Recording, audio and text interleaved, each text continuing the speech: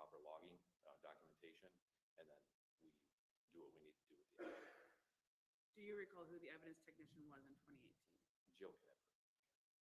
And if the evidence was not leaving the sheriff's office, was there any paperwork completed? No, I don't believe so. Is You would there- have to ask her. I don't know what she does on her end. Did you enter the evidence room after Mr. Mullis's criminal trial in 2019? No, You didn't have, you never entered the evidence room? no, I don't have access into the evidence room. Are you talking about our old office or our new office? I think both. Both, okay. Just after the criminal trial in 2019. Oh, yes, I did once. Okay. And is there any documentation of when you did that? I don't believe so, unless Jill had documentation. I don't know. You don't recall creating anything or signing like a check in and out sheet or anything like that? No. Okay. In your experience, is evidence handling an important part of law enforcement's job? Yes.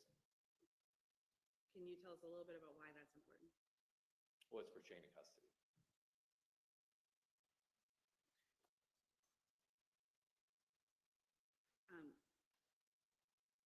Real quick before I lose this train of thought, you said that you recalled entering the evidence room once after Mr. Mullis's 2019 criminal trial. Yes, Do you recall what year that was? I don't. And if we shift a little bit to your duties in 2018, can you tell us briefly what you were in charge of or what you were doing for the sheriff? I was a patrol deputy and then also assigned to investigations. Can you tell me a little bit about what your understanding is for the goals of an investigation? The goals In general. in general, the goals for an investigation is to perform interviews, collect evidence, and essentially come to a conclusion. A case, I guess every case is different.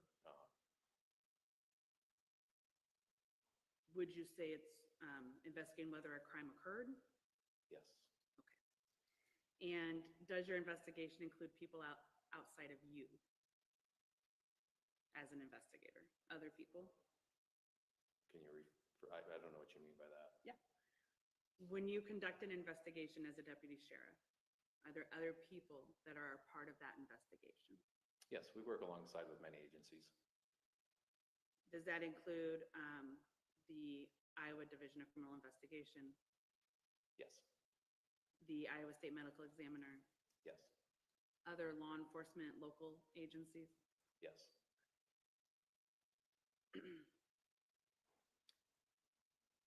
Do you also consult with first responders or medical personnel in certain investigations? In certain, yes. If another person is in your investigation is mistaken about a fact, does that affect your entire investigation?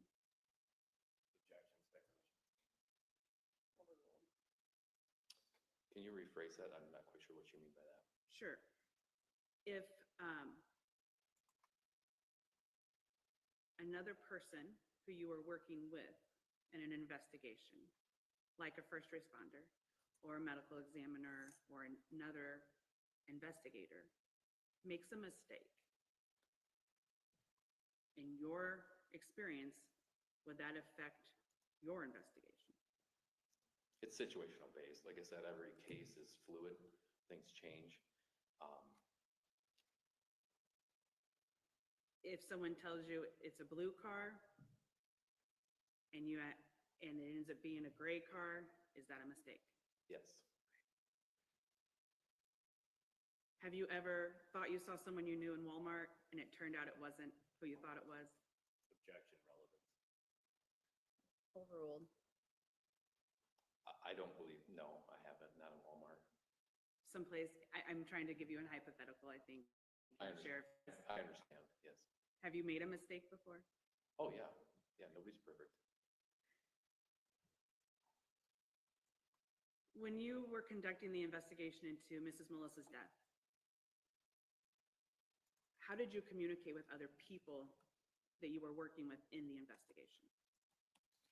In person, by phone, Did you send emails? yeah, I'm sure I did. Did you receive emails? Yes, Send or receive text messages? yes, Did you have meetings? yes, Did you share reports with each other? yes, Did you have access to body cam or audio recordings of interviews? yes, What about video of interviews or interactions with witnesses? yes, Would all of these documents and communications be a part of your investigative case file? yes,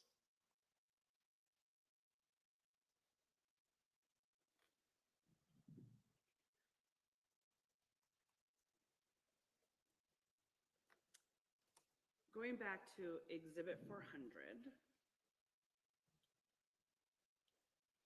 let me make sure I find the right page for you. I think it's 222.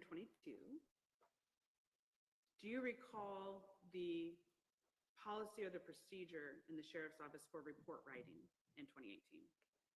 no, If you could take a quick look at page 222, it should be on the screen in front of you.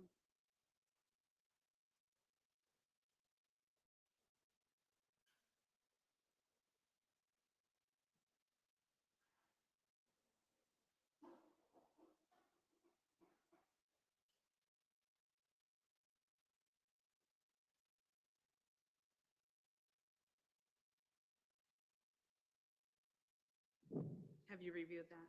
yes, Does it contain information about how to write a report or when a report should be written? yes,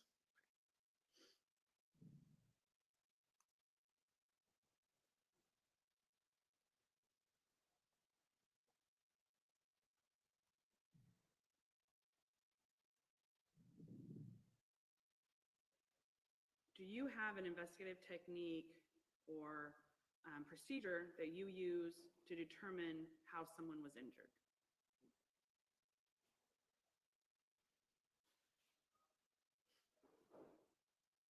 no,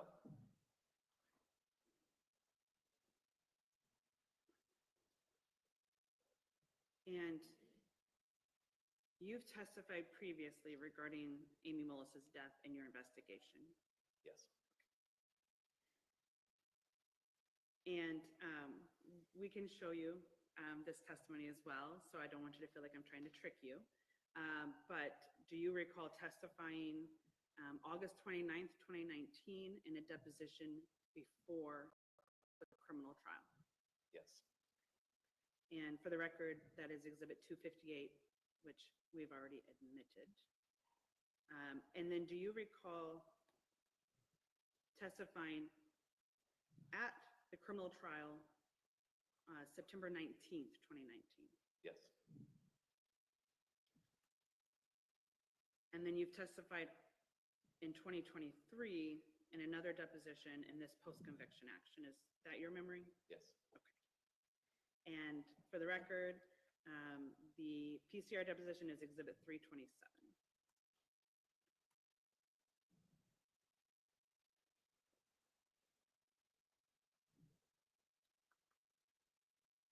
Did you testify truthfully and accurately each of those 3 times?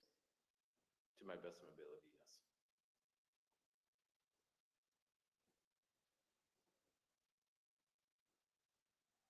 Have you learned since then that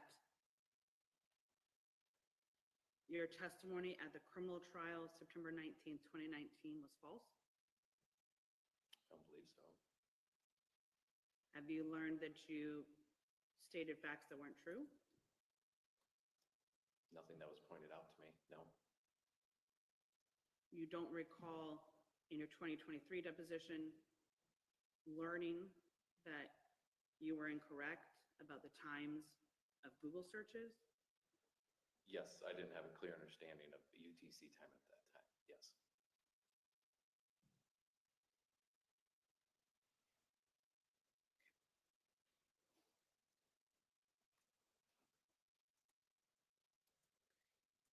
And Mr. Himiseth, I don't want to repeat all of your prior testimony. So if my questions don't make sense, please let me know. But you have, am I correct that you have a 2-year degree in police science? Yes. And does that 2-year degree that you have cover physics? That I'm not sure. I'd have to go back and look. Do you recall learning any engineering principles in your studies? No. Anything about biomechanics and the body? No. Did you learn accident reconstruction? Yes. Would that have been focused on motor vehicle accidents? Yes. And are you a lifelong resident of Delaware County? No. Where did you live before Delaware County? Objection. Overruled. Up in Howard County. Is Howard County considered a rural area or farming community? Yes. In the course of your experience in your law enforcement career, have you responded to farming accidents? Yes.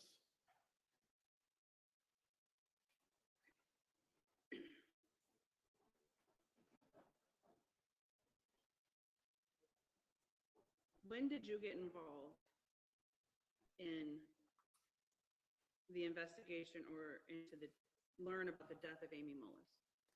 It would have been on the evening of November 10th, 2018. Do you recall what time? I came on shift at 5, and I believe around 5:30, 6 o'clock range is when I became aware. Do you remember how you became aware? I think I read a call page, and then I spoke to Deputy Thompson. What did you do after you read that call page and spoke to Deputy Thompson? Deputy Thompson went out to the farm with me, the Mullis farm. To the Mullis farm? Yes. Do you recall approximately what time you got there? I think around 6 p.m. This would have been November 10th, 2018, Yes. and that is the day that Ms. Mullis died. Yes. And I don't want you to assume, but do you remember, was it dark outside? I believe so. Yes. Was it cold? Yes. Was there snow on the ground? Yes. Why did you want to go to the farm? Well, I wanted a better understanding as far as what happened. Deputy Thompson advised me of what had occurred. So I just had asked him if he would take me out to the farm and just kind of walk me through it. So we went to the farm and essentially did a consent approach to the scene, you would say, or the reported area. And Deputy Todd Thompson walked me through. And the Mullis family gave you consent to examine the shed and the outbuildings? Yes, it gave consent to Deputy Thompson. Did you talk to Sheriff LeClaire before you went to the farm? I don't believe I did, no. You talked to him while you were there, though? I honestly don't recall if I did or not. Would you disagree if the phone record showed that you were on the phone with Sheriff LeClaire while you're at the farm? Yeah, if the phone records show it, yes. I don't recall speaking with him. So you don't recall what you talked about then? I do not, no. Is there a report that you completed regarding your activities on November 10th, 2018? I didn't have access to all my reports for today, but I believe there would have been.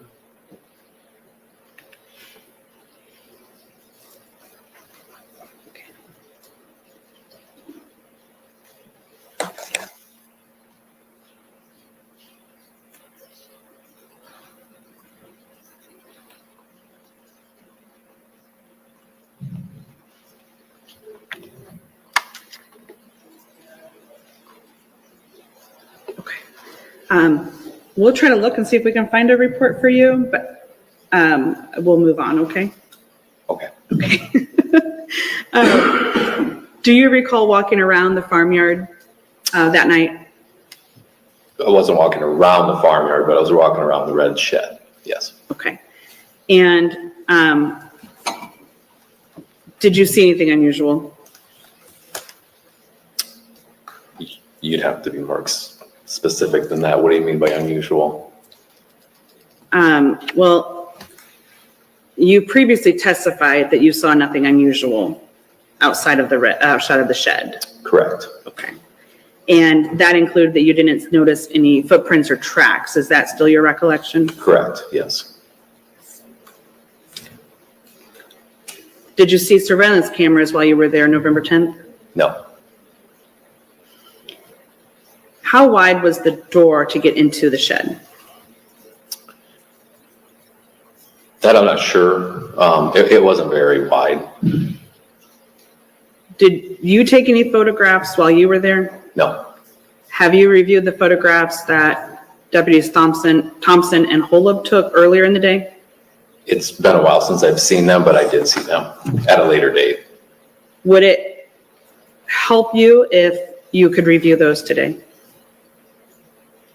I have a general understanding of the majority of them. Okay. So is your testimony that you don't know how wide the doorway was to get into the shed? And not to exact, no.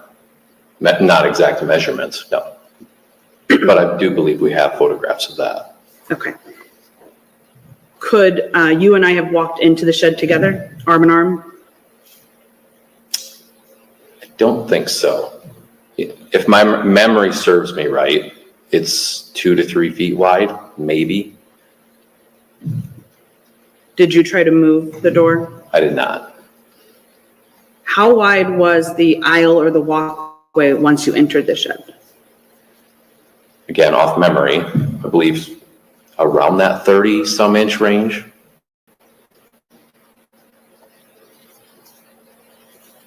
And you would defer to your reports that you had written? Well, we took photographs of the scene.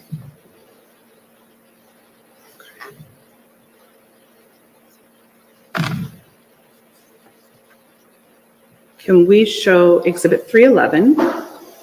Mr. Himsath, I believe these are photographs taken by the Delaware County Sheriff's Office that you might be referring to.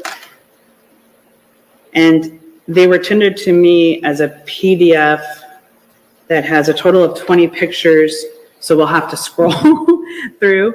Is this the shed that you were referring to? Yes. And I'm sorry, Nicole, the opening there, is that the door that you were referring to? Yes. And then if we can go down to 19, I'm sorry.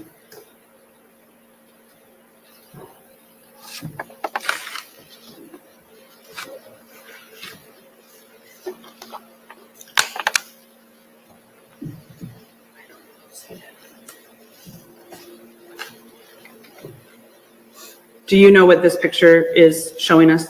Yes. What is it? This is that alleyway. You come into the front door and then when you immediately look left. So this would depict how wide it was. This is how wide it was. This is how you documented it? Yes. Well, I did not document this. Your sheriff's office, your investigation did? Deputy Thompson did at right after the 911 call. Okay. How tall were the chemical totes? Because the picture doesn't go all the way up, right? I believe they're too high because I don't think a third one stacked on top of that would clear the door clearance. I'm not Was sure it though. above your head? Yes. And how tall are you? Pretty short. I think I'm going to have to ask you to be a little more specific there. Like 5'7". Okay. So more than 6 feet? Yes. Were they taller than 7 feet? Yes. And then if we could go back up to 18. Page 18 of 311 for the record, I'm sorry.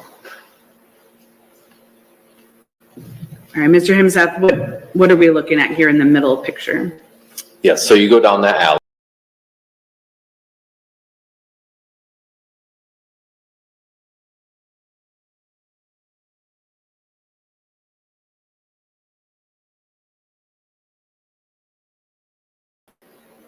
Are these the only two places you can walk in that shed? Yes. And this is the documentation we have of how wide that area was as well. Yes.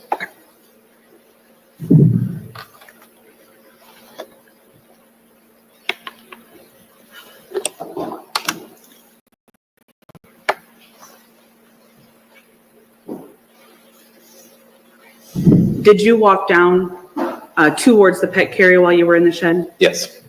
And did you make any observations about the carrier? It's half pulled out on the shelf. And what are we seeing there in the photo under the pet carrier? Some grain augers. What is a grain auger? It augers grain. For those of us that aren't farmers, what does that mean? It means it moves the flow of grain through a tube. And so the green and the black long cylinder objects we see in the pictures, those are the augers, Yes. and they move, Well, they don't right there. but they can move. Yeah, they need to be inserted into a steel tube, and then a motor runs that and augers grain. So there's a piece of them, like the circular or the rounded piece that moves around. Is that right? No, this would just be like a smaller version would be like an ice auger. Okay. I'm sorry, I still don't know what that is, but did you step on these augers? No, Did you touch them? no, Did you attempt to manipulate them or move them in any way? no. I want to show you Exhibit 269 now. When you're in that walkway, what's to the right of you? Be like a throw bale wagon for hay. Did you make any observations about what was in that wagon? I don't recall. Have you seen this photo before? So there's tanks in the wagon. I'm sorry, can you just repeat that? There's tanks in the wagon, Tanks. water or chemical tanks. The way that's what this picture displays. Do you also see a stuffed animal, a kid's toy? Yes.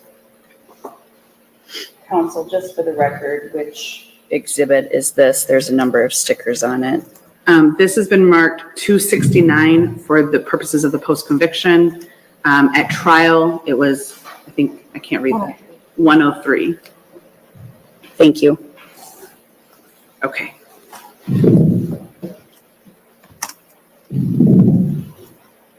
You can take that down. Thank you. Mr. Himaseth, did you talk with Todd or Tristan Mullis on November 10th? No. Did your other deputies in your office talk with them? Yes. Did you review their reports? Yes.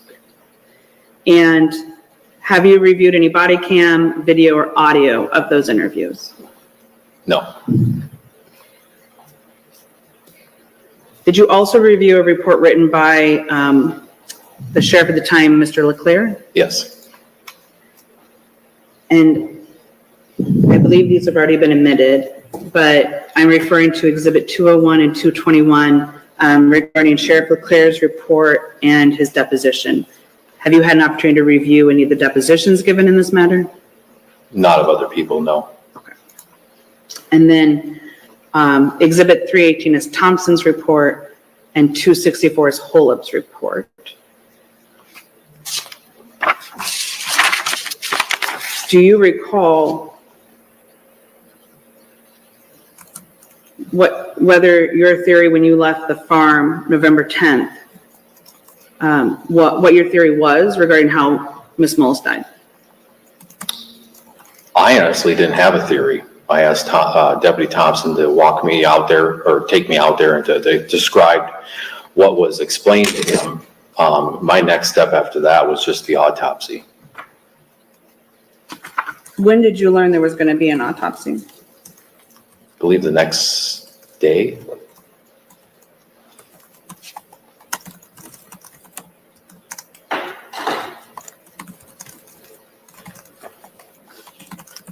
When you were on the farm and in the shed, did you find anything that disproved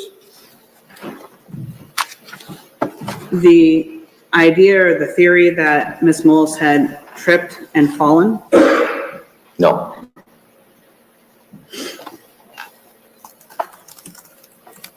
So you said a moment ago, I think, that the next day you learned there was going to be an autopsy. Do you remember who you learned that from?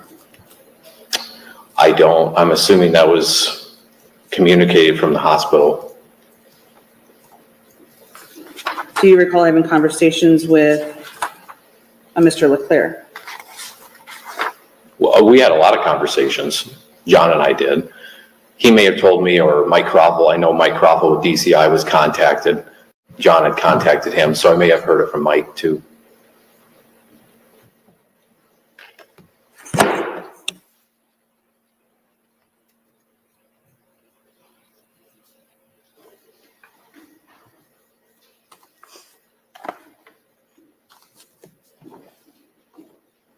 So, John or Mr. Leclerc was having conversations with DCI agent Kraftful, Yes. and were you a part of those, or you just were told about them? No, I wasn't a part of those. I was just told about it.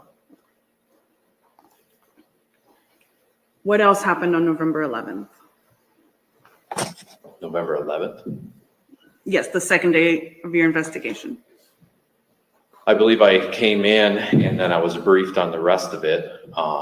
We had conversations with DCI.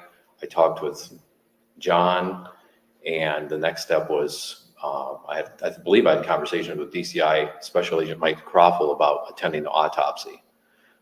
That was the next thing I did, I believe, in the case. Were you aware that Mike Kroffel told Leclerc to lock Todd into his story on the 10th? Objection, hearsay. Overruled. I learned that from reviewing his report.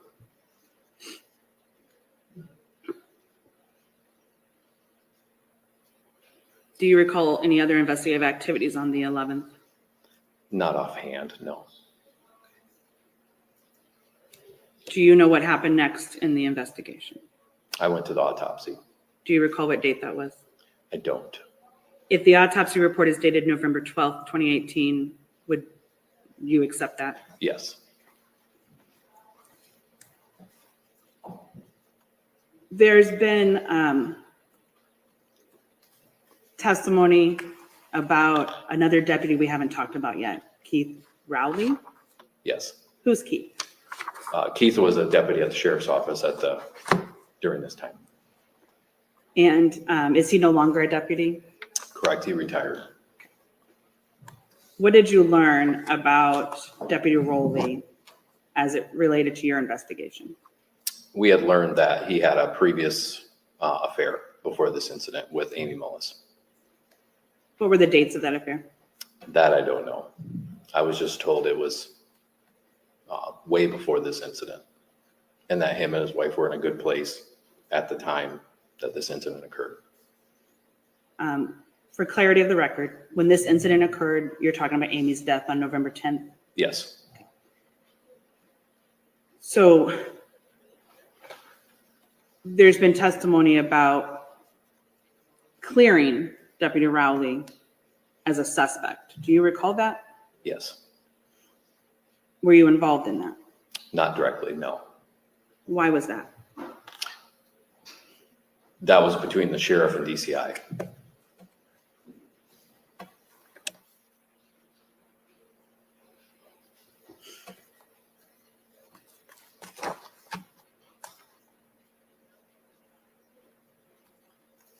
So were you indirectly involved in that part of the investigation? Yes. What did you do? I was in office. I don't remember the date of it. I was in the office and Keith had came in to the office. I believe DCI was present within our office, and Keith had asked to have a conversation with us quick and in the sheriff's office. And that's when he had disclosed to us that he had a previous affair with Amy. He was currently working that day. And then that was it. It was short. It was brief. I left it up to John and I think Mike Kroffel or John Turbot to address that. Okay. Can you tell me a little bit about what a patrol log is? Patrol log is a daily activity report. You write down calls for service, town time, in and out town time. Do you complete one every day? I do not. Why not? If I get busy, I just don't have time to fill one out. Are you supposed to complete one every day? I guess I've never been told that I had to, but we had an understanding that if I get busy during the day, I don't fill one out. Is there another another avenue to see where a deputy was during patrol? Yes. What's that? Well, there's actually, yes, we have 2 GPSs in our car, one called MACH and one called AVL. MACH. And then the other called AVL. Were you using both of those in 2018? Yes. No. Yes, we were, sorry, yes. And we have some prior testimony that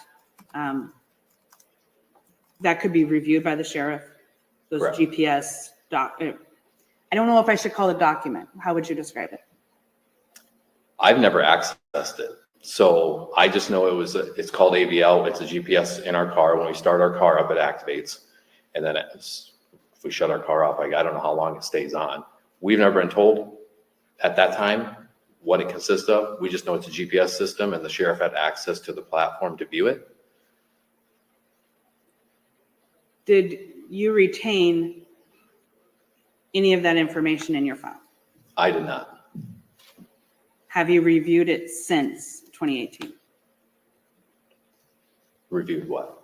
The GPS information, data? No, it's a platform, and I was told that the software, there's a certain time period it's retained for, and then it's gone. I don't know what the retention period is. Like I said, I didn't have access to that. Okay. And we've previously admitted exhibits 208 and 209, which are patrol logs. And if we'll pull those up for you here in a moment.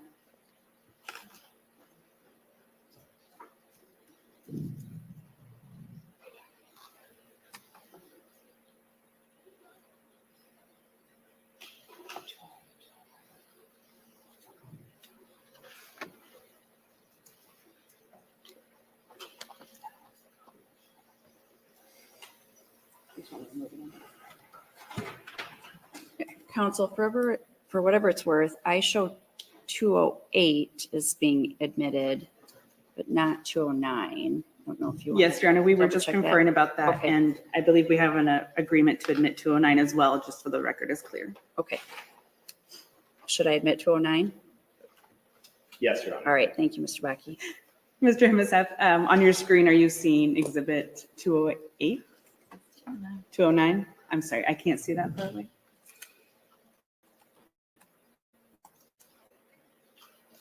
All right, 208. Have you seen this before? Yes, What is it? patrol log. For who? Keith Raleigh. And this would have been in addition to the GPS information and data that the sheriff reviewed. I don't know if we reviewed it, but we have it. As far as information regarding where Raleigh was at the time that Amy Mullis was injured. Yes. And then if we can flip to 209.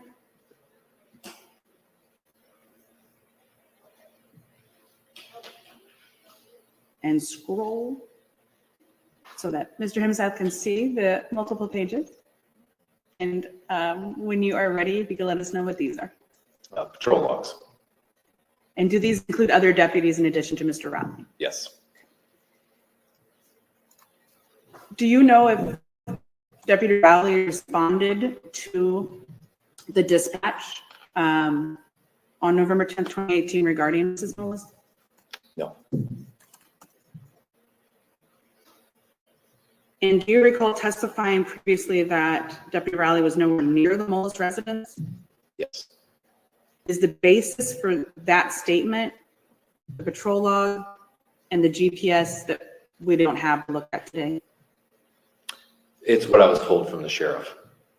So you don't have any personal knowledge about how close Rowley was to the Mullis farm? No. Do you know if you learned about Rowley and reviewed the GPS data before autopsy or after? I didn't review any of that. That wasn't my responsibility in this case. Okay, but maybe I'm misunderstanding. You said you were in the office with the sheriff while he was reviewing it? I was present after we had briefly spoke to Keith, and he had brought it up on his computer and started reviewing it. I don't believe I stayed in there the whole time. I had other avenues that I was working on, and I just had asked him, I said, please preserve that when you're done. He finished, obviously, and he had communicated with DCI that Keith was not near that location. At that point, did you consider him cleared as a suspect? I believe that's what John Turnbutt and Mike Croffel and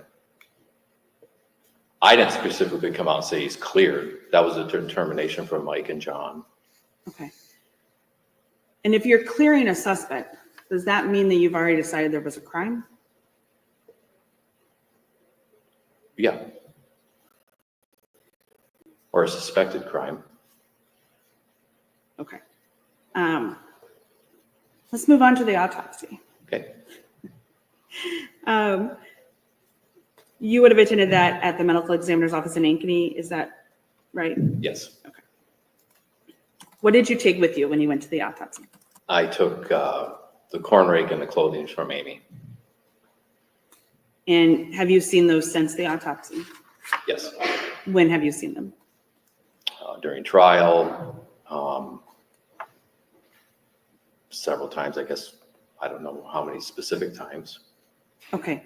I brought some of the stuff up the other day in bags. Right. It was here in the courtroom earlier this week. Yes. Have you looked at it in the evidence room as well? Just once, yes. That was post-trial. During the post-conviction? Yes.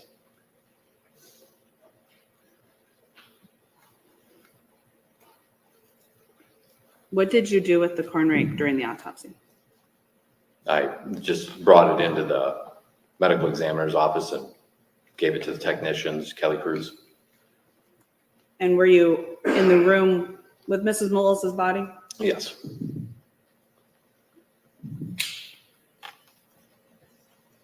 Did you make any observations about the medical examiner and her assistants in the corn rake? No. You didn't see them look at the corn rake? Yeah, they reviewed the corn rake, yeah. Okay.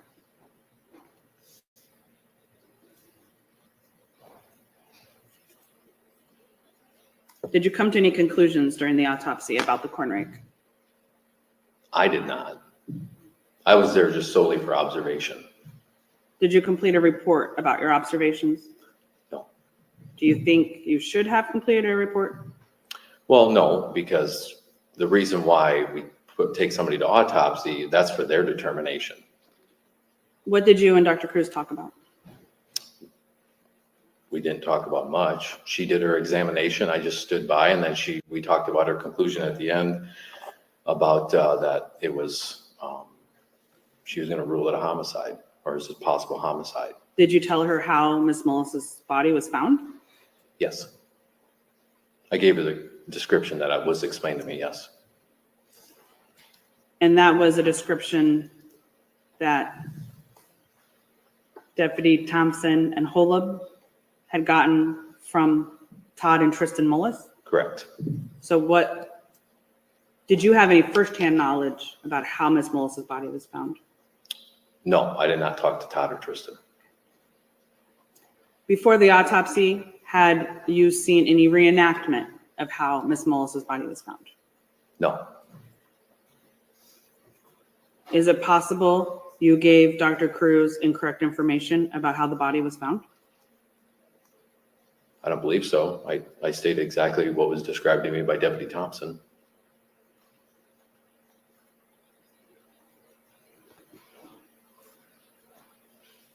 Can we pull up Thompson's?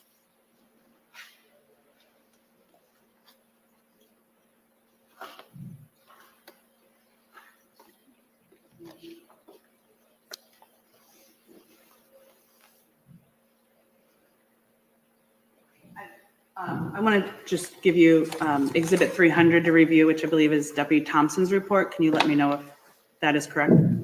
Yes. Would you take a moment to review it and see if this is the information you had when you went to the autopsy? It is.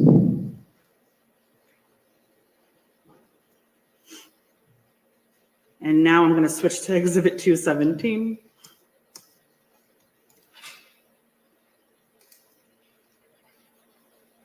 Have you seen this before? Yes. And for the record, this is also, it's in the exhibits twice, 254, I think, as part of the medical examiner's photographs.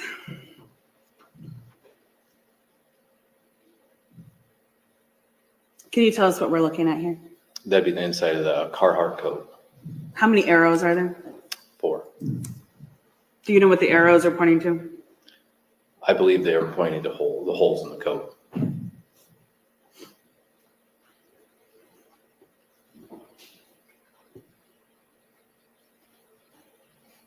Are you aware of any photographs with arrows from the other items of clothing, the sweatshirt or the t-shirt?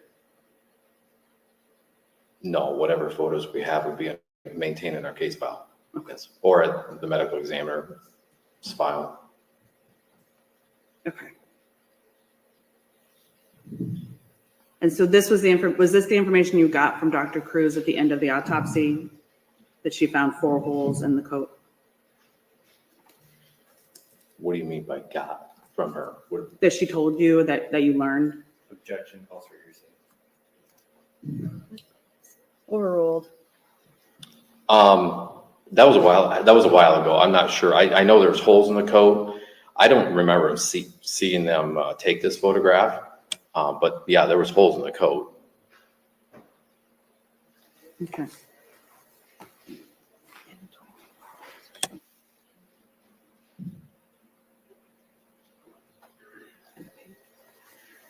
Do you recall testifying previously in 2023 that Dr. Cruz told you there were 6 holes in the coat?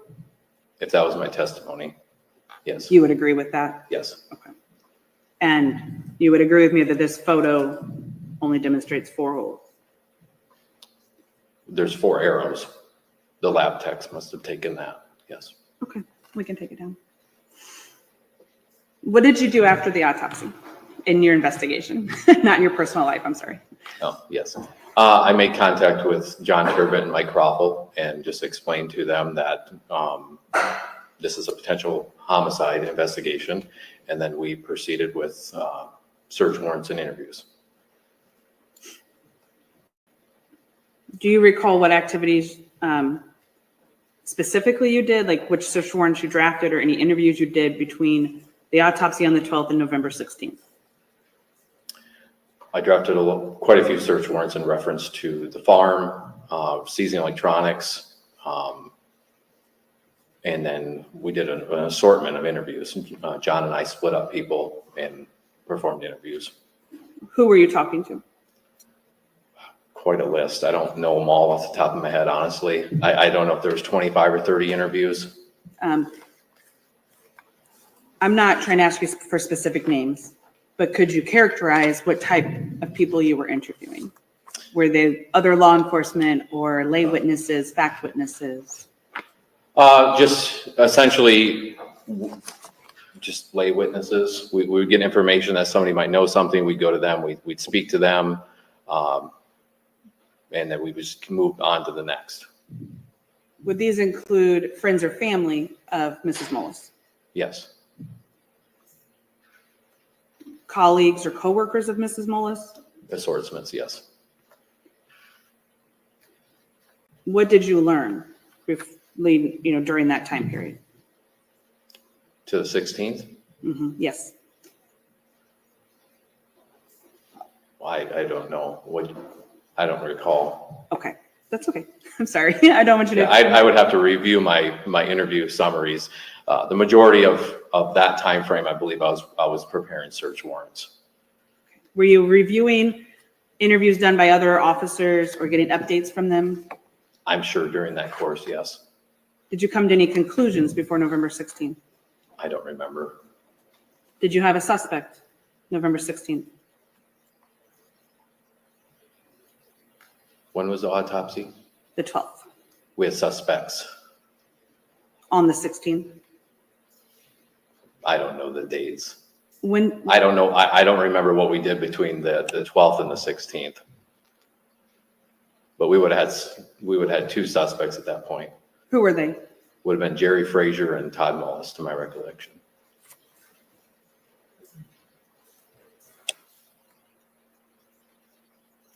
Okay. And so at that point, Raleigh was not a suspect.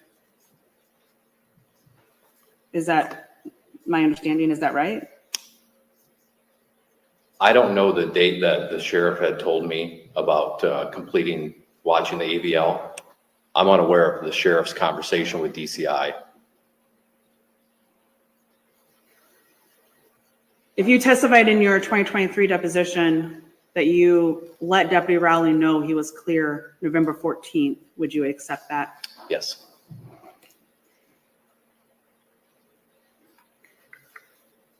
Why was Jerry Frazier a suspect? I think we established there was communication between Amy and him. Why was Todd a suspect?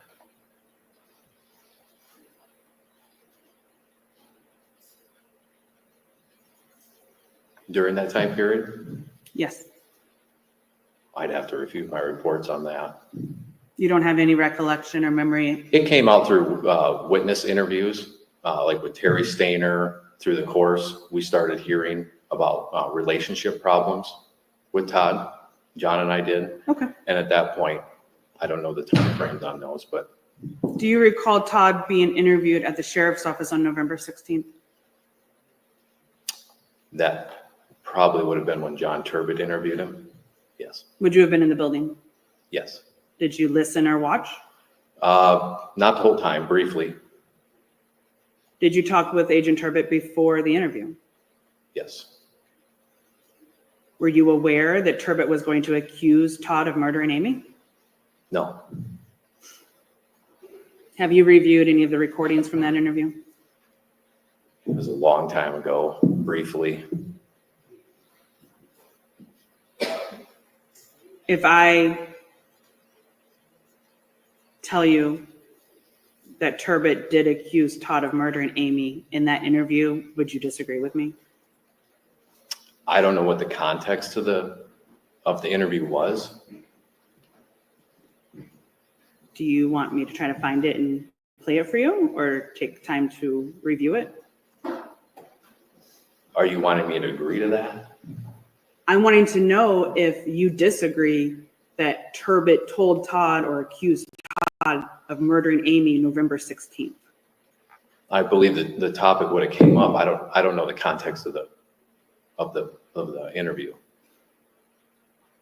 Okay, I don't know exactly what John had spoke to him about. okay. And you haven't reviewed Turbot's depositions or trial testimony, No, his reports? no. If his reports and his audio and the video indicate he accused Mr. Mullis of murdering his wife November 16th, Then that would you accept that? That would be accurate then, yes. On November 16th, in your investigation, had you obtained any cell phone records of the victim or the suspects? That I don't know. I forget that we actually executed the warrant at the house.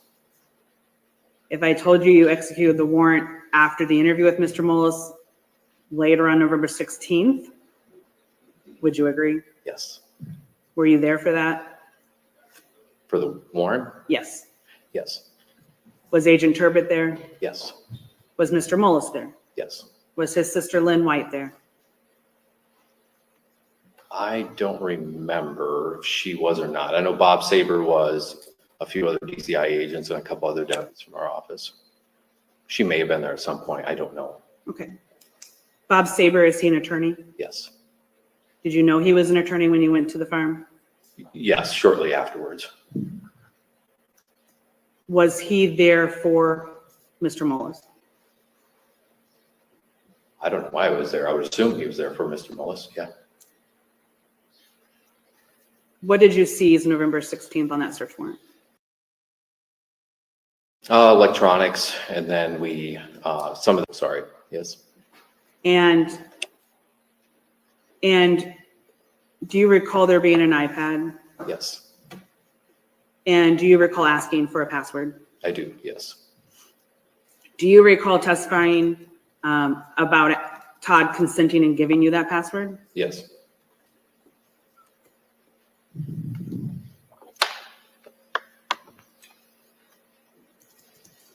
And Todd consulted with Mr. Sabers and then gave you the password. Is that your recollection? yes,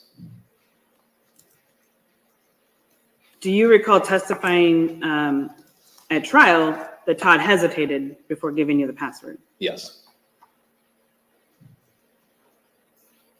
Do you think telling a jury that he hesitated had a bad connotation? Objection, this is, it's an improper question. His opinion on what the impact on the jury was is not relevant. Sustained. I'll rephrase, Your Honor. What inference were you making when you said Todd hesitated? I'm going to object again, Your Honor. This is still commenting on what the impact on the jury was. The record speaks for itself. The transcript's already in evidence. Sustained. Why did you say he hesitated? Because he hesitated. Because he talked to his lawyer? That's hesitation? I'm trying to understand your thought process there. Yeah, so I asked him for the password, and he hesitated, and then he consulted with his attorney, and then he gave me the password. And you were wearing your body camera at that time? Yes, it's documented by video. Do you recall testifying at the criminal trial in 2019 about the results of examinations on this electronic evidence that you seized? Yes, And you're not certified to conduct electronic device analysis. the physical extractions, the digital imaging of a device, no. And do you have any specific training on interpreting extractions? For a Cellbrite, we are provided a Cellbrite reader, and we don't need to have a certification on that. The platform is very easily navigatable, and you can't alter it. So no law enforcement has to have certification on the reader program that we are provided from we would use the word Crawley, and he's certified on Cellbrite, so he would do the examination on the examiner, and then he provides the reader program to law enforcement. Okay. But my question was, do you have any specific training on interpreting the extraction results? On the reader? Yes. No, there is none. Okay. There's no training available to you? Not that I'm aware of, no. Okay. Did you testify that the Google searches were all done by Todd Mullis?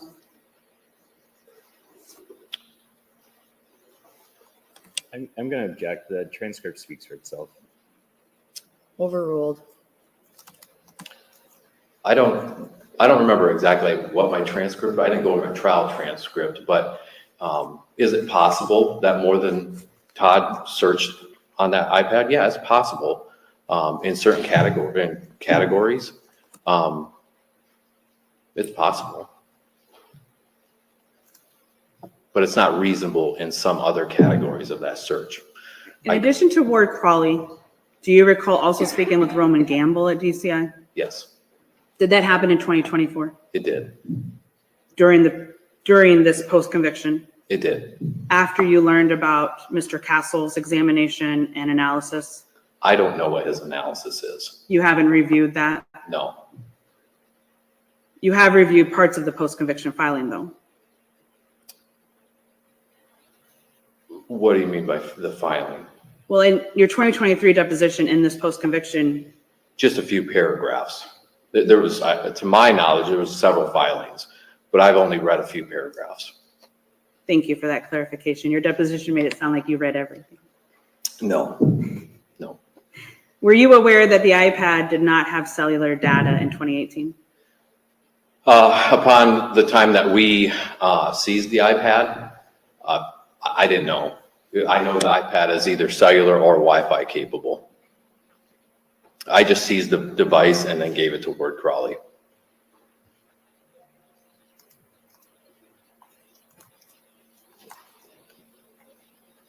I'm not trying to be flippant, but if a device like an iPad or a cell phone does not have cellular data, does it work in a rural area like a cornfield?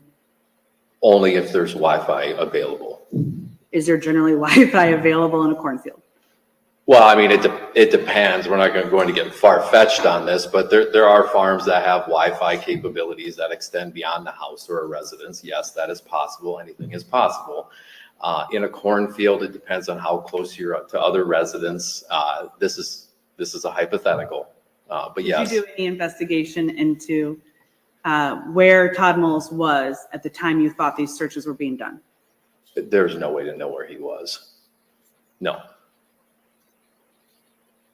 Didn't you also seize his cell phone? I didn't. Didn't you also have it examined and analyzed? Yes, Are you aware of cell tower records from cell phones? yes. Are you saying you couldn't have used those to determine where Todd was? I had asked Ward Crawley about that for the Cellbrite, about the location data, and he didn't provide me with anything. Could you have talked to witnesses about the dates in question and if they had seen Todd that day? Yeah, I guess we could. Yeah, we could. Yeah, we could have. Coming from a farming community, are you familiar with the time period that farmers are most busy? Yes. When is that? Well, weather dependent, spring and fall. And have you ever seen someone in a field late into the night, Yes. early in the morning, Yes. around the clock? I haven't seen somebody in the field 24 hours personally. But at any time of the day? Yeah, any time of the day is possible. Correct. And spring would be planting season, is that fair? Yes. Is fall harvest? Yes. Some of the searches that you attributed to Todd would have been occurring in spring or fall, right? Yes. Some of them were in May and then some were in January. Okay. Did you do any investigation into Todd's activities in May or January? Or what was the other month you said? I'm sorry. May and, well, there's several sections. Roman Gamble, he created a spreadsheet for the layout, so it's easily read. Okay. For visual aid. Did you do any investigation as to those time periods where Todd was? I don't believe so. Did you talk to any witnesses about Todd's activities? Objection, that's overly broad. I'm sorry. Your Honor, if I can finish my thought. During those time periods of the Google searches. I don't believe so. I don't believe so. Do you have any information from your investigation that Todd would have been able to do a search from the iPad while he was planting corn? No. Okay.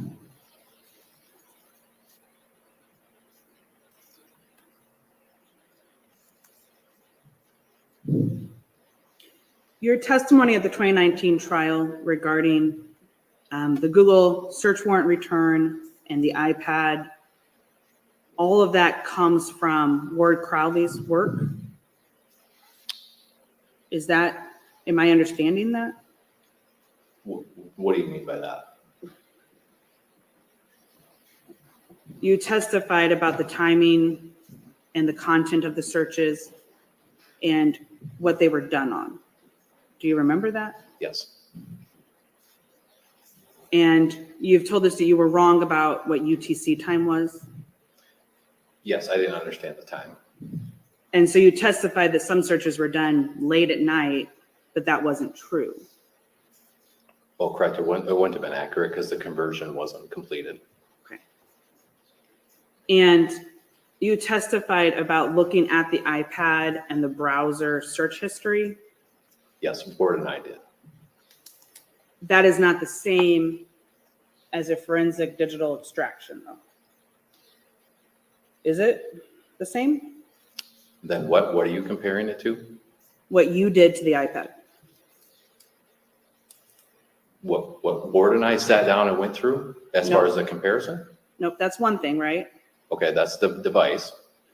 And then you personally looked at the iPad in your hands, Okay, just like you would for your teenager, to see okay. what they've been Googling, right? Oh, sure, yes. You did that. I looked at when we were down there, we looked into the, not the search history. It would have been like the Google bar where it saves your last 10 or 11 searches, but those displayed on the Cellbrite extraction. Okay. I think I'm good. Okay. Have you listened to the 911 call from November 10th, 2018? Yes. It's been a while, but yes. Do you recall when you first listened to it? I don't. Would it have been before you arrested Todd? I don't believe I listened to that. If it was thrown into the case file, I don't believe I listened to the 911 call before we made the arrest. Okay. And you arrested Todd several months after Amy's death? Yes, Do you recall the date? I don't. If I told you your body cam reflects February 29th, 2019, would you agree? Yes, February 28th, I'm sorry. February doesn't usually have 29 days, right? yes. Did you arrest Todd at his home, at his farm? No. Where did you arrest Todd at? It'd be a hog building on 270th Avenue. How did you know that's where Todd was? It was a lucky guess. We've seen his truck there. Okay. And did Todd resist? No. When you approached the hog building, do you recall what you said to Todd? I had opened the door and Todd was sitting there, and then I asked him to come outside. Do you recall telling him, I have your electronic devices to return to you? Yes, Were you carrying a box? yes. Was that in fact a lie? Objection to that characterization. Overruled. There was no electronics in the box. It was a safety precaution. So the box was empty? Yes, When Todd came out of the building, what did you do? I believe I placed him under arrest. Did you place handcuffs on him? Yes. And then what happened? Then he was escorted to Eric Brooks' squad car and placed inside. When you say squad car, does that also include a truck? It was a truck, yes. Is it common for your sheriff's office to have trucks instead of a four-door sedan? Yeah, it was a crew cab Dodge. And was Agent Turbin on the scene with you? He was in the truck. And so you placed Mr. Mullis under arrest and then placed him in the truck with Agent Turbin? Yes. What was your plan for having Mr. Mullis with Agent Turbin John wanted to speak with him again. after he was arrested? Yes.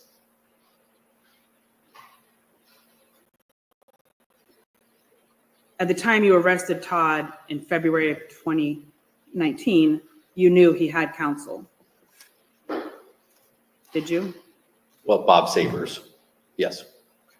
Did you coordinate with Bob Sabers so that Mr. Mullis could have turned himself in? I didn't.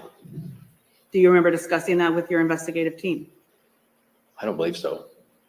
It may have came up. I don't know. I don't remember. That was a long time ago, but as far as I know, no.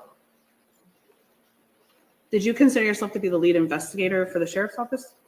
Yeah, so I'm the lead point of contact for the sheriff's office, and John is the lead point contact for DCI. And so the two of us, we team together for the lead point of contact, yes. you could you have contacted Mr. Sabers and asked him to have his client turn himself in? Yes, that is possible.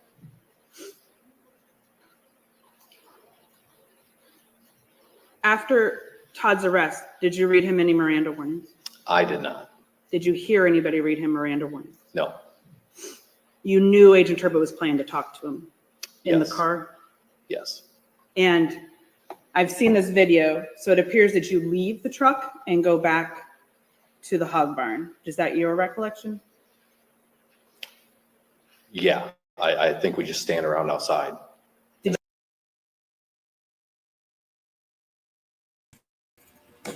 What? Did you guys all hear that? That's crazy, huh? He's just like, nope, we didn't read him his Miranda rights. It's not like that's kind of a big deal. Just no shame in his game either. Just like, nope, didn't do it. Don't care. Crazy.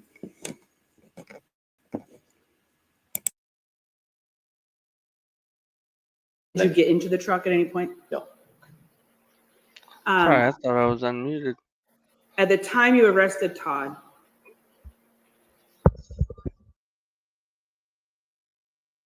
What'd you say?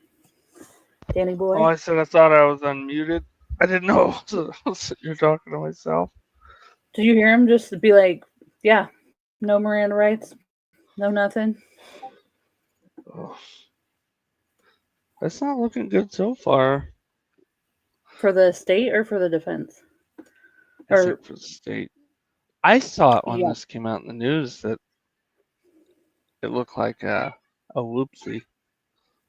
You know what else you know what else he just testified to was like during the trial, like when they asked him, like there were some searches that he found like suspect, and they said it like happened like during the middle of the night, but he didn't translate the universal standard time into like the right time zone, so they were like totally not even at the times that he said they were at. That's crazy. Right? Yep. That's pretty crazy. He's gonna get a new trial, huh? I hope so. It's a hard burden to meet. It seems is, like but it's such a it weird comes one. up a lot, kind of.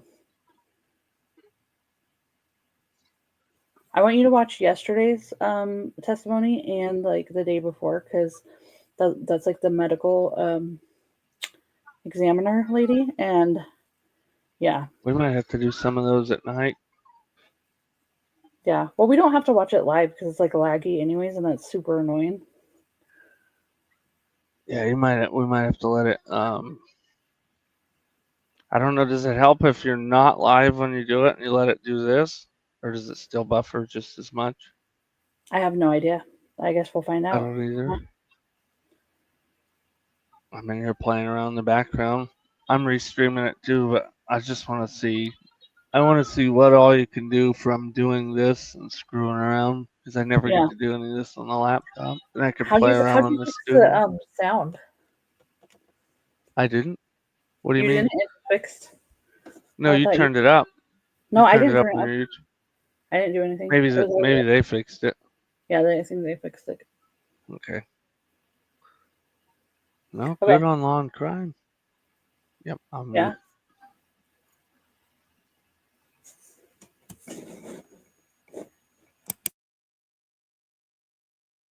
had you listened to the 911 call? I don't believe so. Had you listened to the dispatch recordings? I don't believe so.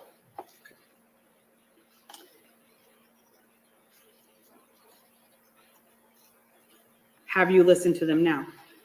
It's been a while, but yes, it was around trial time. And that would have been September of 2019. Yes. Do you recall specifically listening to the 911 call and to the dispatch, like radio traffic? Yes, that's what we would have had. Yes. I ask because for me, they're two separate recordings and files. Do they appear that way to you? Yeah, I believe it's all one, just the 911 recording with audio, but yes. So have you ever listened to a separate recording that's the dispatchers?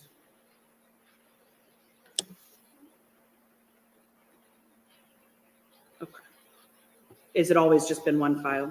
I believe so. I don't want to play the wrong thing for you. Do you recall the prosecutor from the AG's office at the trial in 2019, who that was? Yes, Maureen. What was her last name? I believe Hughes. Had you worked with her before? No, Have you worked with her since? no. Do you know if she's still in Iowa? Last I heard, I think she's in Tennessee. I don't know if that's accurate, to be honest.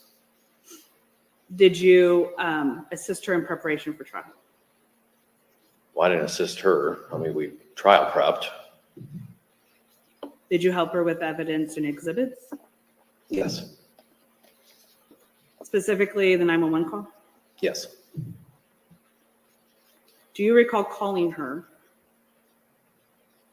the night before Todd's cross-exam at the criminal trial? yes.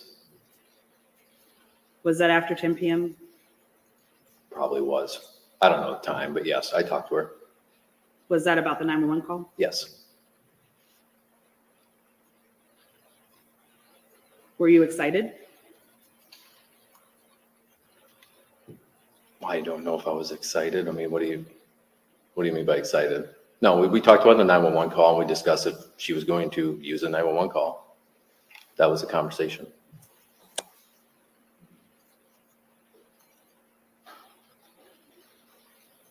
Did you learn something new that prompted that phone call? About About the 911 call? yeah. Well, about what? Should we listen to the 911 call?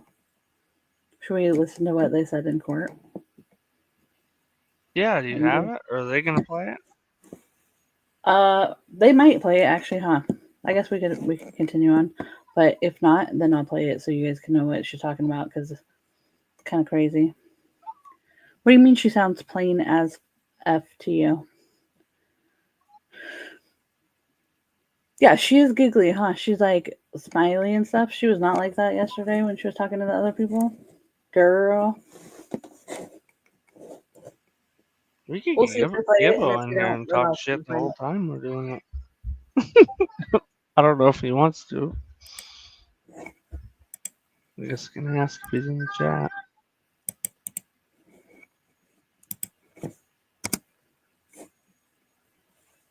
There y'all go. If you want to come up here, we can just talk all day. Oh, I'm kidding. Okay, we'll continue. But the contents of it, whether it said one thing or the other, yeah, that's what was this discussion about. Yes. Where did you learn that? I don't remember how we got that information, honestly. Did you document any report about how you got that information? I did not know. Do you recall the name of the person? No, I don't know if somebody sent me a message or called me. I don't remember that, but essentially it was a tip. And this tip tells you there's something else being said on this 911 call? Yes. Had you ever heard that before? I've never listened to the audio before that. So you're near the end of a murder trial and you never listened to the 911 audio before? I did not listen to it. We obtained it, we put it in the case file, but I don't believe I ever listened to it.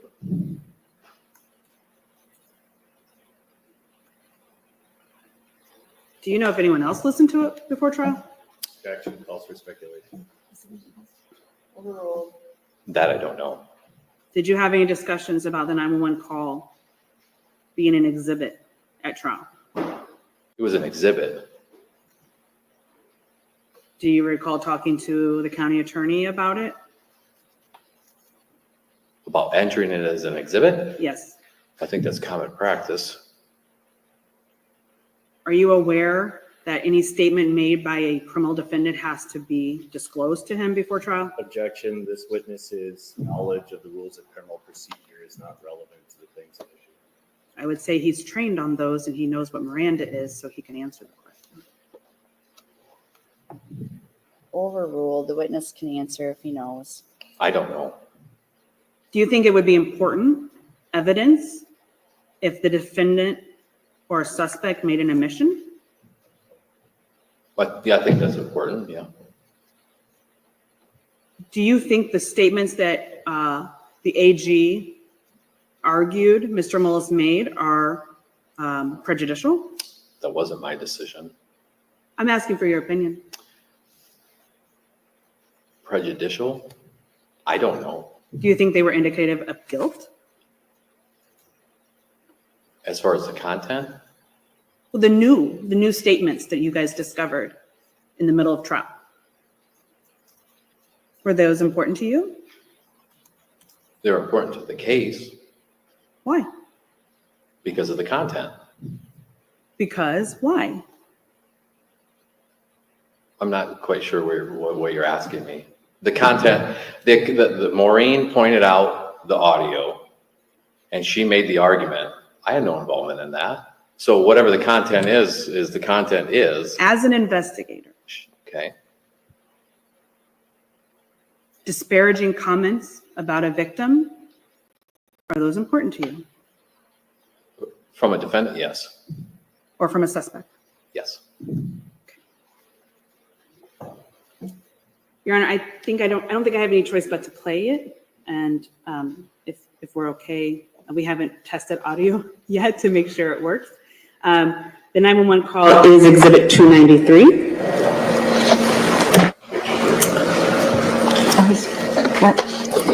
And 293 has not been admitted. So it like cuts off, and so I have to put both of the files in that folder. Yeah. I was just hoping you have any objections? The 911 calls in evidence, so I have no objection. It was admitted in the underlying trial, so it's already in evidence in this case. So I guess 293 will be admitted separately then if it is identified. Obviously, it is part of the underlying record as well. And I would just clarify for that, as long as this is the same version and file as the, so as long as they agree to that, it's not a different version, I have no objection.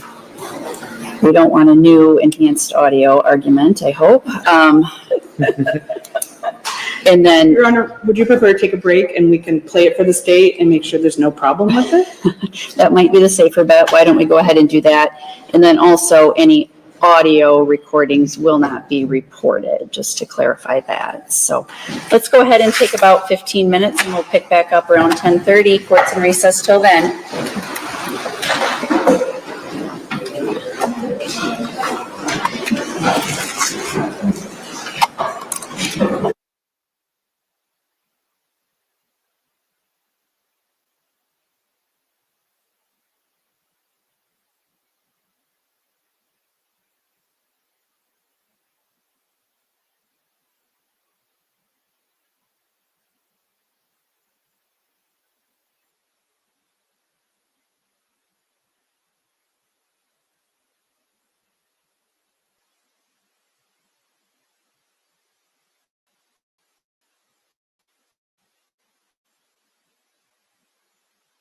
Okay, so I guess they're gonna pause it. I kind of want to just go like get the audio, but I guess we can wait for them to fucking do what they're gonna do. There's too much murder lately. What's up? I said, I guess we could wait for them to play the audio, but I kind of want to just like listen to it because it's like fucking, I don't know. This I want you one's guys more to- of a like a true crime.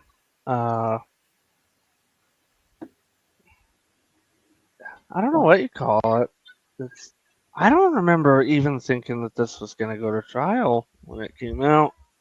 I'm gonna have to go back and we'll have to go back and watch the actual trial. Dude, the original trial is really good. Like not good, but like it's interesting. Like I watched the whole thing like with like no problems, you know. And then like everybody testifies, and like the ME, she's just like total valley girl, and she's like, oh my gosh. And they have like really good experts that like go through all like the details and stuff of it. Like, yeah, it's pretty good. I'm just really happy he got like a new, like he's going through this. But Dan, do you know, like, you probably don't know about like the legal aspects of like Iowa, but I think this is like a civil case, I want to say. This is? I thought Yeah. this is post-trial relief.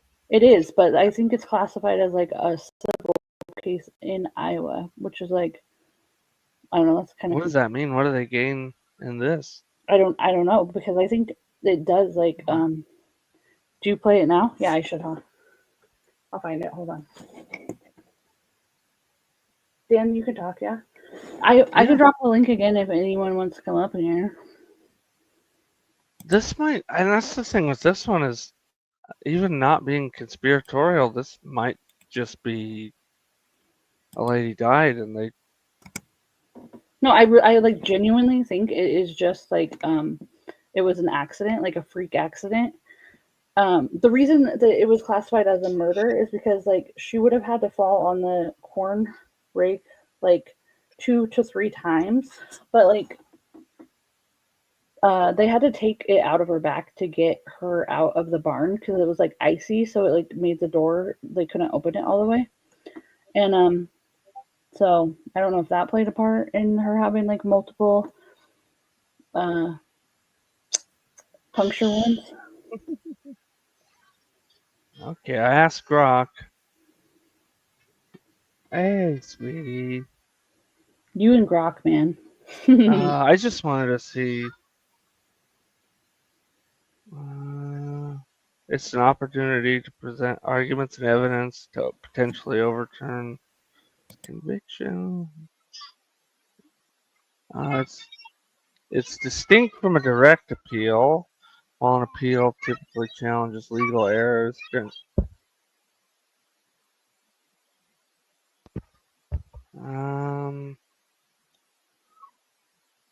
It can introduce new evidence, ineffective assistance of counsel. Its current legal team argues the investigation was biased, key evidence ignores, such as statements from the first paramedic and his son, saying they didn't ensure a fair trial. It hinges on whether, so a judge basically gets to decide rather than, well, I guess it's just one different way of doing an appeal. I quit chewing my hand. I've never seen one go that way. The Gibbo. Hey, what's up? Good afternoon, sir. What are you singing, Lon? I don't know if you guys can hear her. Yeah? Like so cute. She's just over there singing. I know. Oh, Mara Bailey's got an exam, so I get to hang out with these critters. The critters, the critters. Fine, don't want that video. Whatever. Son's over here booming zombies, and my daughter's singing. Aren't ya? What's going on in the background? Is that a fish? Hmm? Is there a fish in the background? Where? On the screen? Hopefully. Oh. Hopefully it's a fish. Is your fish fresh? That's what I was going to ask. I would recommend to anybody watching, one, if you're on my channel checking this out, be sure to go on Fishies. I'm just screwing around. That's fine. And two, make sure you're sharing and doing all that stuff. It does help. Triggering the old algorithm and whatnot. Just gonna turn this down so we can get copyright hit on Resident Evil. Hey, relax. I'm just turning it down. I know, it's fine. Some guy on Facebook called Tubbs has just called me fat. Did he? Yeah. I don't know why he's called me fat. What's the address of your emergency reason? Oh, hello? I'm on the road. I'm out of breath. Okay. What's going on, sir? My wife, she's not responsive. I don't know if she's sick. I don't know. She was halfway out the door. I sent my son over to check on her. He yelled at me, and she looks gone. Okay. We'll get an ambulance for in just a second. I'm headed there. I grabbed her and I threw her in the truck when my son pulled me. Okay, you're headed to the hospital, and she's in your vehicle? Yes, and there's no pulse. There's no pulse. Can you pull over? I can. Okay, how about you pull over? Did you guys do anything? There's nothing. Okay, what is your name, sir? Todd Mullis. You feel anything? Amy. Okay, sir, what happened that she's not conscious or breathing? She fell on a fork. I had to put a goddamn fork on her. It was an old fork sitting in somewhere, and then she was halfway out of the barn. Like, she was calling to get out, and then Tristan yelled, and I ran over there, and she's laying there. She is not responding. Okay. Come on. Sir, do you feel comfortable doing CPR? I can try. I'll try anything. Is she flat on the, are you able to get her flat across maybe the seat? Yep. 1, 2. Go on. Come on, respond. She's cold. Come on. Come on. Come on.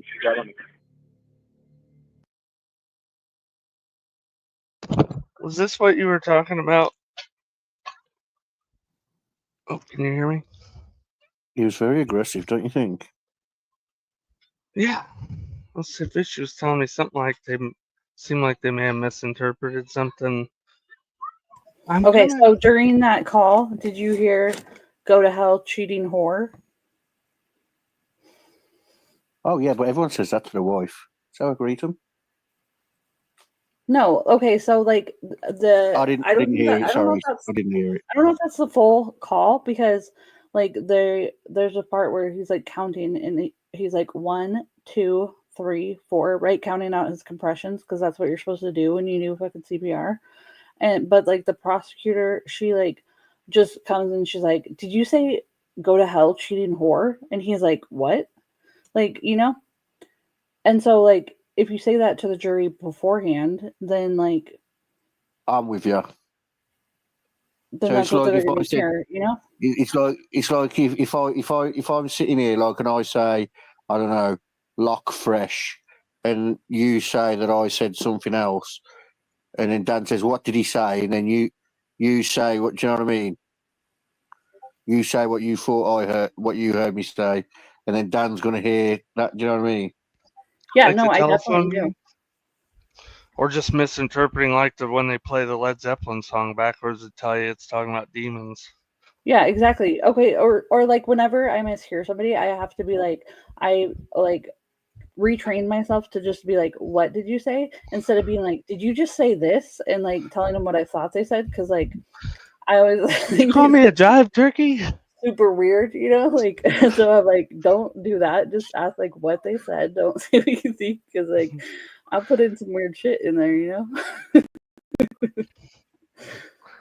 Yeah. We have snacks on board, huh? My goodness. I've been snacking this whole time. My son wanted cheesy poofs. Cheesy poofs? I think it's Cheetos Puffs or whatever they are. Is that what they are? Yeah, I know what you mean. It is Cheetos. Yeah, we call them what ticks.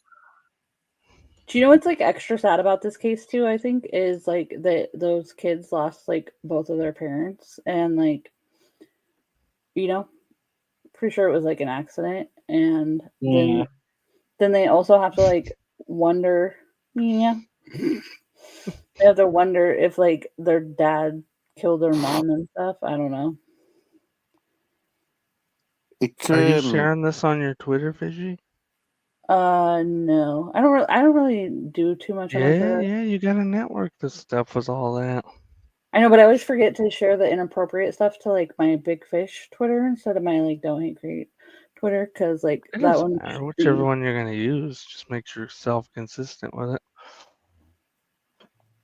I remember. Make sure you plug that thing, because that's where you're gonna network with all the butt plug whatever crap. Yep, butt plug furry. See, not supposed to say shit like that. Well, I wonder.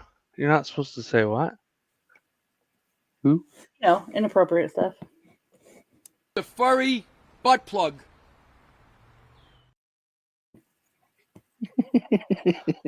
As a lady, I should not be saying things like Magic. that. What was that? Yeah, what was that? Just don't do that one that's Alex Jones. No, Don't do that one, okay? Yeah. That's on your stream. Charles, should I find another clip for that so you guys could see what it said or whatever? Yeah. Which one? What? Simon hasn't this guy been like gone forever? Simon's in? Yeah, look.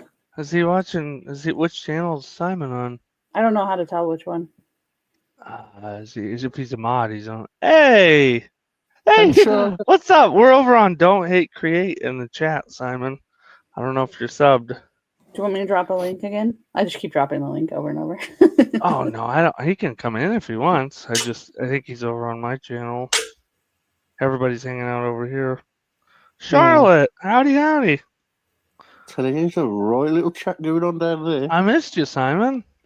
Yeah, he talks about you all the time. No, not all the time, but he definitely has wondered where you were. Yeah, he's always like, Simon says.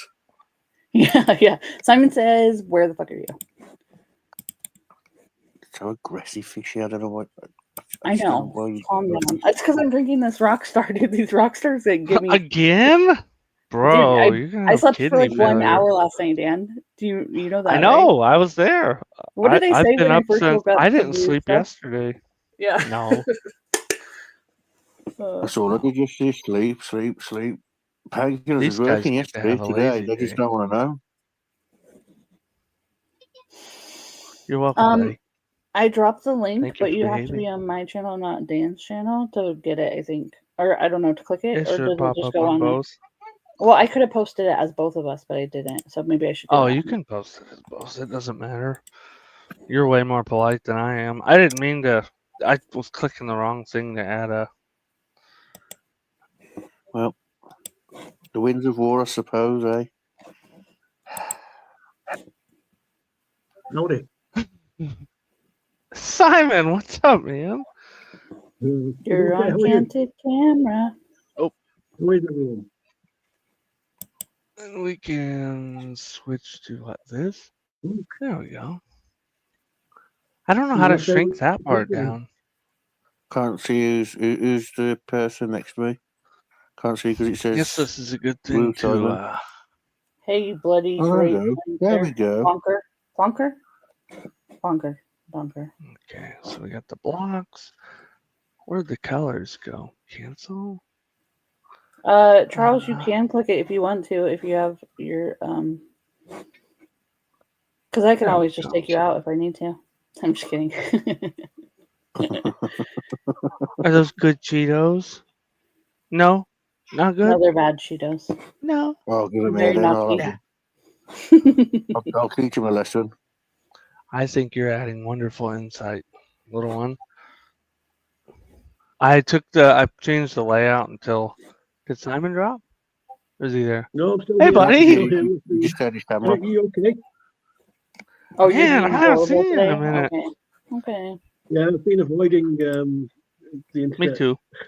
Me too. Well, at least outwardly on the internet. Fishy's bringing back good vibes. Good I think we're coming off that. I didn't know what colors you wanted. I didn't know what background you wanted. I could put anything in there. I know you like that color scheme. Oh, the black and green, yeah, totally. I like that, don't you? Here, bub. No, they're not spicy. It's honey barbecue, dude.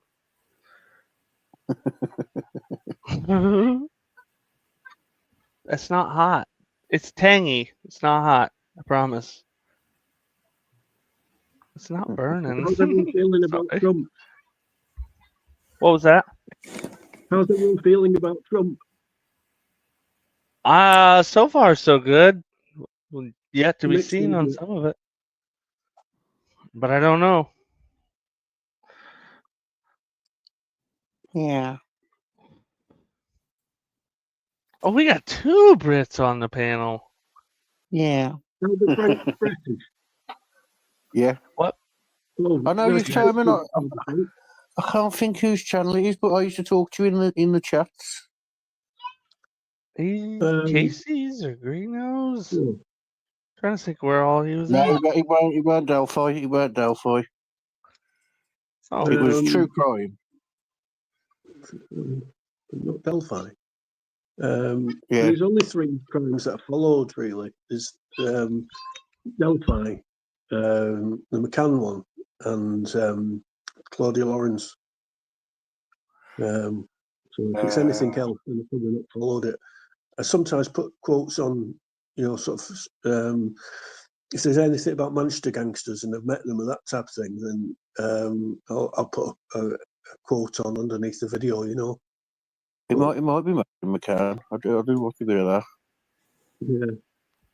I always watch Richard Hall for that case. I don't know if he's still on YouTube or not. He is, but a lot of his content's gone. I think he had a noticed. legal battle not long back. He got sued, didn't he? Yeah. He had the best I like content. him a lot. His documentaries Yeah. were amazing. Yes. Fishy, calm down. What the F? That's rude. He had some amazing documentaries and guests. Oh, Simon, I've been trying to get a hold of you because we talked about doing, what was it, SAS or something, talking about SAS and stuff. Yeah. And I finally got out. I got out of the other case, so I'm back to being interested in other things again. Oh, right. Well, yeah. I'm pretty sure he would like talking. So his ex-soldiers like talking about what they've done. Oh, I can't hear you very well. It's a little muffled. I was just going to say that ex-soldiers like talking about the service, and I've got an ex-soldier relative who has done all sorts of things, and he'd love to tell a story, I'm sure. Yeah, are you still on the Discord? No. Where'd you drop it? I've avoided loads. It wasn't good for my mental health. Oh, okay. We sit in there and play cards at night. It's like it's not like the other stuff I don't care about. I pretty much hide out. But that's pretty much just a chill zone. I kind of changed it away from some of the stuff it was. She's like that too. That way it's not all true crime all the time. You came to Jigsaw. You want to play chess? You're going to need to play hope chess when you play with me because you got no chance. I'll play anyone at chess. Oh, dude, I'll send you a link later. We're in there playing. Yeah. What is it? What is it? Late at night for you, early in the morning? Yeah. I play it all the time. Oh, shut up. Oh, good, man. I'll add you. DM me on Twitter. I've got you on Twitter. Send you my chess.com thing. Yeah, well, I'm on chess.com. We're dying to meet you. Dying to meet you? Dying to meet you. Yeah. Oh, dying to meet you. Yeah, I'm still Meet curious considering over there. That sounds hot. Yeah, 30. I've had that there for a long time. Dying to mate. Yeah, I think DYING. Dying. There you are. Hey, we're almost the same rank, I think. Oh, well, I reckon I play better than the rank. Oh, yeah, I play worse than my rank. Well, we'll find out. So, yeah, just have me. I'll have a game anytime. In fact, I think have you just sent me a message or something? Yeah, new friend request. Yep, that's me. Ooh, excellent. I'll have you. Please be seated.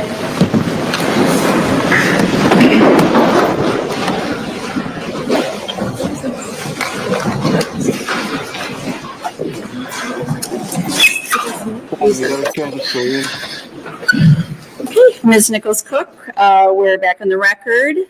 Were you picking back up with your audio? Yes, Your Honor. All right, and that exhibit number again is?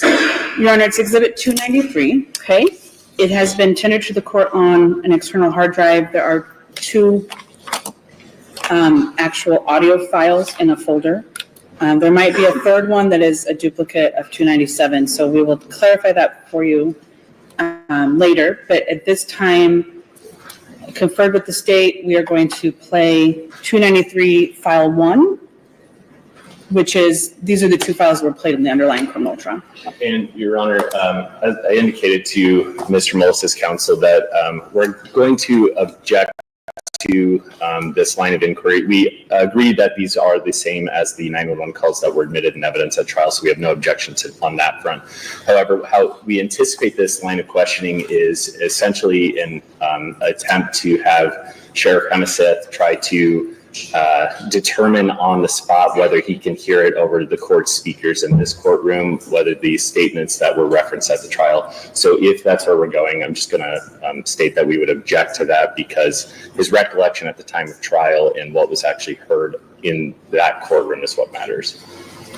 Your Honor, I can represent to the court that that's not my point. Okay, well, we'll play the files and see what the questions end up being whenever you're ready. Okay, if we would start file 1.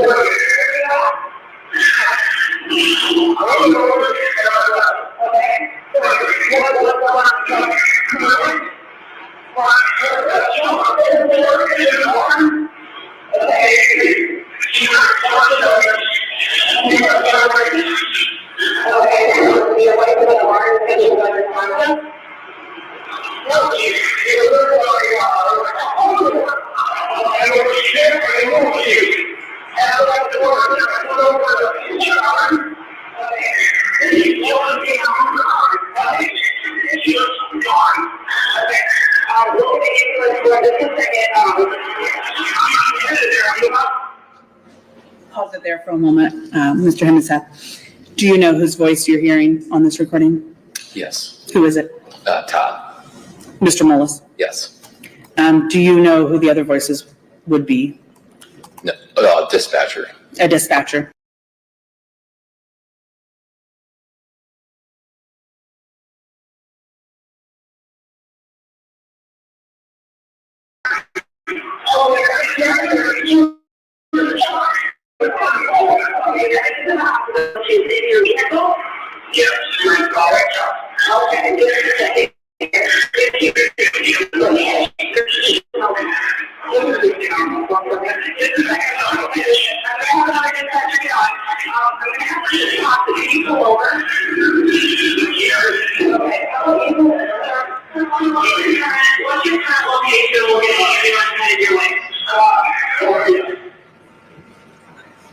That is the end of the first file.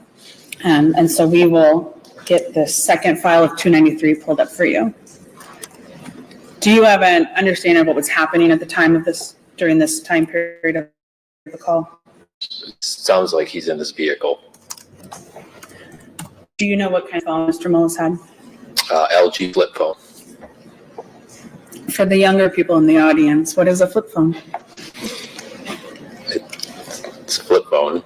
Does it folds together? Yes. Does it have speakerphone? I believe so. I would assume. I don't know that for sure. I do not own a flip phone. Okay.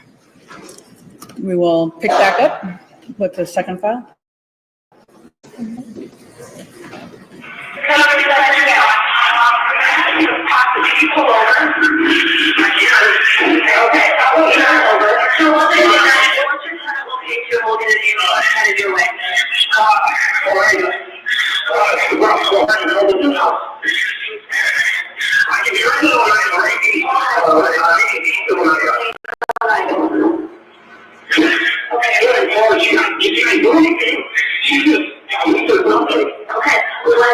What is your name, sir? Todd. And what are you driving? White Chevy. White Chevy. Okay, what time? Okay, so we are about 44 seconds into the second file. Did you hear Mr. Mullis say anything? He's in a white Chevy. Did you hear anything else? Did you hear him ask the dispatcher a question?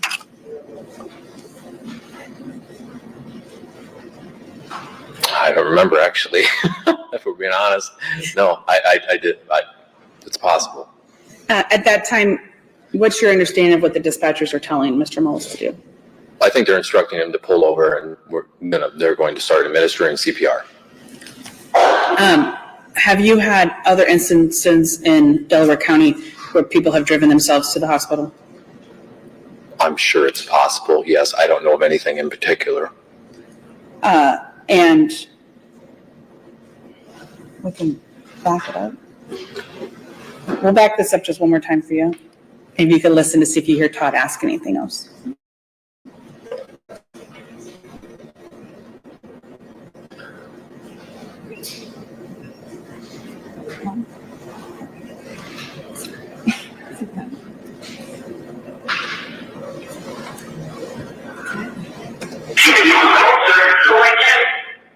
Did you hear that? No? Okay. That's right. We'll keep playing.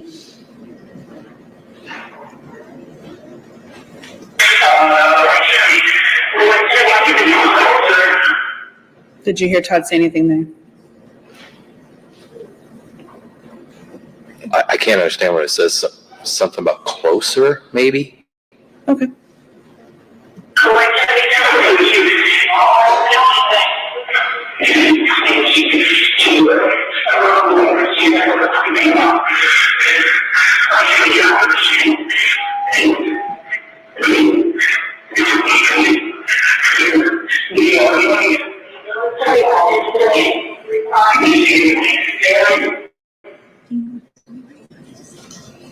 Do you know what's happening now in Todd's vehicle?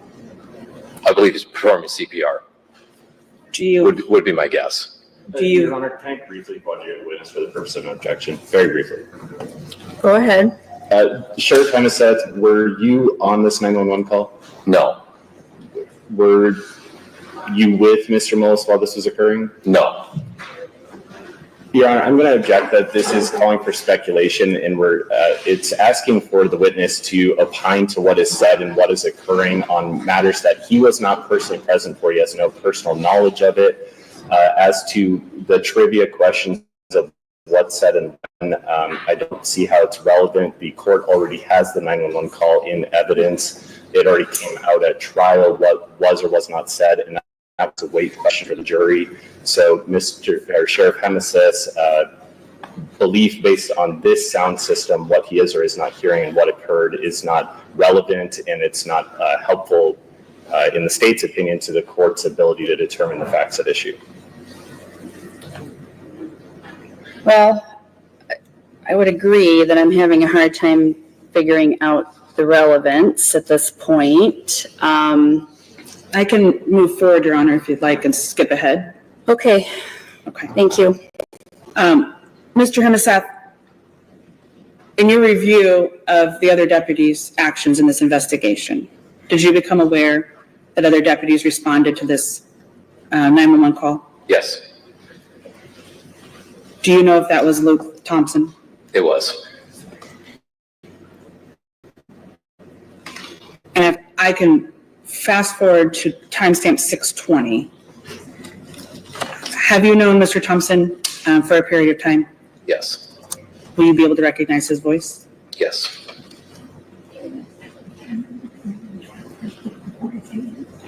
If I have to go back. Okay, are we at 6:20?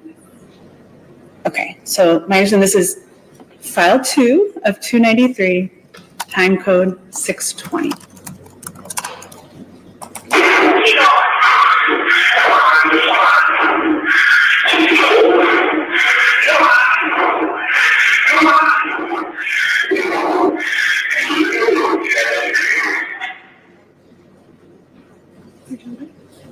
Do you hear Deputy Thompson? Can you replay it? Yes.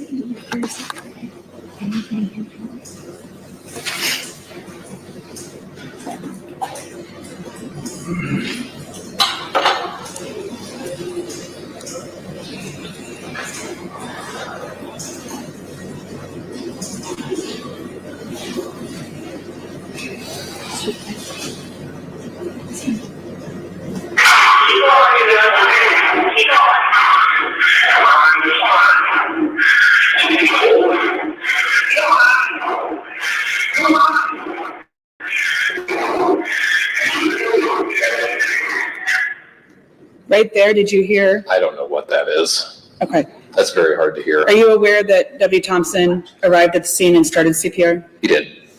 And he took over for Mr. Mullis? Yes, that's what his report said, yes. Do you hear another male voice on the? I don't know what that is. Yeah. I can't make it out from here, honestly. Is it possible that that's Deputy Thompson? It is possible, yes. And that he's there at minute 6:20? Yes, that's possible.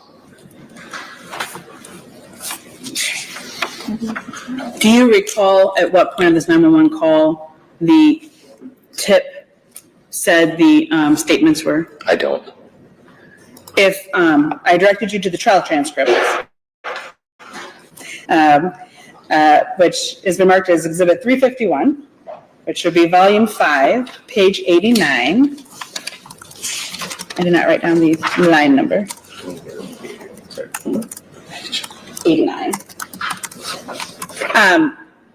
If I represented to you that in the transcripts, Maureen Hughes stops the 911 call at minute 6:53 of the second tape, would you disagree? I would agree with that, if that's what that reflects. Okay. And then again, she stops it at minute 7:00. Yes. I'm gonna object. The transcript speaks for itself. Sheriff Hemeseth wasn't the one testifying, and the transcript's already in evidence. Just have one follow-up question. Overruled. Go ahead.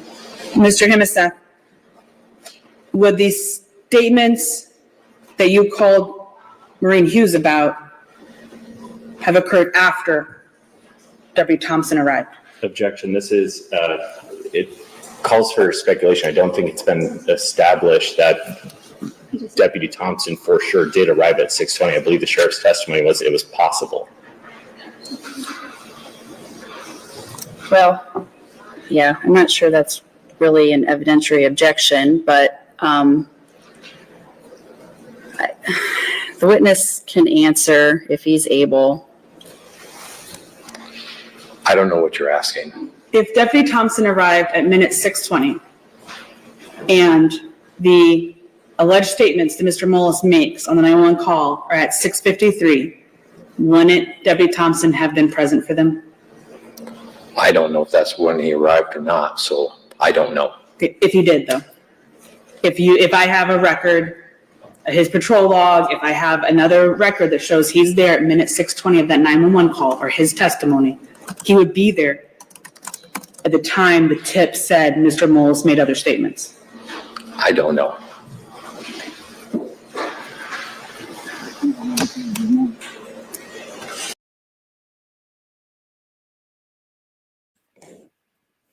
Do you think he really doesn't know, or he just doesn't want to answer it? Maybe he doesn't know because he's kind of like not the smartest crayon in the box. I'm not sure. Sticks to the facts. I suppose that's what you could say. I don't know. We just have one more clip to play, Your Honor. What's the timestamp on this one, Gina? 6:40. This will be at timestamp 6:40 of the second file.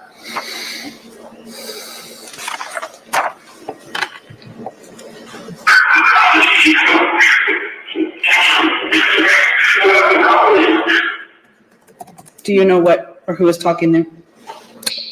I believe it sounds like Todd. I don't know. Do you know what he said? I don't know. It's hard to hear on this. Do you want her on the ground? Objection leading. Overruled. I didn't understand what it sounded like. Okay.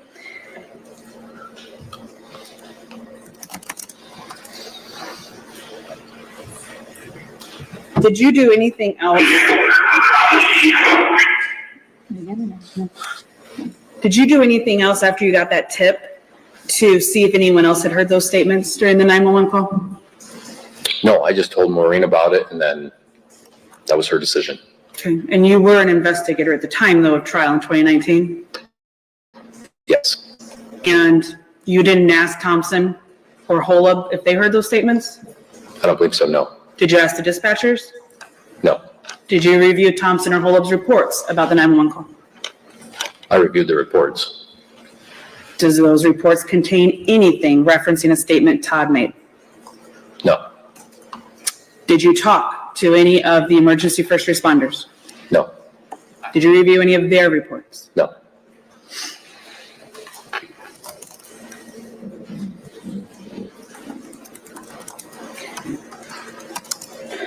Okay. I'd like to move on and talk a little bit about some 2023 activities. You testified earlier that you reviewed the coat of Mrs. Mullis in the evidence room. Yes, And do you recall reaching out to Dr. Cruz about the coat and how many holes were in it? I do. Okay. We're going to pull up Exhibit 230. I believe you saw these during your 2023 deposition. And do you remember if you reached out to her with a phone call or text message or an email? Text message. We can scroll through these because I think there's a few here. Do these appear to be text messages between you and Kelly Cruz? Yes. Why are you texting her? I text her because I read that report, that the opinion report that stated there was 4 holes in the coat, and it's been a while since I reviewed the case file, so that's the original. It's been a while since I've seen it, but that was the main topic about asking her if she was aware of that, how many holes were in the coat, and that's why I went and reviewed the coat because I thought that was not true. It looks like in these text messages you took additional pictures of the coat? Yes.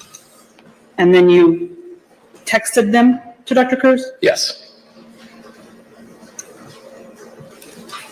You and Dr. Cruz discuss other things? As far as what, I haven't reviewed this in a while, but I believe so. Did you also send her a video regarding this case?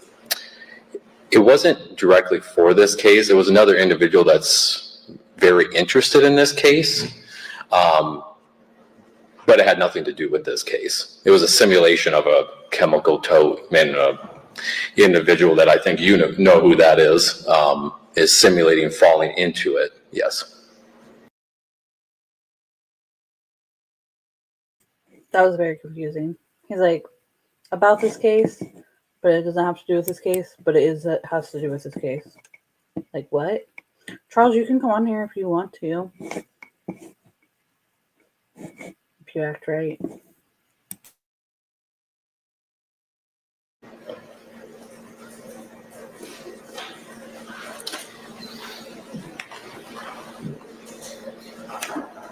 So I want you to scroll down to page 6 of this exhibit and have you review that message for me.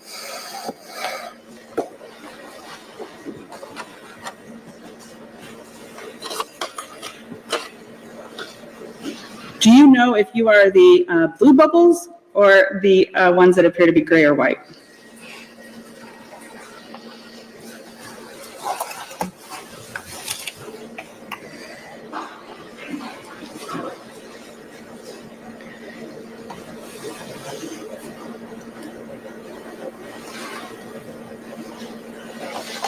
It's clear on this.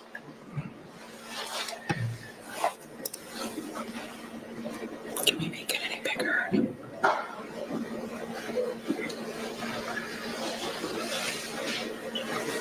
think I'm the white. You think you're the white?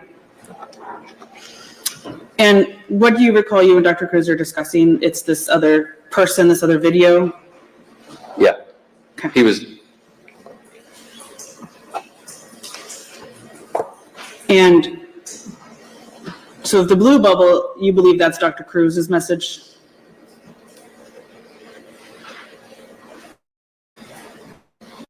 Your Honor, I'm going to object on relevance on this line of questioning. This text string that we're currently discussing, this portion of it is related to an individual who is not as we've discussed in chambers and during sidebars, is not directly related to this post-conviction relief action, is an interested member of the public who has taken a very strong interest in the case, and the discussion pertaining to that individual is not relevant to the facts that the court needs to determine here. Can you help me understand why this would be relevant under a PCR analysis? If I could ask maybe 2 more questions, I think it will be clear. Go ahead. Mr. Himsath, the individual that created the video or that you sent to Kelly Cruz, did he have opinions about Todd Mullis's guilt or how Amy Mullis died? Oh, yes. Did he disagree with Dr. Cruz and you? Yes. Do you then go on to discuss and agree with Dr. Cruz that he must have a mental illness? Objection relevance, again, this is not pertinent to the facts of the issues before the court. Sustained. If we continue on in your messages, down to, sorry, page this is. It's the first one with the cover there. Is this the message where you send her pictures of the red Carhartt coat? Yes. Pink, I'm sorry. And then the next page contained 2 more images. And then what did you write?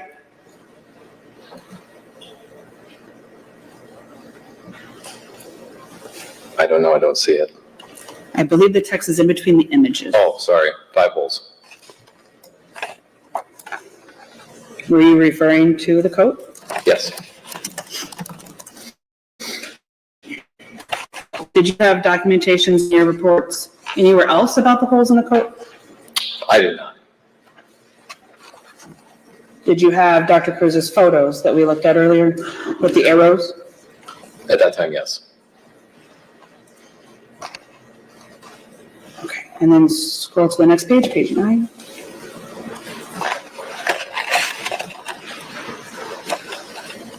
You also, an article is sent. Do you know if you're sending that or Dr. Cruz is sending that?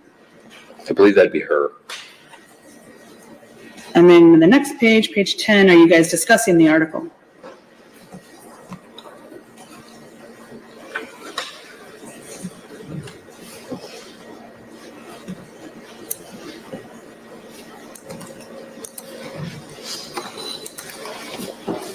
Your Honor, I'm going to object again. Sheriff Hemeseth's and Dr. Cruz's opinions about the media presentations and the filing by Mullis's counsel are not probative on any issue that is before the court for determination. They are free to have personal opinions in their lives about how they feel the process is going, but it's not relevant for this proceeding. Any response, counsel? Your Honor, I think it's relevant for a couple of reasons. One, I haven't been able to fully ask yet, but Mr. Hemeseth has done several media interviews regarding the case. The messages are illustrative of his attitude and towards the post-conviction and the actions he's taking after the filing.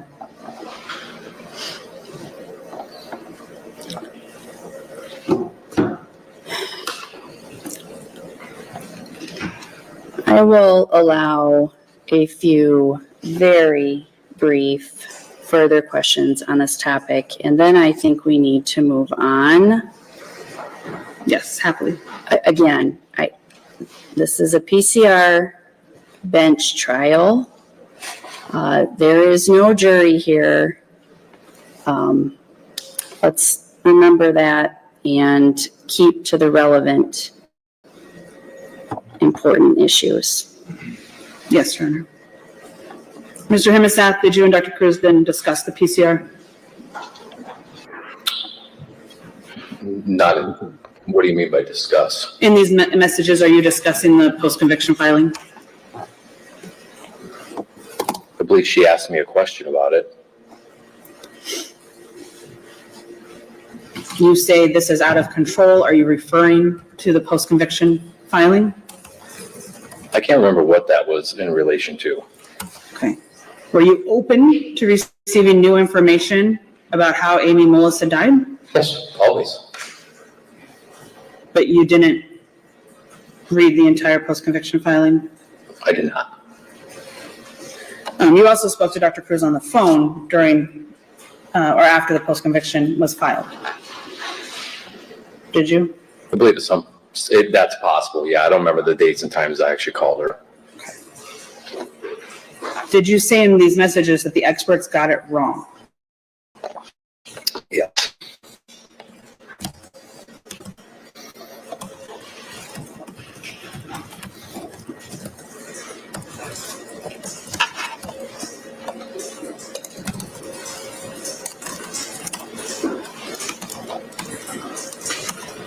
I think it's the very last page, page 11.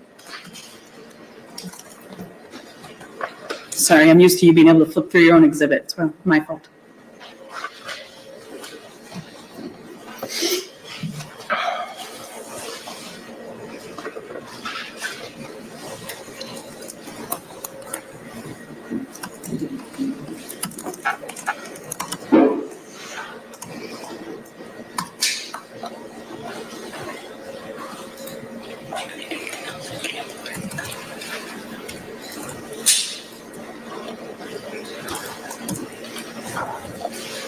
Did you say the experts got it wrong? Someone got it wrong? Oh, I already answered that, yes. Oh, I'm sorry. Okay, we can take that one down.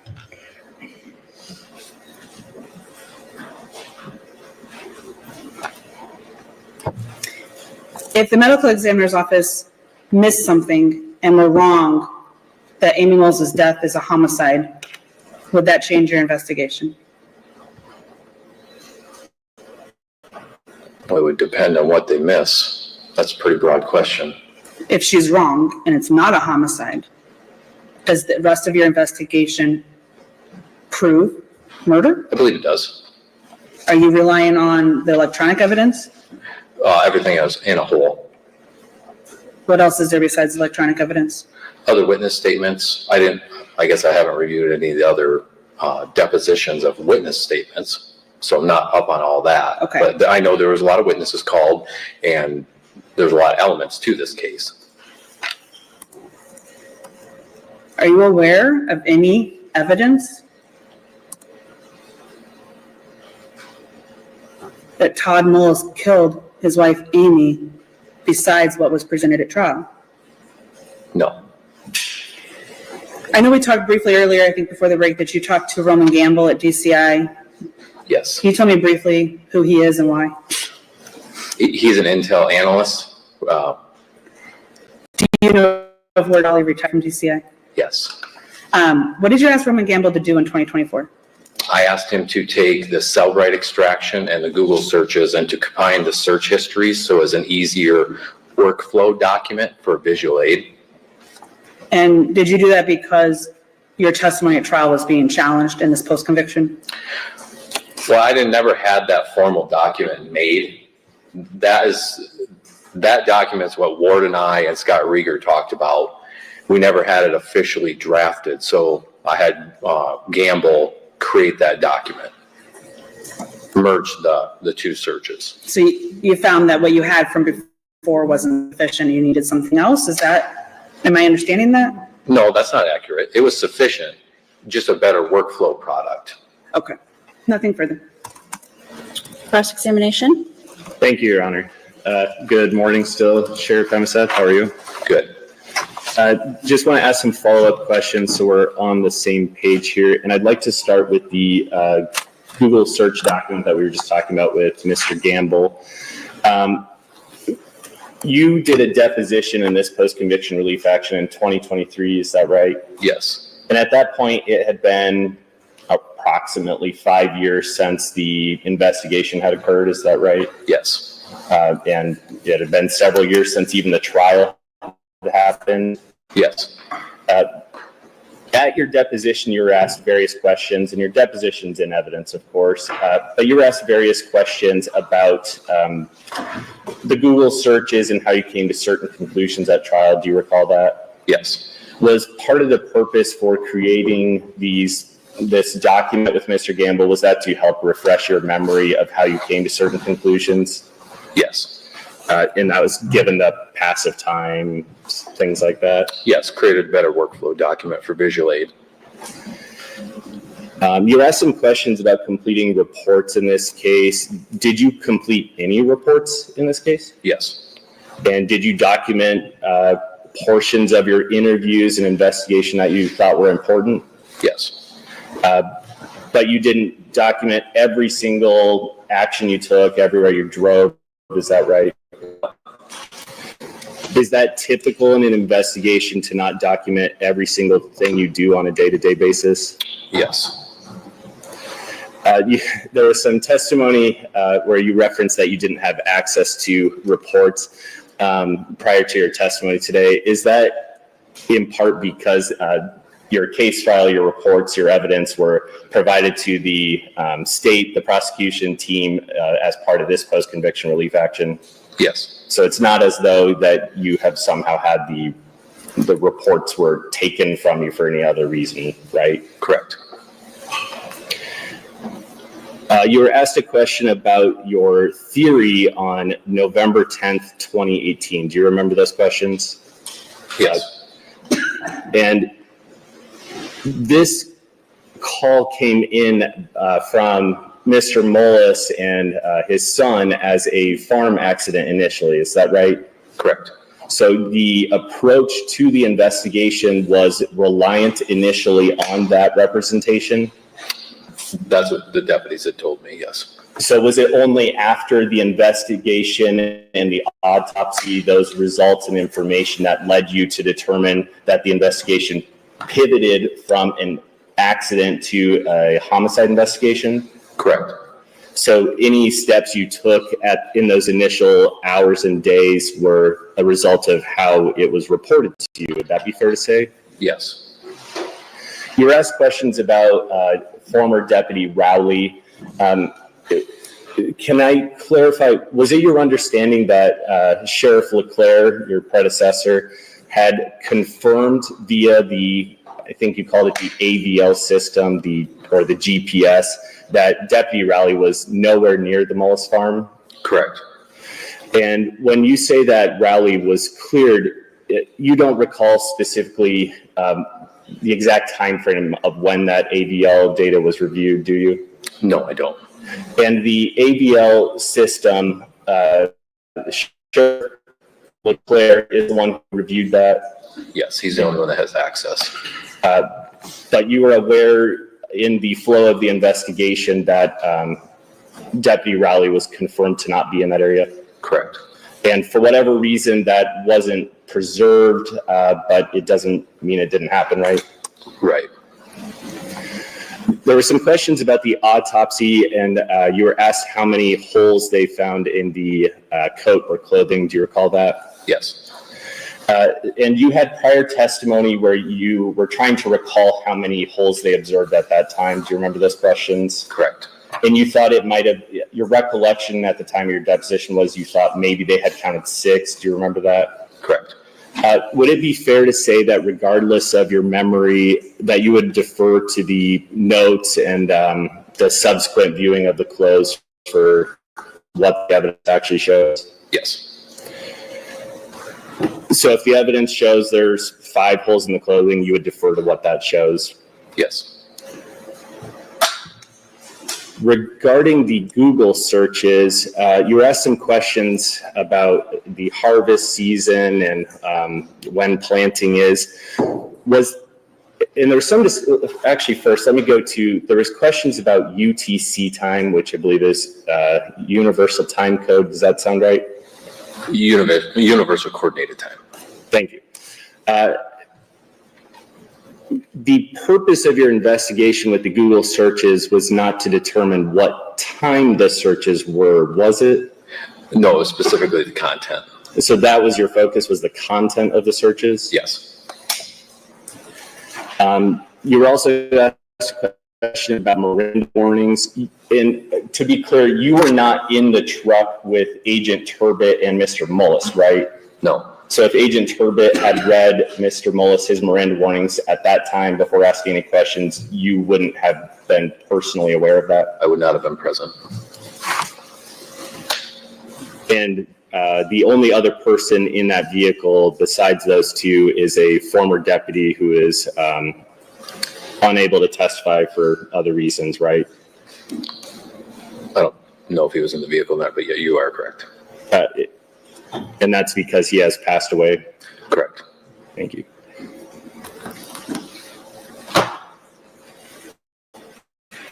I have no further questions. Thank you, Sheriff.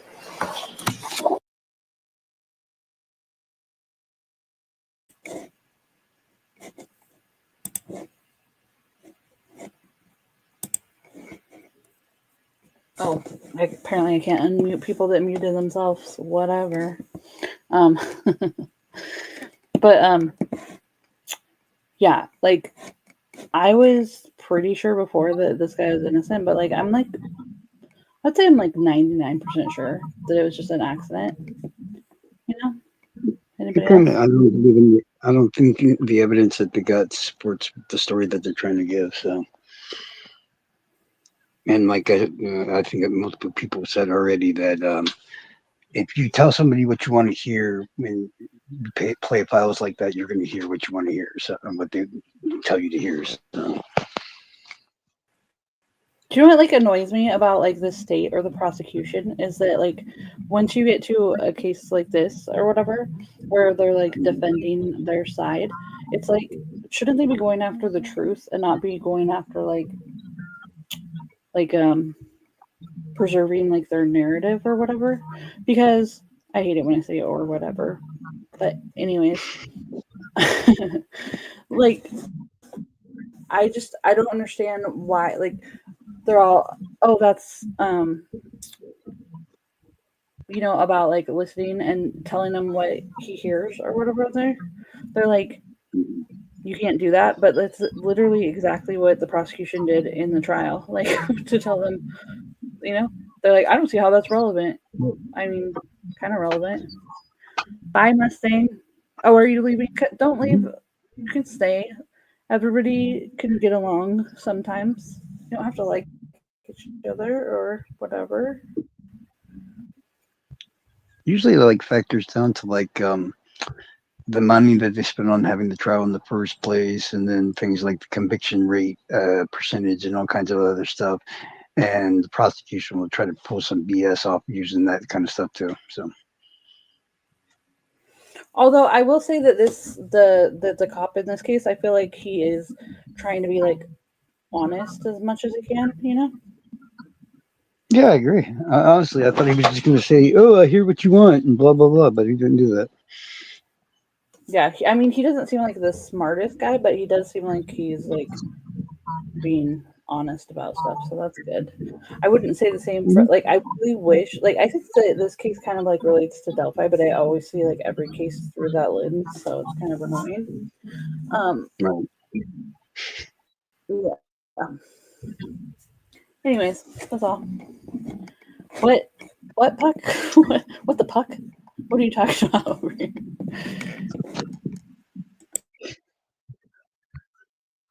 Any redirect? I think very, very briefly, Your Honor. One quick follow-up, Mr. Himseth, regarding the Google searches. You just said that you were only concerned about the content of the Google searches.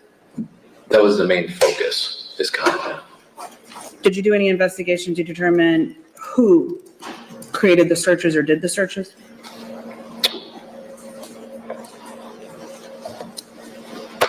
What exactly you're asking? I'm trying to understand that you were investigating the content. Yes. Did you do anything to investigate who made the search? Ward Crawley and I worked on it. And I just want to That know would probably- specifically you. Oh, I don't think I did it. No. Okay. You didn't talk to other members of the Mullis family about the content that you found? I did not. Okay. And we talked earlier about how you did you do any investigation about the times of the searches to determine where the iPad or another device could have been? No. Or the person's people that had access to those devices? Right. Okay. Do you recall testifying at this criminal trial that you didn't have any other suspects outside of Mr. Mullis and Mr. Frazier? I don't remember that. Okay. Did you mention Deputy Rowley in your trial testimony? Objection, Your Honor. I believe my recollection is there was a subject of a motion limine for the trial. Please correct me if I'm wrong, but I believe it was subject of motion limine to limit the testimony of specifically involving the Deputy Rowley issue. So I don't want Sheriff Hemeseth's testimony to be mischaracterized. I'm happy to defer to the court on what the transcript says and rephrase my question if that would be helpful. That's probably the quickest way to solve the issue. I'm looking at the motion in limine, but. And sorry, Your Honor, to clarify, motion limine from the underlying trial. Oh, okay. Then it would be definitely the quickest way to solve the problem. If you don't mind, Ms. Nichols-Cook, we'll handle it that way. Mr. Hemeseth, did you testify at the criminal trial about Deputy Rowley's affair with Amy Mullis? No, I was never asked that. Were you told not to mention his name because of a motion in limine? I don't think so. Don't remember. Okay.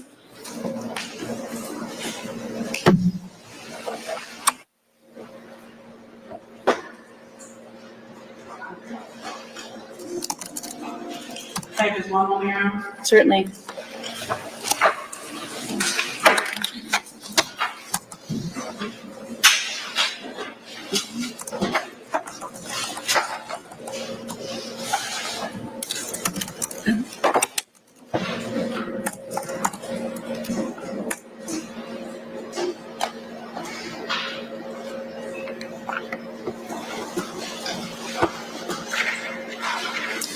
If I may show you one more exhibit and we'll pull up 371. I just want to confirm that this is the Gamble chart that you were talking about. And I believe Mr. Gamble is going to testify later, but just so that you and I are on the same page.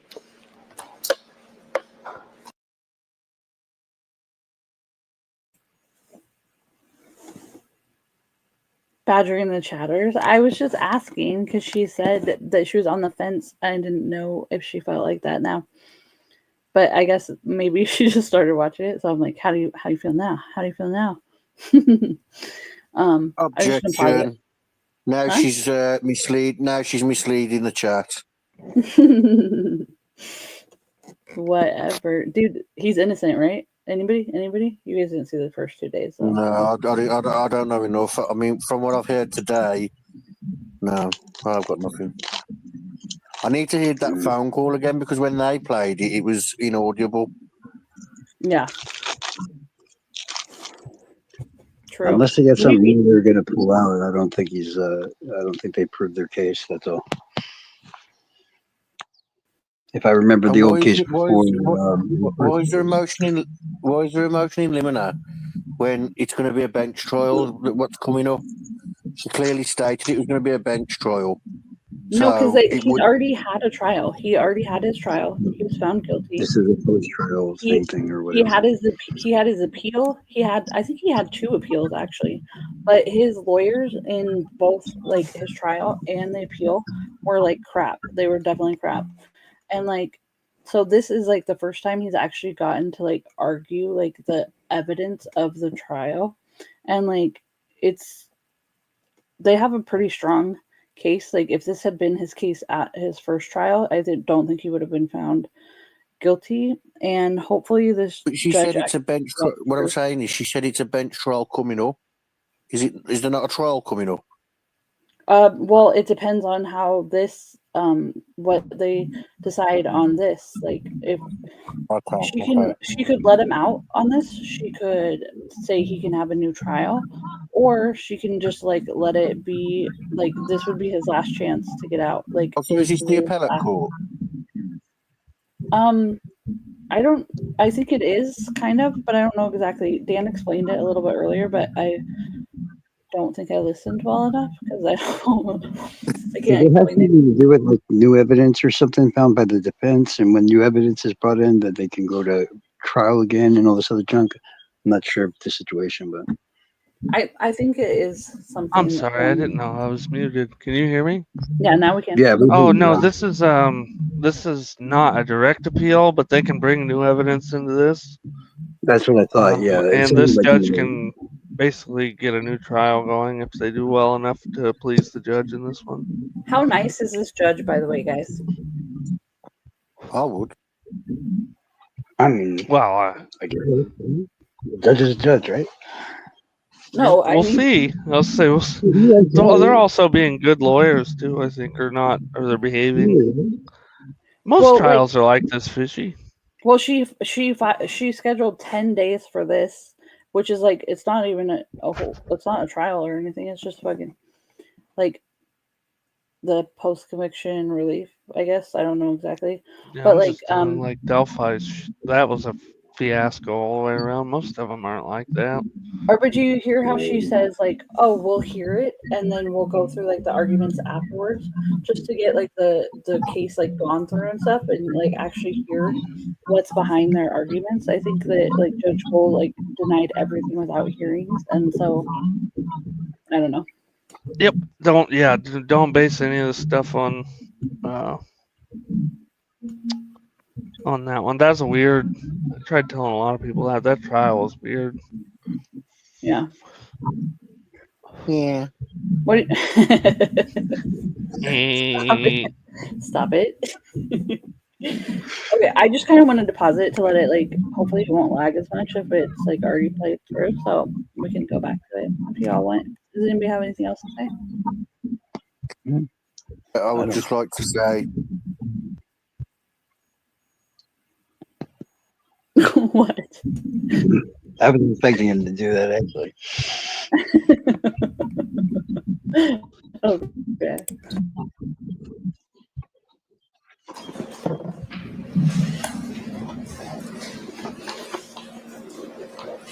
Do you recognize this? Yes. We can scroll, I think it's a couple of pages.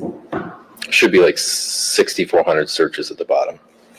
Okay, that's a lot of pages. But does this appear to be the document you got back from Mr. Gamble? Yes. Okay, and what you were referring to earlier, is that better visual? Correct. Okay, we can take that down. My last question is, are there any other notes or reports that regarding the investigation into Ms. Mullis's death or Todd's arrest that wouldn't be in your file? Not that I know of. And did you learn at any time about what happened in the car with Agent Turbot and Mr. Mullis after he was arrested? I don't believe so. So you don't have any information about whether Miranda was read at that time? I do not. Or what, if any, questions were asked? No. Okay, nothing further. Any redirect? Yes, Your Honor, but I'll try to keep it limited to 2 questions, which I'll regret in a moment.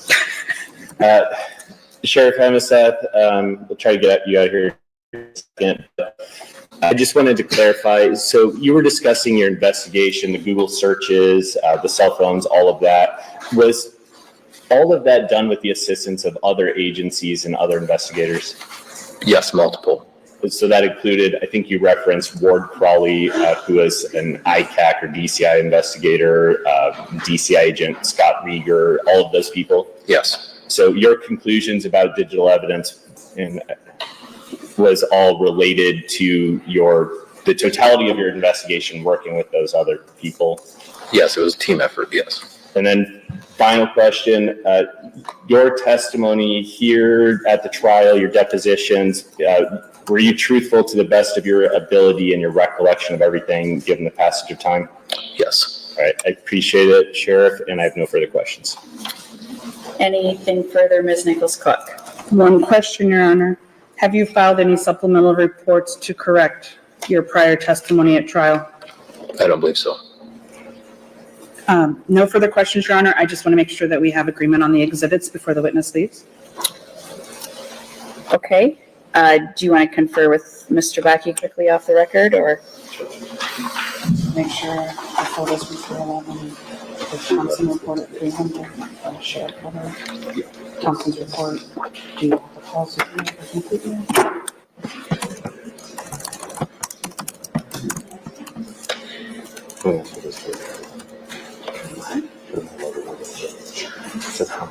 On the policy? Yeah. The dispatch on here.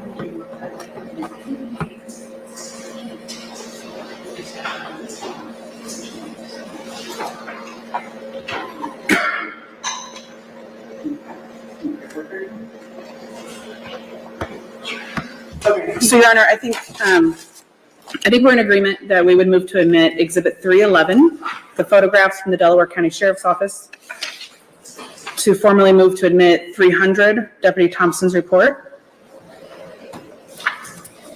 And then Exhibit 400, the policies of the Delaware County Sheriff's Office, we would ask for the caveat that they be filed at a level 1.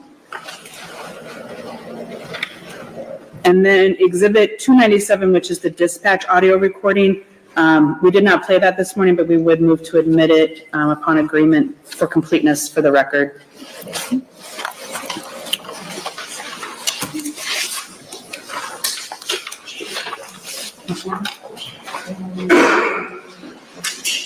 Mr. Bucky, any objection to those exhibits? No, Your Honor, thank you. All right, they will be admitted. Thank you, Your Honor. Great. Anything further then for this witness, or is the sheriff free to go? He is free to go. Thank you, Sheriff.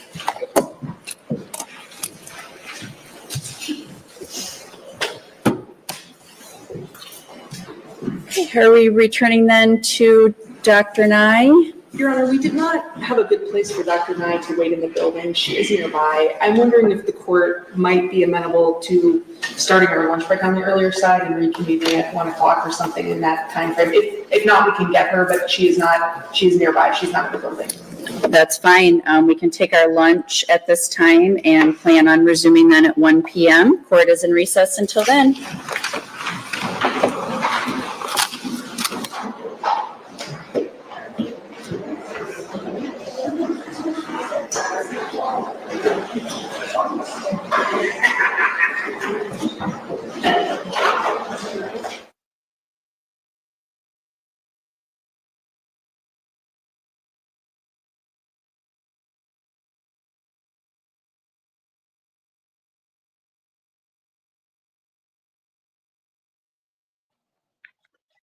I guess the audio died. Or something. Yeah, they tend to cut it as like things like this are happening because like. Yeah, they mute it for. Hey, get over here.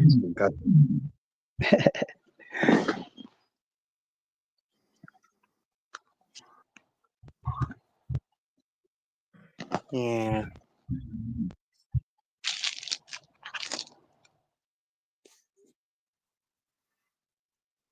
So I got one potty training and the other one is tearing their clothes off.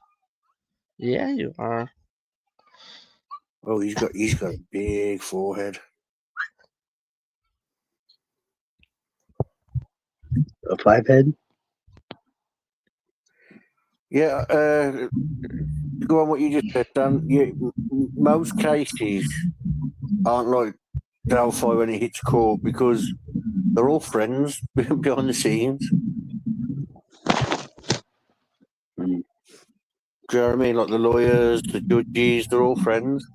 But what was going on with Delphi, in my opinion, was it was such a big case and they don't get cases like that, so they were jumping to make a name out of it. Yeah, I think part of it is that all-encompassing gag order too. Trying to get around it and all that stuff. Gag order's uncommon though. I mean, there was a gag order on the Coburger case beginning. There was.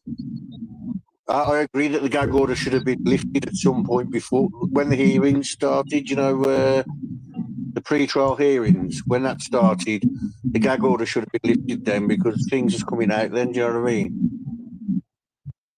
That's true.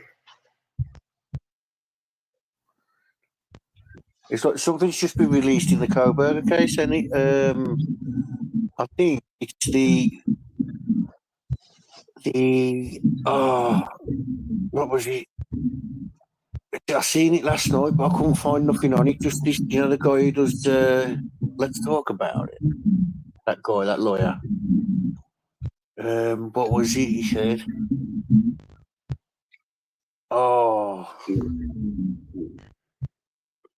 The grand jury that indicted him, the transcript from that's been released.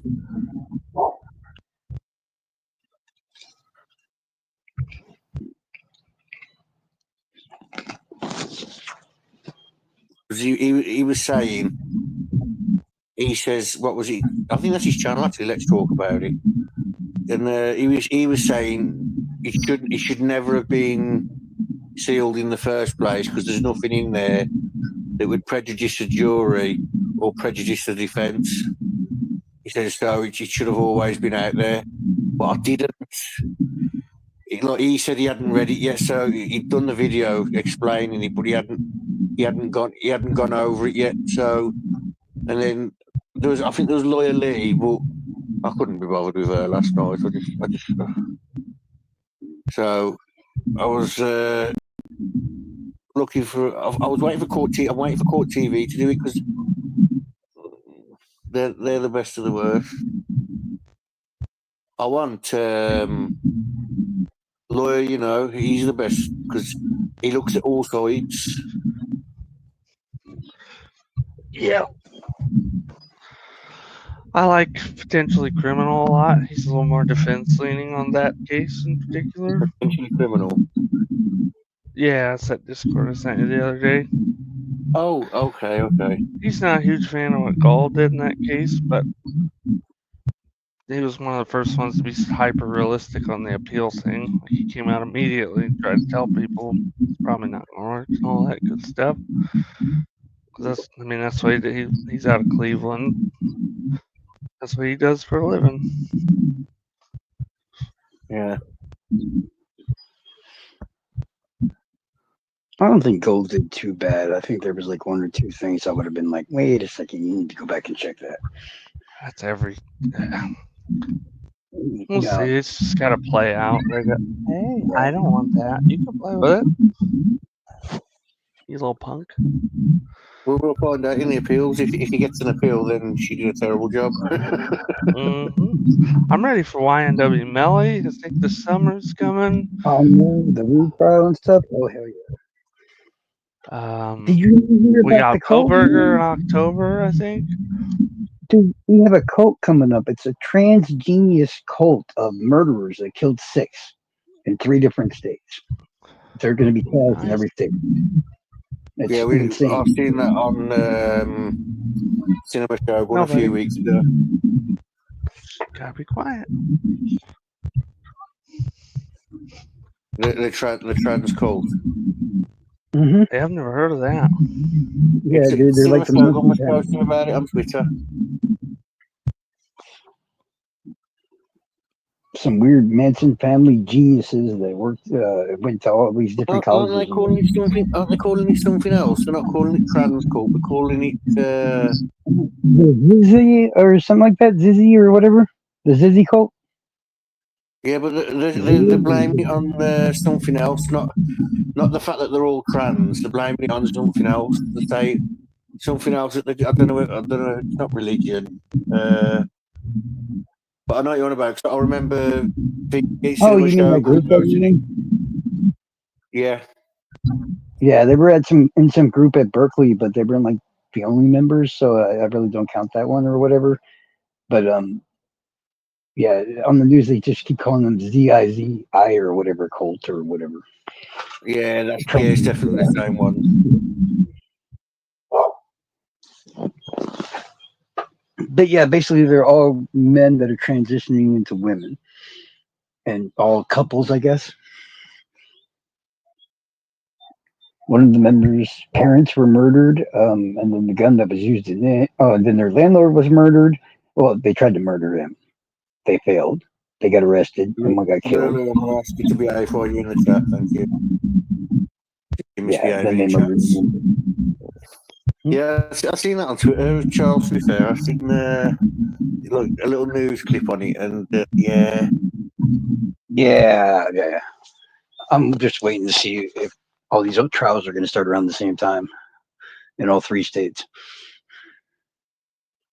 I don't think Coburgers will start yet. I think something's going to come out, and they're going to have to delay it, and then we might get a co-defendant.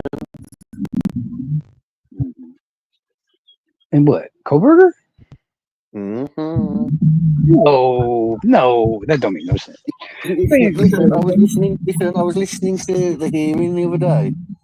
Really? It only shows you clips on one of the court TV programs. You know, the specials on it. Well, I was watching that, and the judge said, talking about the DNA, saying, "Well, you know, the state haven't tested the DNA. What do you want me to do?" And she was like, "If the magistrate had known about this DNA, I might be able to answer questions that I'm not willing to answer until I have those answers." And I was like, she's saying that she knows something. I think the judge already ruled against all that, didn't it? Or didn't he? The third party, what's it called? DNA?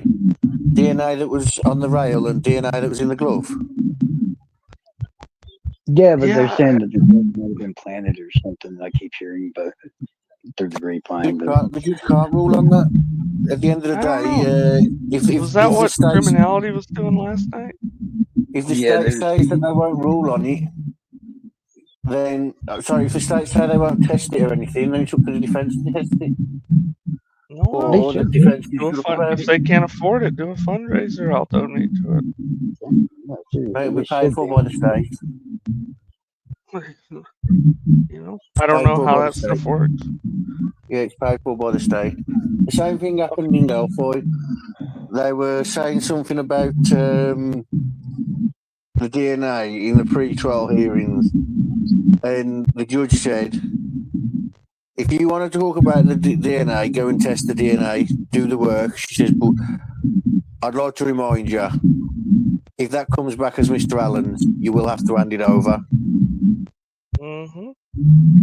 And that's why, because the defence didn't test it, because I think Baldwin said it. He said, do not ask questions you don't know the answers to. Yep. That's the best strategy for a defense lawyer. Well, on all sides. But yeah, it's like Delphi in Idaho. I stopped like researching those cases finally. Oh, please! We just gotta wait to see what comes up. Yeah, what ends up being rumor and what ends up being true. We know that he wasn't stalking them on the internet. We did find that out. Yeah, we found that out. But people like Cough Drop still bring it up. Yeah, of course, because it's like Goebbels from the old 30s and 40s Germany. No matter how sometimes something gets said over and over again, it becomes true. So we saw that a lot in our previous community. Like even me, like things get said so much that you forget which is real and which one is just speculative or rumor. Well, we know though because the judge actually shouted at the defence about it. We weren't even the defence's fault. They shouted at Ann Taylor over it, and it turned out it was the guy who was doing the jury questions. And he was impartial, and he couldn't get in trouble for what he'd done because, I think the judge got in trouble after that for. I think that's why he accused himself. He kept getting in trouble. So he just like, I'm out. I think Koberger probably just used the old BTK method of finding a victim. That was his favorite serial killer, if I remember right. Didn't he try and go and see him? Mm-hmm. Was he the one that was writing the BTK? Oh, yeah. He had corresponded with him when he was in graduate school or something. What BTK always did was he would drive around in his vehicle, but this is a different time and a different place. But he would drive around a whole crap load, and we already know that Koberger likes to take little rides all the damn time. So he sees the girl or whatever it is, and starts following her, and then starts coming back and coming back. You know, we don't need the internet for that. I mean, maybe. Yeah. He's got to know them somehow. I mean, there's no way to get out of that. He's got to, not know them, but at least have seen them or seen one of them, is what I figure. I used to be red hot on the Coburger case because when it first happened, I used to co-host it, as in like like a channel was covering it, like, and I'd get all the info. We'd like co-host it together, like. But that was so long ago. Yeah, I remember. You know something? I actually remember trying to get people to cover that case, and no one wanted to know. We covered it for a bit, and then like Law and Crime started covering it, and like them channels, and then everyone was covering it, and everyone says, "Oh, we were the first, we were the first." And I was like, no. No one even knew he was arrested until an hour after our stream. Right. I mean, I think I researched it. Nick Starro on Twitter said there's blood DNA of a male, blood DNA of a male, transfer DNA of a male. Makes me wonder in the Coburger case if it's like too little DNA or well, apparently distorted to see if they can ID it. Well, apparently the one is a big blood smear on the handrail. The glove one, that might be a bit hard because it might just be like someone's cut the finger and put it in the glove, so there might not be enough there.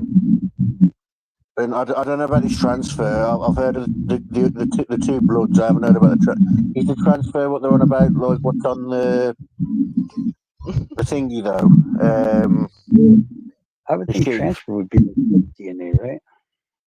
The sheath. That's I'm just reading his. I can post it in here if anybody wants to look at it. I mean, I remember them talking about they found multiple DNA samples, and I remember making the joke in the chats at the time, going, "Well, yeah, if there's DNA on the copy pot, that doesn't make it necessarily the murderer, and some shit. But at the same time, a blood smear on the dame, yeah, that's different. I mean, if it's unknown male DNA, it kind of throws a wrench in the whole thing. I think. Well, actually, maybe it comes back as like Ethan's friend or whatever that came and had to bust through the doors and shit in the morning. I don't know.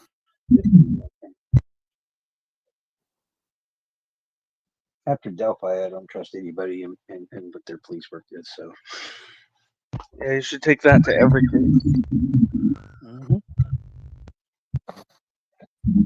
Never trust the police, but at the end of the day.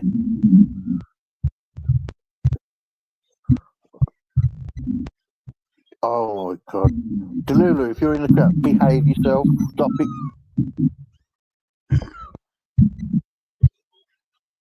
I got a whistler in my background. Hi. Hi, Delulu. Is Delulu in the chat? Yeah. Hey, no, well, I don't know where she is now. I'm kind of scared. I was about to say, I'm pretty sure she's on Discord, staring violently at all of us now. Shit. Oh, you want to go take a nap? You want to take a nap? No, I didn't think so. You're a ruffian. I'm always behaving myself. I'm in the chat. What the? You're the host? You want to say hi? No. Say hi. I got people to do this for me, and I'm going to chat in the chat.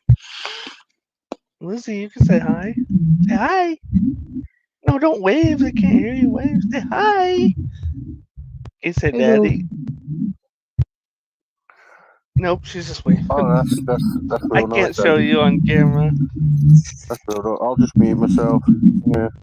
Oh, you hurt his feelings. That's good enough for a hi for me. I'm not even upset. I'm very upset. All my pause and junk are dead. I'm just using the new cell phone, so I have no idea how the hell I sound at the moment. High five. Oh yeah. Oh yeah. Oh man, this case is gonna be nutty. I was gonna tell Fishy, maybe we'll start going at night and we'll start an hour or so at a time. We'll go back and go through the whole thing if she wants. We got to get the algorithm kicked back in for the channels, anyways. This is something I wanted to do, like I talked to Casey about way back in the days. I'd rather do this and do this exactly right here, and not get so personally attached to cases or at all. Just go cold on it.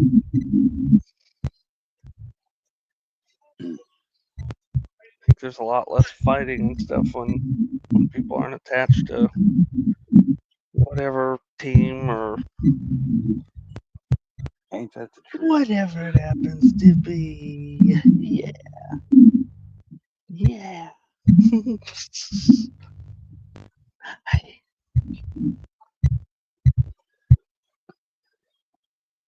Well, Yeah. actually, no, I'd probably shut up about that, so never mind.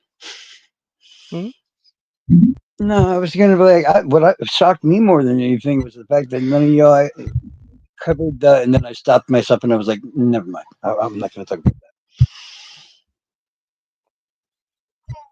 No idea. Yeah, it's not important. Quit acting like you can't hear it.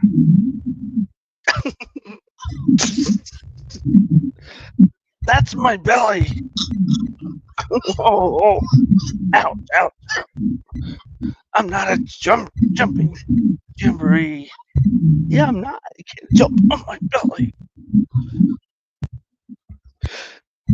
I know Daddy's got hard abs. It still hurts. Oh my goodness. Wow. That's why I don't scream during the day.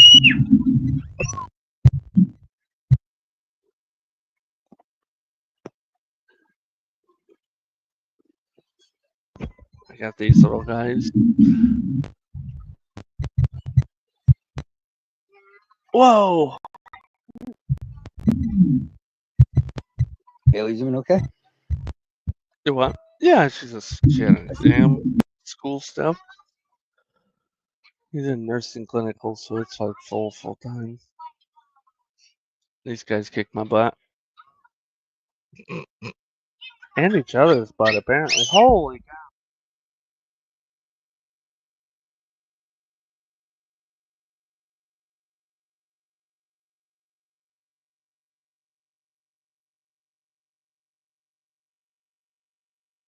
Well, and one headbutt the other.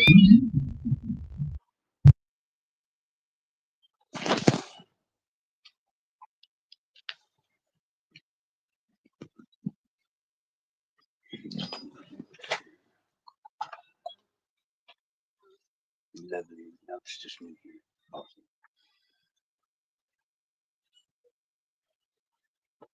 I'm back. This is what I have. Oh, no. Whoa. Sounds like a house full of bats. No, the little one walked over and like headbutted the other one for fun, and then she figured out that hurts. That's a life lesson, right? Wait, I can't wait to have another one. I think he said that one of his kids walked up and headbutted the other kid and learned that it hurt. That's what I think he said.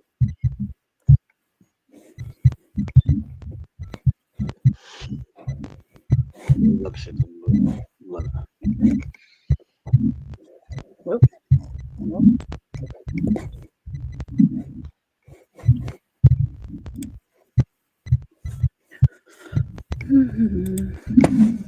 What are you guys talking about in here? I Nothing? just want to take a nap. You? Talking shit? Oh, yeah. Always. Hey, we got gummy worms, dude. Party on. Want one? Party on, Garth. Oh, yeah, he says. Here. Just one. Don't even ask for another. Thank you. One of these is not like the other. Those are sour. So, Gibbo. Gibbo. I like this fish. This is something I've been wanting to do since I got on YouTube. Yeah, but the lag is like really like pissing me off on the. Nobody cares about watching it. They're listening to it and listening to you. I know, but I think we should maybe we should just go to the beginning, kind of like But I don't know if we should watch like the whole trial because it's like long. But we should like watch the best parts of the trial. I don't know. Just depends. We do the same thing we do on any other stream. Most of 90% of this stuff is gonna be legal jargon that you and I none of us are qualified to even talk about.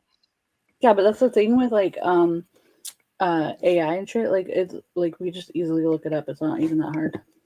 Well, we could just pretend to be lawyers on the internet too. I'm cool with that. Or we could freaking make a chatbot that is a lawyer and fucking ask them. Boom. Yep. There you go.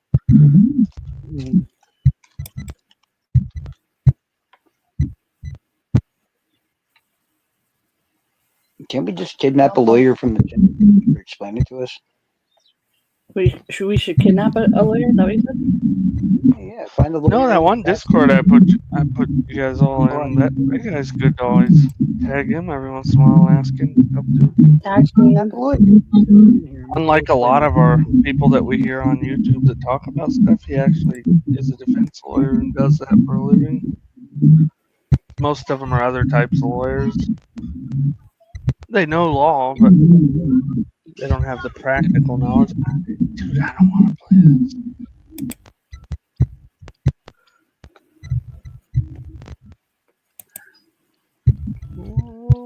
There you go. Enjoy. Oh, Delulu's out. Howdy, Delulu. That sounds like a full house of what? Bats?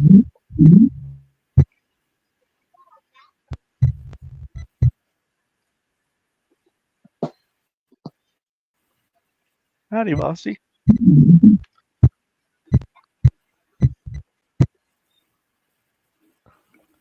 Did we lose Gibbo? I don't know. He said I'll never hear from him again. So. Who?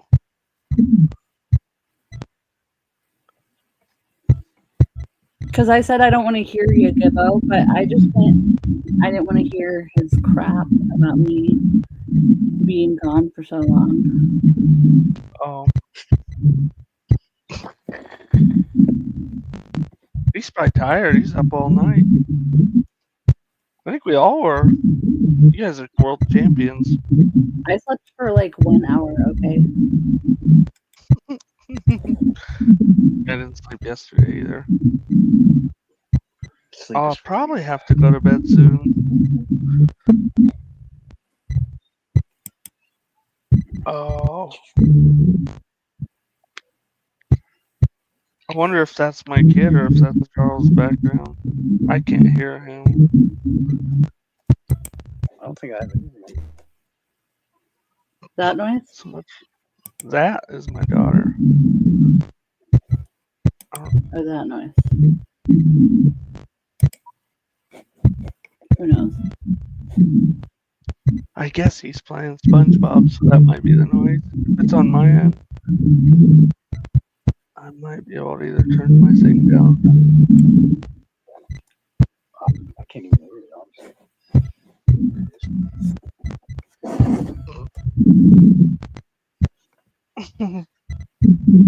Dude, I am tired. Yeah, we can end it and come back tonight or tomorrow. Or never. No, Bob, not today. I just gonna have to get some sleep. You guys are gonna have to take a nap too.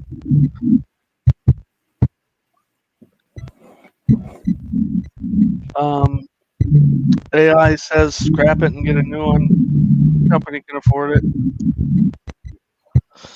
That's what I'm gonna go with. Holster. And a nice pay bump. Like a whole minimum wage margin, like $8 an hour on top of what you're at. Plus an espresso machine.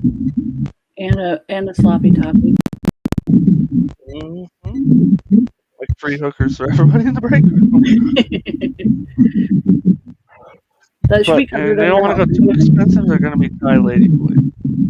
That should be covered under your health insurance plan. Free shots of penicillin with them. and also a morning after pill, just like Yes. right out the gate. Plan B, like Skittles in a bowl. Have a pop it while you're freaking doing it. And Bluetooth. Wait, what kind of place do you work at?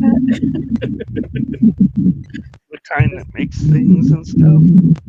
No, I was just kidding. A massage parlor. Well, I'm pretty sure they make something. As I said, even there, I'm pretty sure they make something. Oh, I know what they make. I'm not trying to like. I'm not trying to.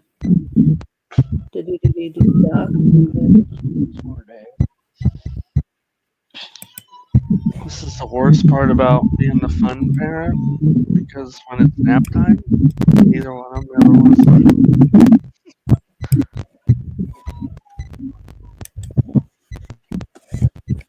You can't tell them what to do. You can still be the fun parent and tell them. I can't tell them to go to sleep. I can lay them down, but they're just like non-stop play monsters.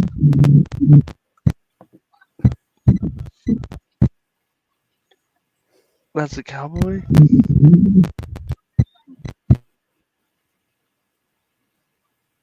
Just smack that lady with a purse? No. Yeah. I don't know what this game is. He's playing SpongeBob.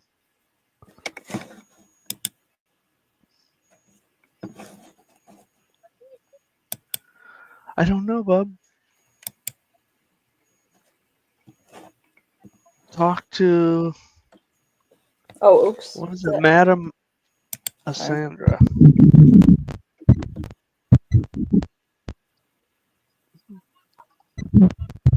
Old habits die hard. Let's see if we can find you a background. Will you want your back? I'm ready for a nap. Actually, I really want a freaking Subway sandwich now. We're talking about one. Yeah. Subway. Yeah. Yeah. Yeah. That's just funny, man. Oh.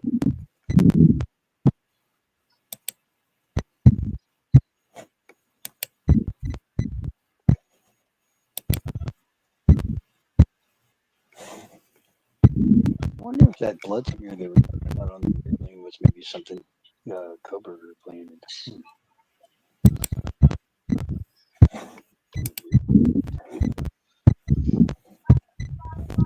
Let's see.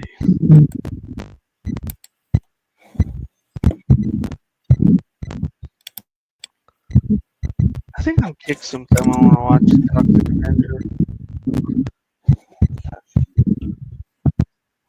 These brothers movies.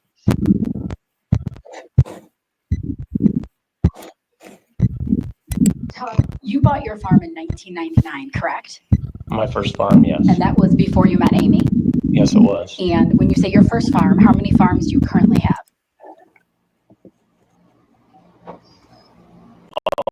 I own 3 and I own part of another one.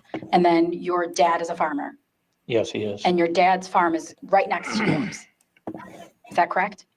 No, How far is your dad's farm from yours? my dad's farm is 2.5, 3 miles. And your brother, Pat Mullis, is a farmer? Yes, he is. And where is his farm in relation to yours? Northeast, How far? 4 to 5 miles. And then Mike Mullis, your brother that we heard from yesterday, also has a farm. Yes, yeah. And where's his farm in relation to yours? They're all within 3 miles. I think yesterday he said about 2 miles or so. It depends which farm you're talking about. And even though you have your farm and your dad and your brothers have their farm, you kind of all farm together. Yes. Would that be fair to say? Yes. And over the years, you've continued to purchase land. Yes. And you've worked on your business, obviously. Yes. And this is your livelihood. Yes. And it means a lot to you, correct? Yes. And you spend a lot of time farming.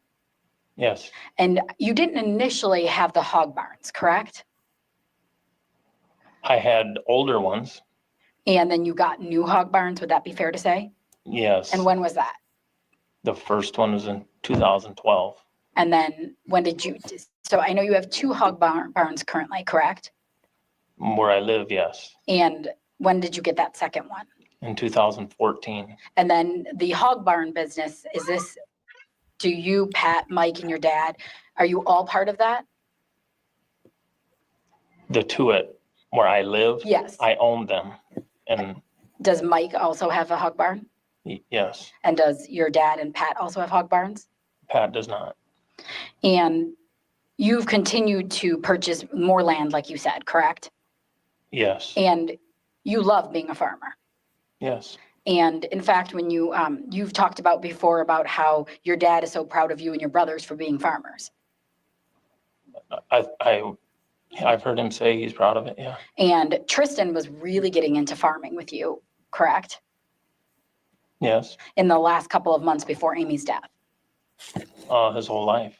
And specifically though, wasn't he taking more of an interest in the last couple of months? Helping out a little bit more? I would say in the last couple of years, he's helped out more. And he would help out on the weekends Yes. and after school.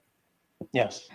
And the only people that worked on your farm were you, Tristan, and Amy, correct? No, the younger 2 helped too. Taylor and Wyatt, I'm Yes. sorry, Taylor and Wyatt at times helped. Yes, they did. And I know that sometimes you would help your brothers or they would help you, Yes. but you didn't have any hired workers. No. And your farm is your legacy, correct? It's what you want to pass on to your children. If they want to farm. And well, you talked to Agent Turbot and you talked about how Tristan. Dude, that's a good dude right there. Like, because he isn't gonna try to force it on his kids. That's nice, huh? I agree. I was kind of impressed. That prosecutor lady is super annoying. Hi, Para. I didn't know you were on there. Welcome. Good morning. I felt like something was missing, and I feel almost. I just need like 0 and Hulk up here, and I'd be complete. And Sorry, I Gibbo, get I'm real sorry, low I didn't energy mean to hurt this your early. feelings, Gibbo. Sorry.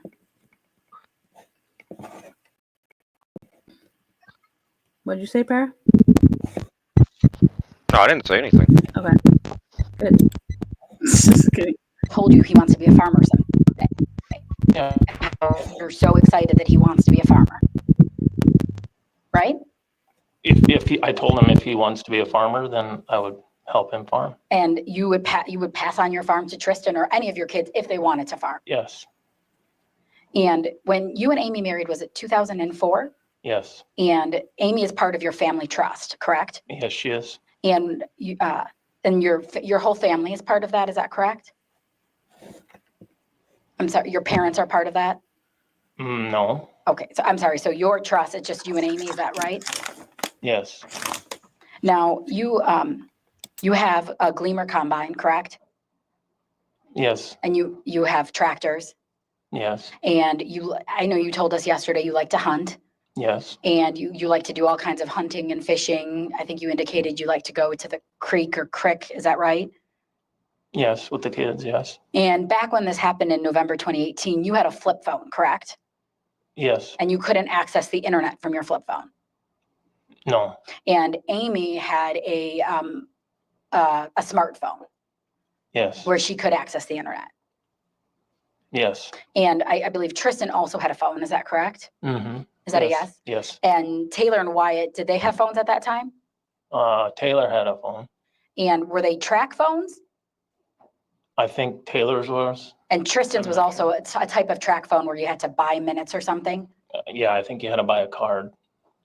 Now, we talked a lot about the first affair that Amy had. You remember talking about that yesterday? Yes. And at the time that Amy had this affair, she was working at the hospital. Yes. And you indicated that after this affair, it was Amy's decision to stop working. Yes. She wanted to be a stay-at-home mom. Yes. And she just wanted to be there for the kids. She wanted to be there for the kids and us. And you. And all the kids were full-time in school at that time, correct? No. Who was not? Wyatt. How old is Wyatt now? He now is 9. Okay, so when he was 5, he wasn't in school? He was 3. And was he in preschool or any type of schooling? Not at that time. When did he start going to school? I think he went when he was 4. I think he went to pre. You talked yesterday. Amy loved to go shopping. She loved to go out. She loved to be social. Yes. She loved to go out to lunch. Yes. She loved to golf. Yes. And you encouraged all of these things, you said. Yes. You wanted her to get out there and do these things. If it made her happy, yes. And you indicated yesterday, it was Amy's decision to leave the hospital. Yes, she asked to. And Amy met the person that she had the affair with at the hospital, correct? I don't know if they met at the hospital or not. Okay, so you and Amy were so open about your relationship, right? After this happened. Yes. So you told us yesterday, you told Detective Turbot on November 16th, 2018, that after you guys reconciled, it was picture perfect, essentially, right? Yes. It was a great relationship. Yes. You used the words over and over how open it was. Yes. And you never talked to Amy about how she met this person that she had an affair with. She either met at the hospital or at a boating event that was organized together with people at the hospital. So, Okay, so somehow she met him through the hospital. yes. So now you do remember that. Yes. Now, let's talk about November 16th, November 10th, 2018. That morning you said that you just wanted to do some chores around the house, which was normal, right? Can you ask that again? I'm sorry, on November 10th, 2018, the day of Amy's murder, in that morning, you got up to do chores. Yes. And you were with Tristan. Yes. And you and Tristan went, I think you said off-site. Yes. And you came back. Mm-hmm. Yes. Is that a yes? And when you came back, Amy was doing a puzzle. Yes. Amy. How annoying is she? Anybody? I kind of like her. Do you? No, I don't. I was like, what? No, I do like his answers. Oh, He stays calm like the whole time, right? yeah. It takes him a second to answer, but I think he's trying to overanalyze what the hell she's trying to get to. I was he's trying to like overanalyze it. He's like, what? He was like, yeah. He asked the question like 23 times. Well, there's that too. Yeah. She just. Yeah. But yeah. Totally.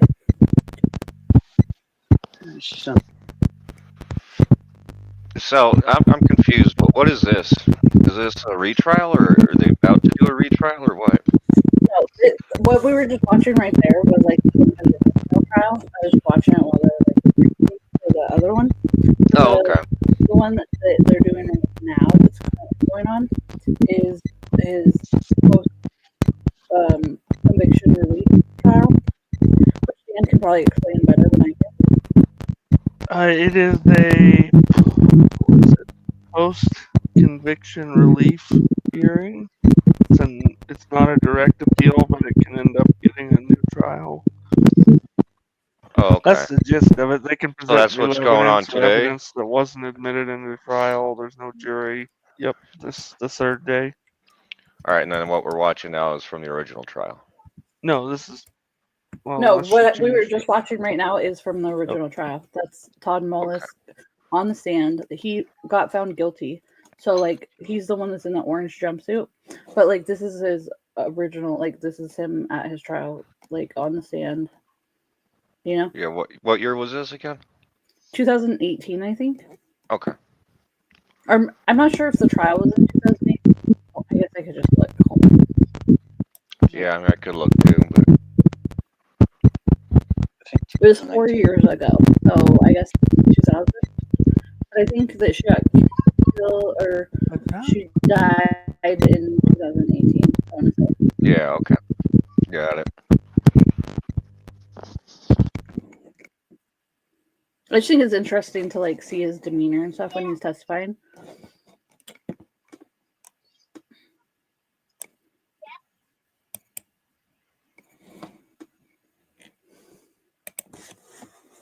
Okay. Hold on, let me see if the other trial's going on.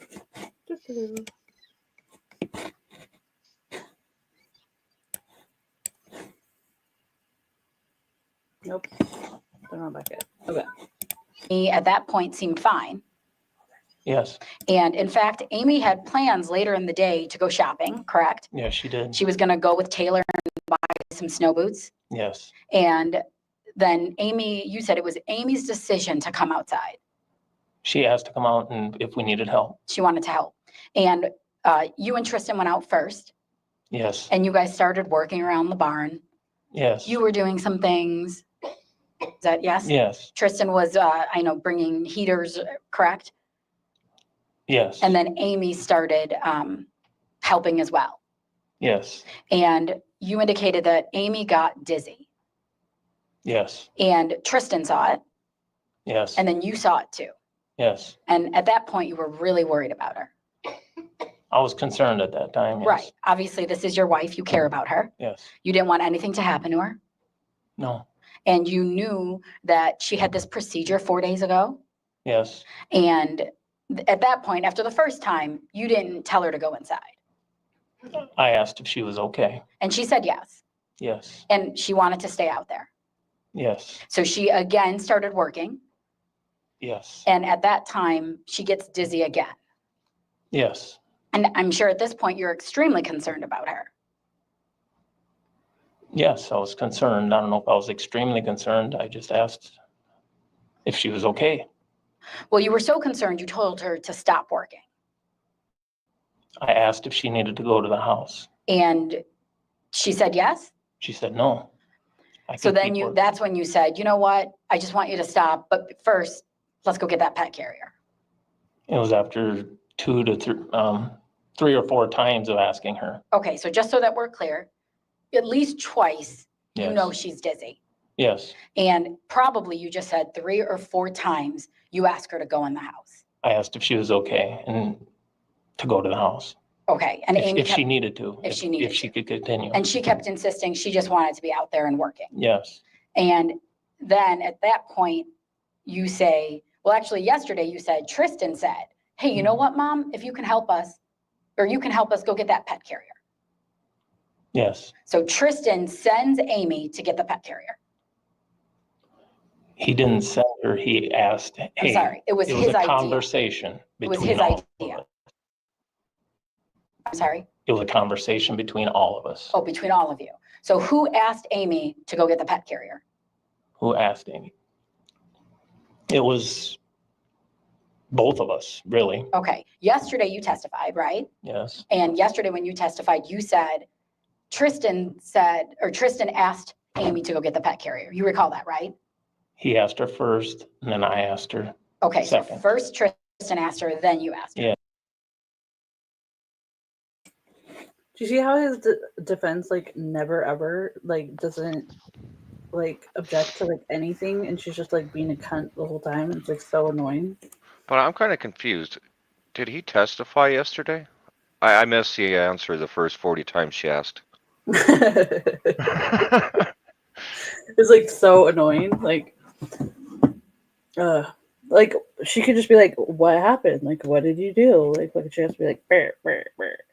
But like, when I first watched this trial, I was like the reason they asked her to go get the cat carrier is because like she's being stubborn and she wants to continue working, but they're like both concerned about her because she just had a like procedure 4 days earlier, and so like she was on medication. She had like a DNC, I think is what it's called.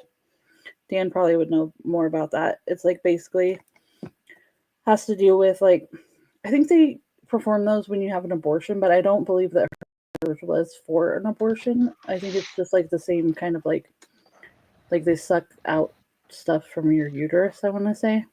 But I'm not 100% sure on that. But basically, she was like feeling like dizzy and stuff, and she didn't want to go in the house and stop working. And so they were like, "Oh, can you help us out by going and getting this cat carrier on your way to the house, you know, to the Yeah. they were like headed that way and like feeling like she's helping or whatever." And so I like went through their Facebooks when it first happened. And the reason they were asking for that cat carrier is because Todd had accidentally ran over like one of his daughter's kittens. Like they were like, I think they were barn cats, but he was going to be using like some machinery later that day. Yeah. And so he didn't want to run over his daughter's kittens, like any more of them or whatever. I can't stop saying or whatever. It's super annoying. But so like his story lines up and stuff, and she makes it sound like he was trying to get her into the barn so that he could like go and get her, but I don't think it was like that at all. Apparently, if you have a miscarriage, they can also need to do that to clear out anything to help you heal afterward. Well, she was having an affair, so she could have had like an abortion, which would, but I think if that was the case, they would have said that because it would have like contribute or that would look. Don't think they could bring it in. I'm surprised they could bring that procedure in, other than she just had a health procedure that day. It's probably limited very much on what they could say about it. Well, like you could have like a DNC for if you have what's it called? Like I can't think of what it's called, but it's like basically your uterine lining kind of attaches to your like the egg that's released when you have your period. Like I don't know exactly how to explain it. Endometriosis, that's what it is, right? Yeah. I typically my like endometriosis generally when it gets outside of the, like women that have C-sections, you get that tissue outside of your uterus and it will have the same effects as your internal endometrium. You'll menstruate or you can bleed it internally from it. I don't really know too much. I didn't get into OB stuff. I never wanted to get super involved in it. I used to work at an OBGYN office and like there's like a couple patients that were like very pungent down there, you know? And so Yeah. the doctors, endometriosis means it grows outside. So the inner lining grows all over like your internals. It can grow in your intestines, lungs, fallopian tubes, etc. yeah, and it like It hurts. can cause like, inflammation real and bad. scarring. Yep. Mm-hmm. But so they were always on the hunt for something they could like put basically on their upper lip or right below their nose so they could see those patients and like I don't know, it was just like a running joke. Like so when they come out from like those patients that were like well known to be pungent, we like they like tell us how well this stuff worked and we were always like looking Have for monostat. Oh, gross. Yeah, it's for heavy periods, exactly. But like the DNC could also be for like if you had an abortion or you had like Yeah, they can do it to test to see if you have like precancerous cells and whatnot too. Yeah, Yeah. totally. Well, I looked up DNC, and the only thing I can find is a Democratic National Convention. I could Careful, It's Clinton pretty will come totally after you, be bro. using the wrong like letters. or No, you're whatever. right. It's DNC. Oh, okay. Oh, okay. Dilate and curate or something. I'll help my search result here. Got it. Thank Hey, you. what the cuts are we talking about? That's funny. I looked up a totally Clinton cooler was running thing. for office no more. RateYourDoc.org. I spelled that wrong, and this is a crazy website.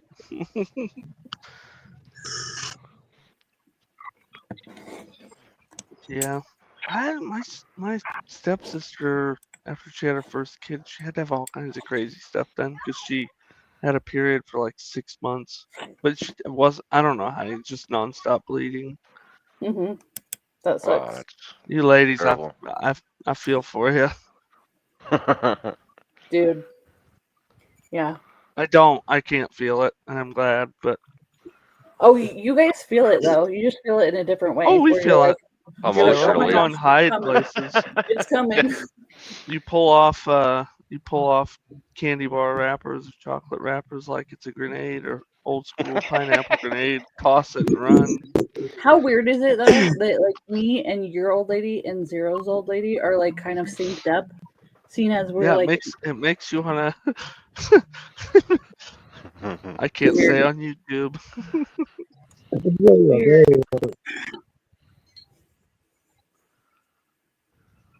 So I don't know this case at all, really. Neither do I. Was his apparently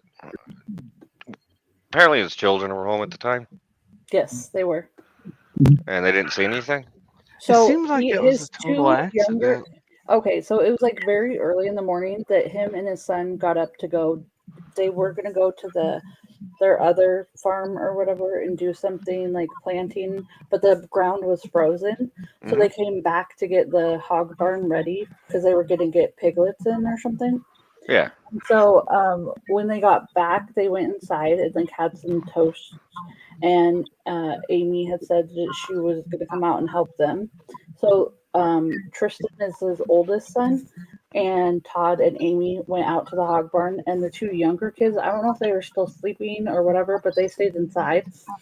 And so his son was out there with them, and his son originally had stated that like his dad was within his sight like the whole time.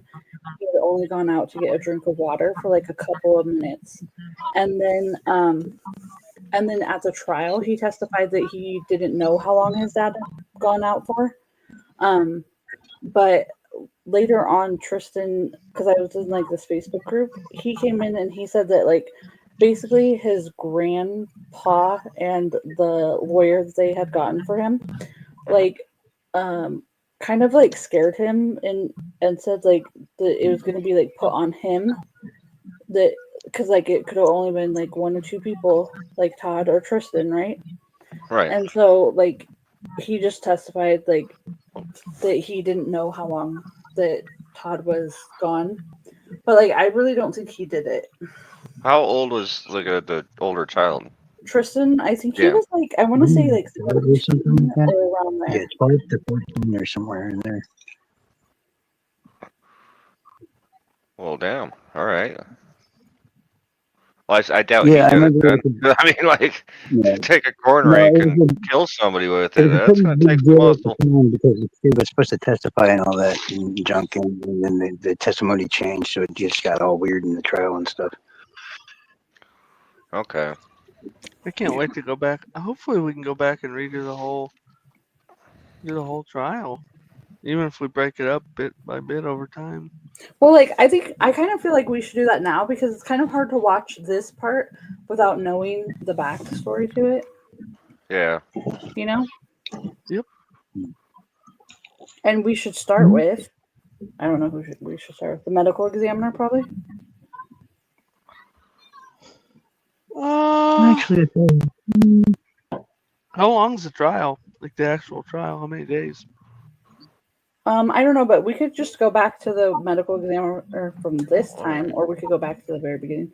I think it was, I want to Well, I'm say, saying we don't have to do the very beginning. We can do it day by day, like it's going on now. Yeah. Like, you know what I mean? And actually go through it like we don't know anything about it and see where we come out with at the end. Or we Yeah, I could don't show like remember the what news article, like the initial reporting that happened, and then some of the coverage right before the trial, and then show the trial if they have preliminary motions and stuff. Court or TV also hearings. did a thing on it, and there was also what else was done on it? I think there's like a few things that were done on it, but Court TVs they basically assigned them like defense attorneys and like prosecution like for their little coverage of it. But honestly, like the medical examiner from this case right here, like the one that started this Monday, Yeah. it's so good. Like it really like goes into all the details and stuff. It's very good. But I have like the paperwork right here for the Court of Appeals opinion. So we could read through that if you want to. It kind of gives a summary of like the basic facts of the case. Yeah, those are normally pretty good, to be honest with you. Is it along the lines of something like can you see it? I think it's still on the come to screen that now. reasonable conclusion? Burden Yeah, sucks. I can see it. Let me make sure people on YouTube can.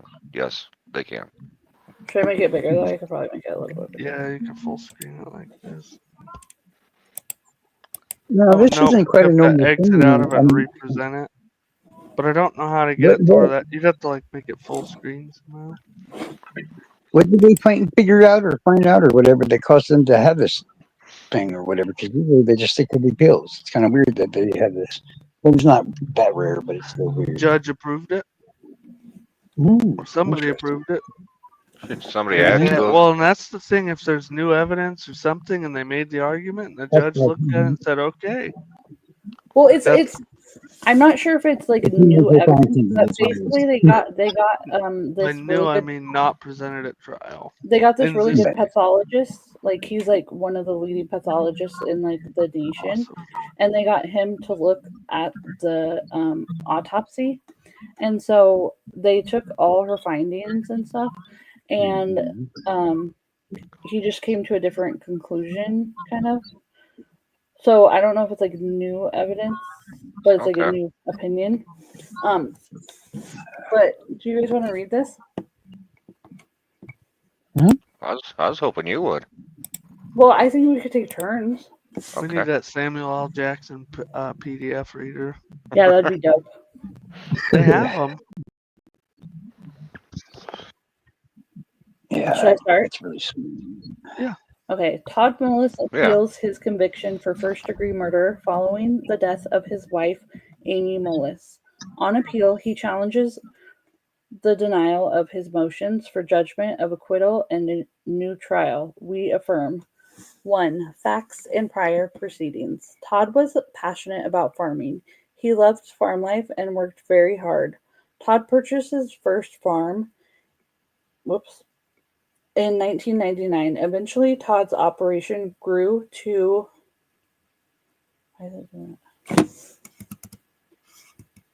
sorry. That doesn't I don't get it. Hold on. Sorry. I just looked. It's about 26 hours to take to get through all the original trial. Yeah, that's not bad at all. We can knock that out in a week. Okay, so Todd's operation grew to 3 farms and part of another one. Todd's farm includes 2 hog barns on his home place.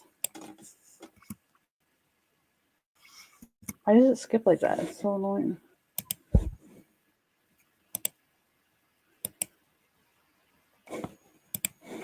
Okay.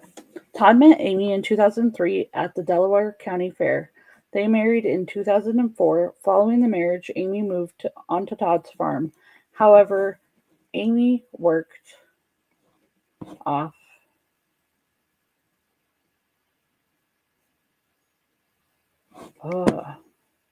Why can't I like just scroll up to that same page? Okay, fine. Amy worked off of the farm, and healthcare. Eventually, the couple had 3 children, but they also had their challenges. Around 2013, Amy had an affair with someone she met through work.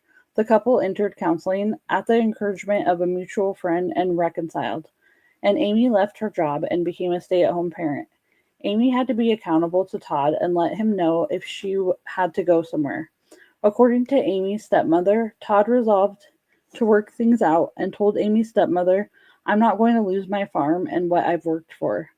Things came to a head in 2018. The year was full of difficulties. In June, Amy began a second affair, this time with Jerry Frazier, who oversaw the farm's hog operation. Todd became suspicious of the two after reviewing a phone bill.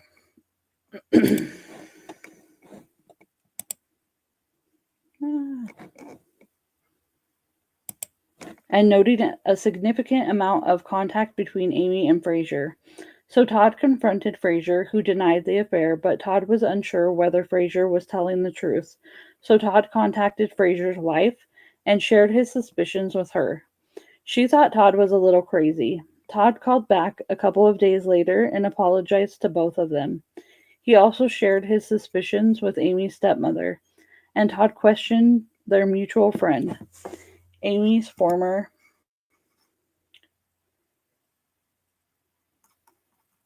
co-worker, about Amy's behavior and indicated she was acting like she had during her first affair. At one point, their friend suggested the two might be better off not together, but Todd responded, "I've worked for this farm since I was 11 and I will not give it up." When their mutual friend learned of the affair from Amy, she told Amy, "You're putting yourself in a really dangerous situation," and expressed concern, stating Todd is going to kill you because Todd is just the person you don't mess with. Their friend was at work and heard rumors of the affair, so she told Amy about the rumors, and Amy became upset. Amy then told her where to look for her body should she go missing. Amy contacted another former coworker to see if she had heard rumors of the affair and asked her to stop any that she might hear. Amy explained several times that Todd would kill her if he found out, and explained her eldest child, Tristan Mullis, had told Amy, "If Dad finds out you're going to have an affair, he'll kill you." By July, Amy had talked to their mutual friend about leaving Todd, and Amy was to the point where she felt like she was strong enough to leave her on her own. And it was not so much anymore she would leave for Frazier, but she would leave on her own. Amy said she was quietly looking for jobs and somewhere to live. That same month, Amy explained to another friend that Todd did not want to be divorced because he would lose half of everything, and it is socially unacceptable. On another occasion, Amy explained to her that she was scared of Todd, and if he found out about wanting a divorce or an affair, that he would kill her. Then Amy's grandmother passed away in August. According to Amy's brother, by then Amy was planning to divorce Todd and expected Todd to flip out. But Amy was worried that Tristan Mullis would be angry with her for leaving Todd. Amy asked her brother to store some of their grandmother's furniture so that she would have some when she left Todd. At the end of the month, Todd confided in their mutual friend and explained Amy told him there were rumors about her having an affair, and then she cried for hours and said she should leave because we are better off without her. In October, Amy's uncle suffered a brain bleed, so Amy was away from Todd and the children frequently to help with her uncle's care. And her absence began to wear on Todd as he had hogs going out, plus the harvest, and had to care for the children at the same time. That month, Todd found a corn rake in the yard and put it in the red shed. Amy had an outpatient medical procedure on November 6th. Upon discharge, Amy had a 10-pound lifting restriction and rested at home for a few days. A friend texted Amy the morning of November 10th to see how she was doing. Amy responded, "Thanks, okay, things are very tense around here. Just not sure of anything anymore." That morning, Tristan Mullis and Todd had left the house to check on some hogs off-site. Then they returned to the farmhouse for breakfast that Amy had prepared. After breakfast, Tristan, Mullis, and Todd went out to the North Hog Barn on the farm. The barn was large as a football field. At 10:12 a.m., Amy emailed Frazier, "Do you know what I'm doing today? Cleaning fucking light fixtures in the barn. What the fuck?" A few minutes after Tristan, Mullis, and Todd went to the North Hog Barn, Amy came out to join them. They worked to prepare the barn for incoming infantile hogs. Todd was arranging nipple feeders in the pens. Tristan, Mullis was bringing feeders from Tristan, Mullis was bringing heaters from the storage area to the pens, and Amy was cleaning the light fixtures. Amy cleaned the fixtures. Hold on, I gotta make it bigger. I can't see. I'm blind.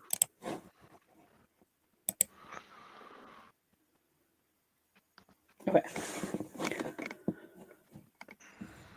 Amy cleaned the fixtures while standing on a 5-gallon bucket. Tristan, Mullis, and Todd noticed Amy seemed unsteady, and both asked her if she was all right. Amy continued to work but still appeared unsteady, so both Tristan and Todd suggested she stop working on the light fixtures. Todd suggested instead Amy could go get a pet carrier from the red shed, which was about 30 yards from the front of the hog barn. The pet carrier weighed 10 to 15 pounds. Todd asked Amy to either take the pet carrier to their shop building across the yard or leave it out for them.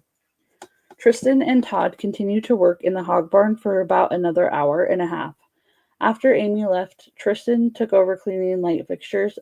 At some point, Tristan lost sight of Todd while they were in the hog barn, but was unsure of how long that was. Tristan was out of Todd's sight when he stepped into a small office in the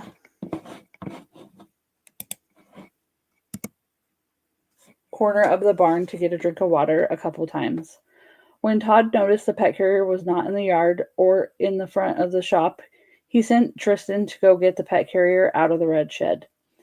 Tristan went into the red shed and found Amy on her hands and knees, face down, with a corn rake sticking out of her back. Tristan yelled for Todd. Amy was unresponsive. Tristan checked whether Amy had a pulse or was breathing. Todd ran over and told Tristan to get the truck and bring it over.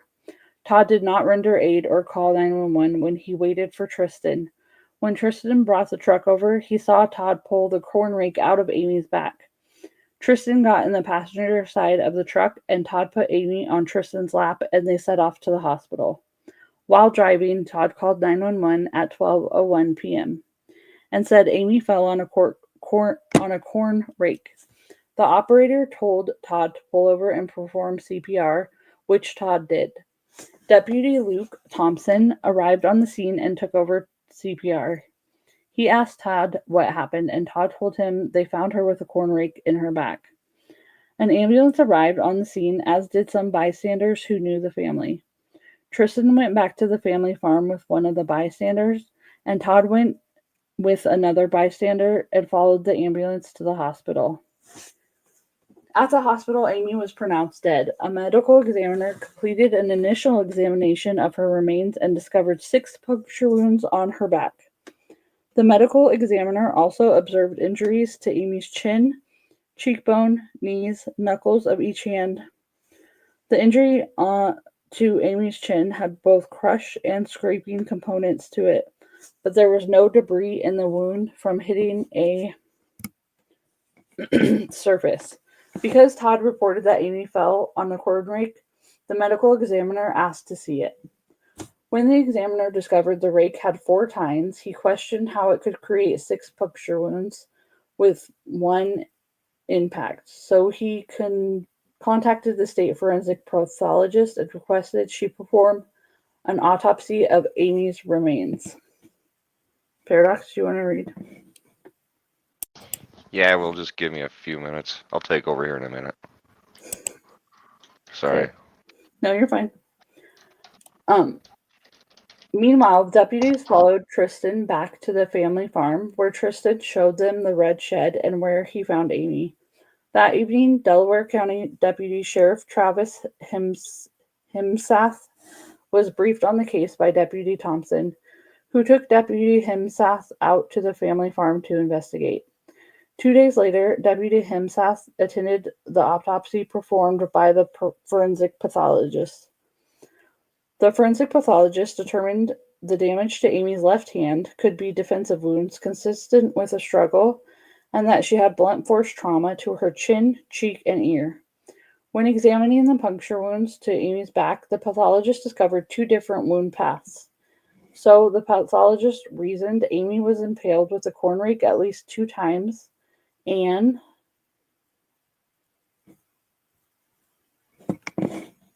hold on.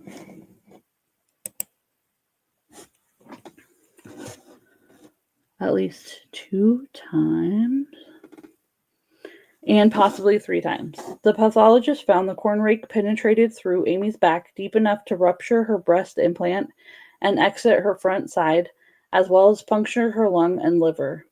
So the pathologist classified Amy's manner of death as homicide.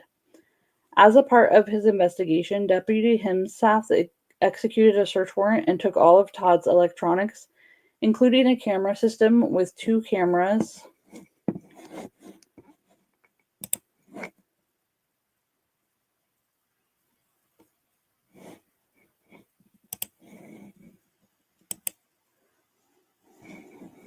covering the property. No video from a camera pointed at the red shed could be recovered. A video from the camera pointed at the yard between the buildings spanned September 11th through October 29th, and then picked back up on November 11th. Through the day, the camera...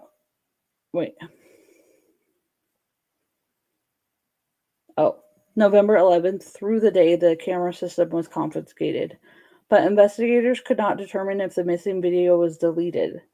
Deputy Himsath also collected Todd's iPad that was located in his tractor at the time. Deputy Himsath discovered that earlier in the year, the Google account Todd used on his iPad was... Don't look at my search history, people. Just doxing myself all over the place. Corn.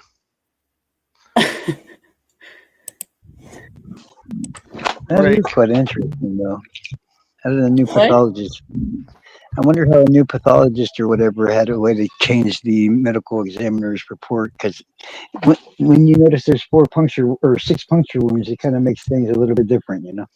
Well, she didn't change the information. She just came to a different conclusion, and she goes through it and it's pretty convincing, I think. Yeah, you guys should see shaking baby syndrome and how often and how subjective that diagnosis is. Oh yeah, I think it's actually terrible. And a lot of people were get hit on shaking baby syndrome that never harmed their kiddos. Also, sudden infant death syndrome too. Well, that one in and of itself is not. Well, for a long time, a lot of people were being convicted because a lot of doctors and whatnot were called these things like natural way, like almost like a disease or something like that, and the parents were getting away with murder basically. So it's hard to explain, but it's been a long time. But they had to go back and they had to change everything to do that. Sorry. Well, I was just saying, like 6 puncture wounds and how deep that had have gone. That's crazy. But I saw from the news articles they were saying she fell off of like a ladder or something onto it. That's what I'm recalling in my memory. But I don't know how you get to 6 without having more than one. But you'd have to put them through the same holes. Yeah. So that or doesn't get really back make up. sense either. Did she stand back up, get it out of her, and then fall on it? No, I know. But either way, even him doing it to get them through the same holes would be difficult. Yeah, that would be impossible. I mean, not impossible, just not likely. Plus and it's 2 different trajectories on the holes. The corn fork or the corn rake or whatever, it's not like a sharp. It doesn't have sharp tines. It has like they're kind of like dull. They should Yeah. be dull. Exactly. Not when I sharpen them for killing. But also the red shed, it had very narrow walkways. Like it doesn't have enough room to really like swing a cord break to like get it in to somebody, you know? Mm-hmm. Oh, there's a will. There's a way to get it in somebody. Well, the thing is, at the first trial, they had the pathologist or whatever. She testified, but they didn't have anybody else testify. And then in this trial, they had another pathologist testify, as well as somebody who basically she does like the force, like what force would be needed in order to like penetrate her clothes and like everything to get it into her body. Oh yeah, little bioengineering mechanic. Yeah, that's what she is, a bioengineer. Exactly.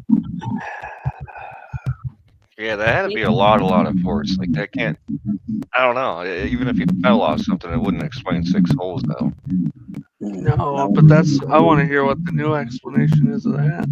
It's good. It's so good. Or are they the same? Are they the same sized holes, or is something else? Did she get impaled on something else, and he yanked something else out of her? If you're gonna fall on a rig, God knows how much other crap you could have fallen on. Did the kid finally stabbed and then stabbed her a couple more times? Took the ice pick out, and stuck it. Yeah, I mean that's what I thought. At the time, What about the 2 different trajectories? What did it say exactly on the?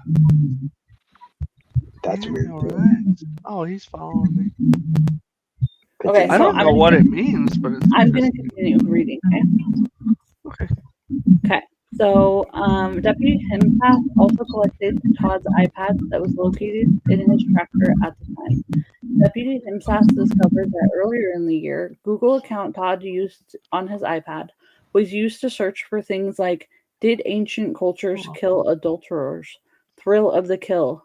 Thrill of the hunt. Famous quote, no thrill like that of hunting man.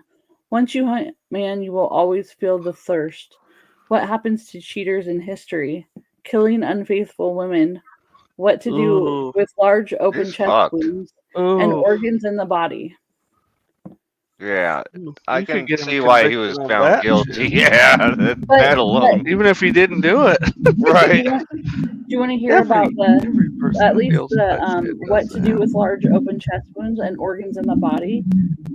In order to get their first aid certificate and hunting license or something like that, there's like which I think his daughter was trying to get one of those. I don't know which, but like that's what those last 2 searches are. The what to do with large open chest wounds and organs in the body. Explain away that killing unfaithful women one. Basically His wife they were was just cheating watching on a him? show. He was like looking for something that he had like watched a show on or whatever. It's still hard to think that he took a corn rake and did that when they probably had guns and knives and everything else. To be honest, I was still up in the air, but there was one little fact that I heard in that entire testimony or whatever that just irked me, and now I'm starting to think he's guilty. The fact that he didn't call 911? Oh, the fact he didn't render aid and he worked That on Yeah. the farm.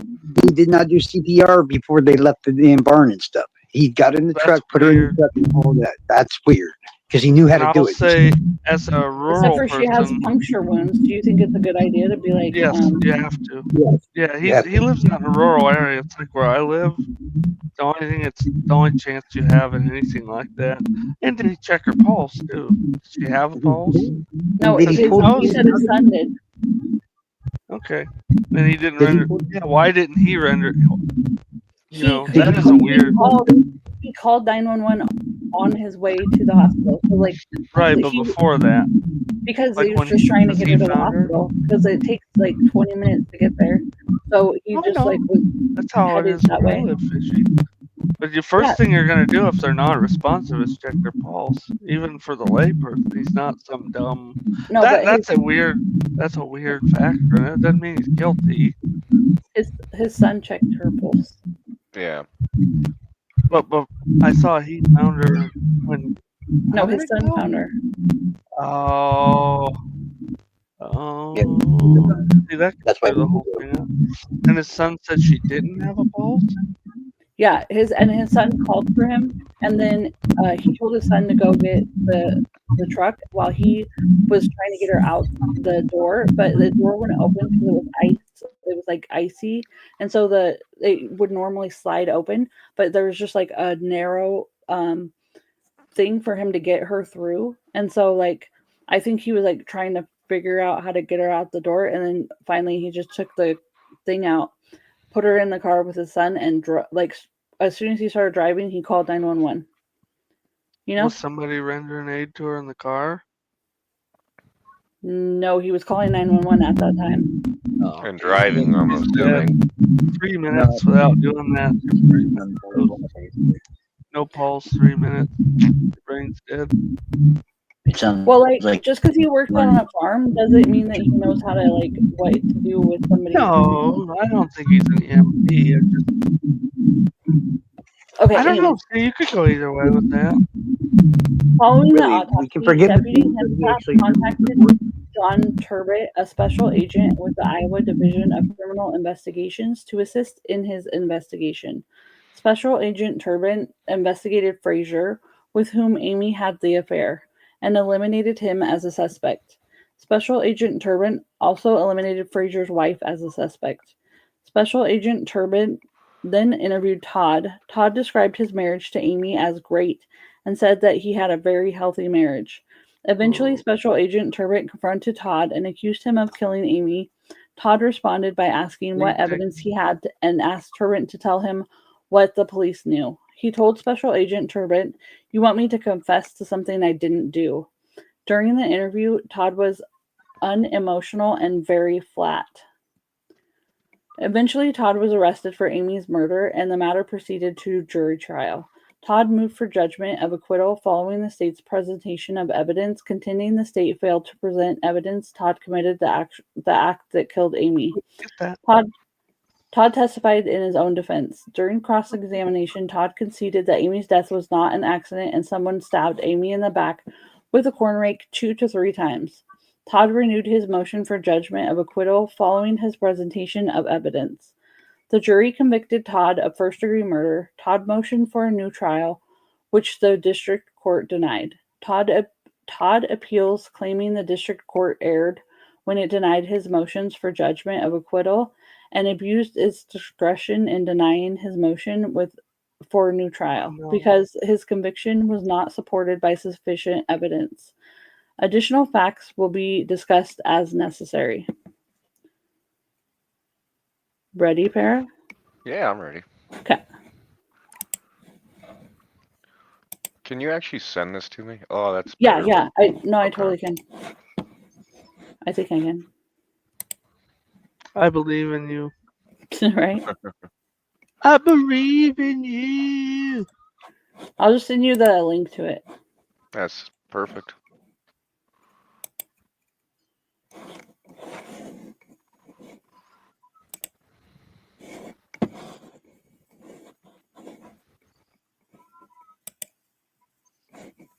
You guys can't see my thing, can you? No. Nope, No, we're still only your staring window. at. Yeah. Excellent. Only all of excellent. your browser history and all of your photos and personal information, social security, etc. Okay, and you're on page 9.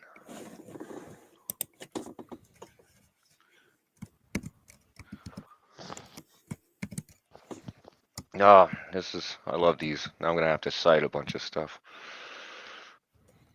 The principles governing our review of a district court's denial of a criminal defendant's motion for judgment of acquittal are well established. State versus Serrato. A motion for judgment of acquittal is a means of challenging the sufficiency of the evidence and review such claims for correction of errors at law. Wait, are we on? We're on page 9 here. Yes, I'm starting to read the scope standard review. How did you go? Sorry. Yeah, I'm right below the You got it. the first site. Yeah. Guilty verdicts must be supported by substantial evidence, which is quote, that upon which a rational trier of fact could find the defendant guilty beyond a reasonable doubt, end quote. Though we consider all evidence, we view it in the light most favorable to the state. So, evidence is not insubstantial merely because we may draw different conclusions from it. Jeez. And then there's another citation here. Dude, where'd it go? I'm on page 10 now, at the top. No, I know. I Okay. something weird. Sorry. When reviewing rulings on motions for a new trial, we recognize trial courts have wide discretion in deciding motions for new trial. Iowa Rule of Criminal Procedure 224 2B6 permits a district court to grant a motion for a new trial when a verdict is contrary to the weight of the evidence. The weight of the evidence standard requires the district court to consider whether more credible evidence supports the verdict rendered than supports the alternative verdict. The question is whether a greater amount of credible evidence suggests the verdict rendered was a miscarriage of justice, and review the district court's determination for an abuse of discretion. Okay, now they're going into the meat and potatoes here. So, A, motion for judgment of acquittal. We first addressed Todd's contention that the district court erred in denying his motions for judgment of acquittal because the state failed to present sufficient evidence to support his conviction. Todd generally attempts to poke holes in the state's case and essentially attempts to retry the case for a different audience on appeal, but those efforts are futile. It is not for us to independently weigh the evidence to reach our own conclusion as to Todd's guilt. Instead, we proceed by reviewing the evidence in the light most favorable to the state to determine whether it was presented or it presented substantial evidence of Todd's guilt. Evidence that a jury could rely on to find Todd guilty beyond a reasonable doubt. In doing so, we break down the offense, murder in the first degree, element by element, where, as here, the jury was instructed without objection. The jury instructions are the law of the case for the purpose of reviewing the sufficiency of the evidence. The marshalling instruction provided. The state must prove all of the following elements of murder in the first degree. On or about the 10th day of November 2018, the defendant committed an act upon Amy Mullis. Second, Amy Mullis died as a result of the act of the defendant. 3, the defendant acted with malice, a forethought. And 4, the defendant acted willfully, deliberately, premeditatedly, and with specific intent to kill Amy Mullis. On appeal, Todd attempts to challenge sufficiency of elements 1, 2, and 4. Why not 3? That's odd. Of the marshalling instruction. But the state contends Todd only adequately preserved error as to the first element, identity. To preserve error on a claim of insufficient evidence for appellant review in a criminal case, the defendant must make a motion for judgment of acquittal at trial that identifies the specific grounds on appeal.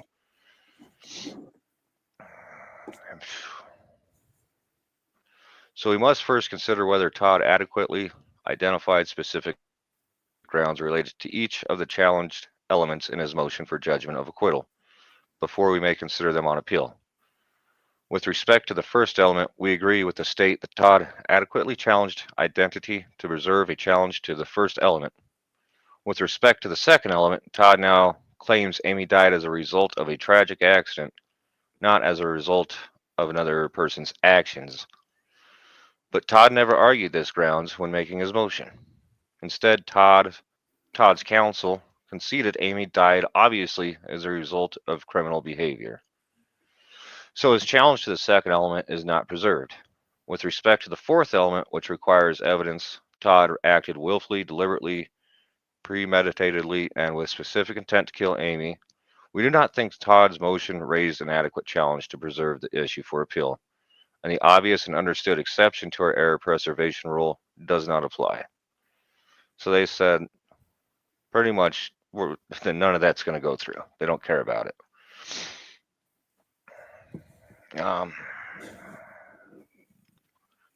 concluding grounds of a motion for judgment of acquittal are obvious and understood by counsel and the trial judge if the record shows only one element posed, the fighting issue.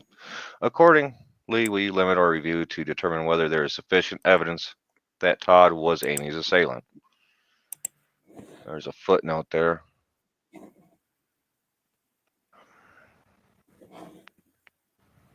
All right. What's that footnote in result of? Oh, okay, I got it. I'm not going to read it. Reviewing the evidence in light most favorable to the state, we conclude there was sufficient evidence to identify Todd as Amy's attacker. Though not a required element to the offense, we recognize Todd had motive to kill Amy. Witnesses testified that Amy was getting up the nerve to leave Todd, but Todd was staunchly against divorce because it would put his cherished farming operation at risk. The state also presented evidence that Amy, TM would be Timothy, correct? I believe so. And a family friend believed Todd would kill Amy if he learned of her affair. And rumors were running through the community. Todd admitted he was suspicious of the affair even after he confronted Frasher about it. The jury could have reasonably concluded that Todd learned of the affair, Amy's plans to leave him, or both, and resolved to kill her either in an act of vengeance or as an attempt to avoid divorce and preserve his assets. From the evidence presented, it was clear that either would serve as a strong motivation for Todd to act.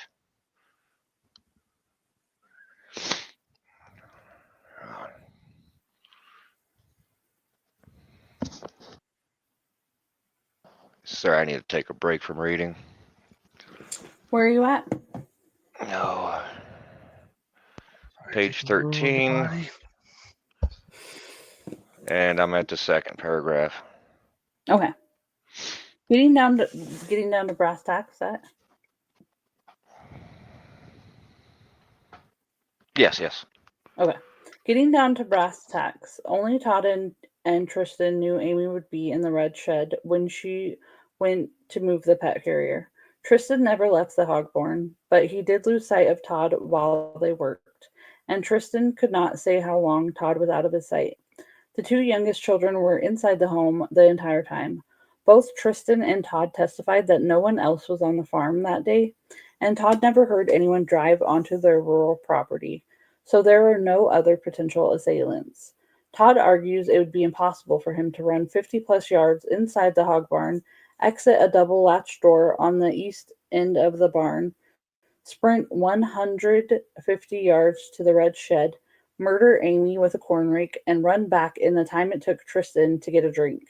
But Todd's argument rests on faulty premise because Tristan could not say how long Todd was out of his sight. This provided a window of opportunity for Todd to slip out of the barn while Tristan worked. Todd relies strongly on Tristan's testimony that Todd did not appear winded or upset when he saw him again. Here, young Tristan was just in 8th grade when he testified at the trial, almost a year after the events in question. Given his young age and the trauma he no doubt experienced as a result of this incident, no one would expect him to remember the day with perfect recall, and juries are free to weigh the credibility of witnesses and believe some, all, or none of a witness's testimony. See State versus Dooley 856, blah, blah, blah, blah, blah. In our system of justice, it is the jury's function to determine the credibility of a witness. So Tristan's testimony about Todd not appearing winded or upset is not dispositive. What is clear from the evidence is that only Tristan and Todd knew where to find Amy when she was attacked. Todd had ample motive to harm her. Tristan never left the hog barn, and he lost sight of Todd while they worked.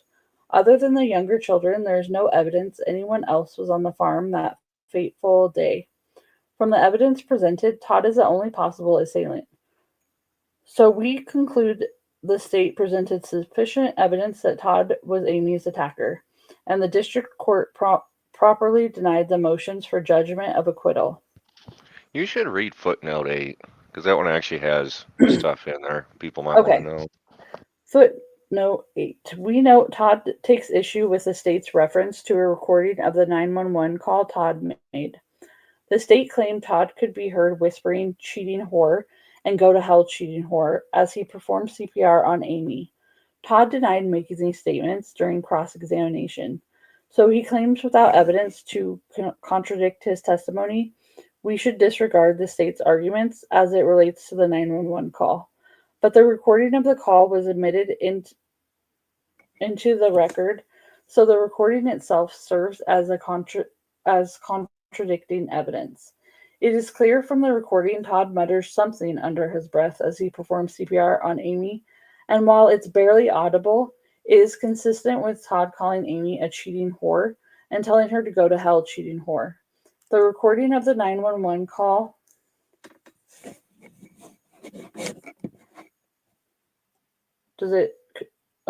was in evidence. The jury could listen for themselves and believe or disbelieve what the prosecutor represented to be on the recording. But even without consideration of this evidence, there is sufficient evidence to convict Todd. Motion for a new trial. Yeah, so the first part we just read, part A, was for acquittal, and they pretty much said that there was enough evidence to convict him, so. Anyways. Okay. Motion for a new trial. Todd also claims, because there is insufficient evidence to support his conviction, that the district court necessarily abused its discretion in weighing the evidence and determining the weight of the evidence supported the conviction. From the get-go, we disagree. As previously discussed, there was sufficient evidence supporting Todd's conviction. When ruling on the motion for a new trial from the bench, the district court stated, I would say I think that I'm actually required, or at least that I should independently weigh the evidence and consider credibility as it pertains to a motion for a new trial. If the verdict is contrary to the weight of the evidence, the defendant is entitled to a new trial. I cannot say that the evidence in this case or that the verdict is contrary to the weight of the evidence. So the court applied the correct standard and independently weighed the evidence, and from our review of the evidence, we believe it was not impossible for Todd to commit the crime as he claims. Rather, we find the greater weight of the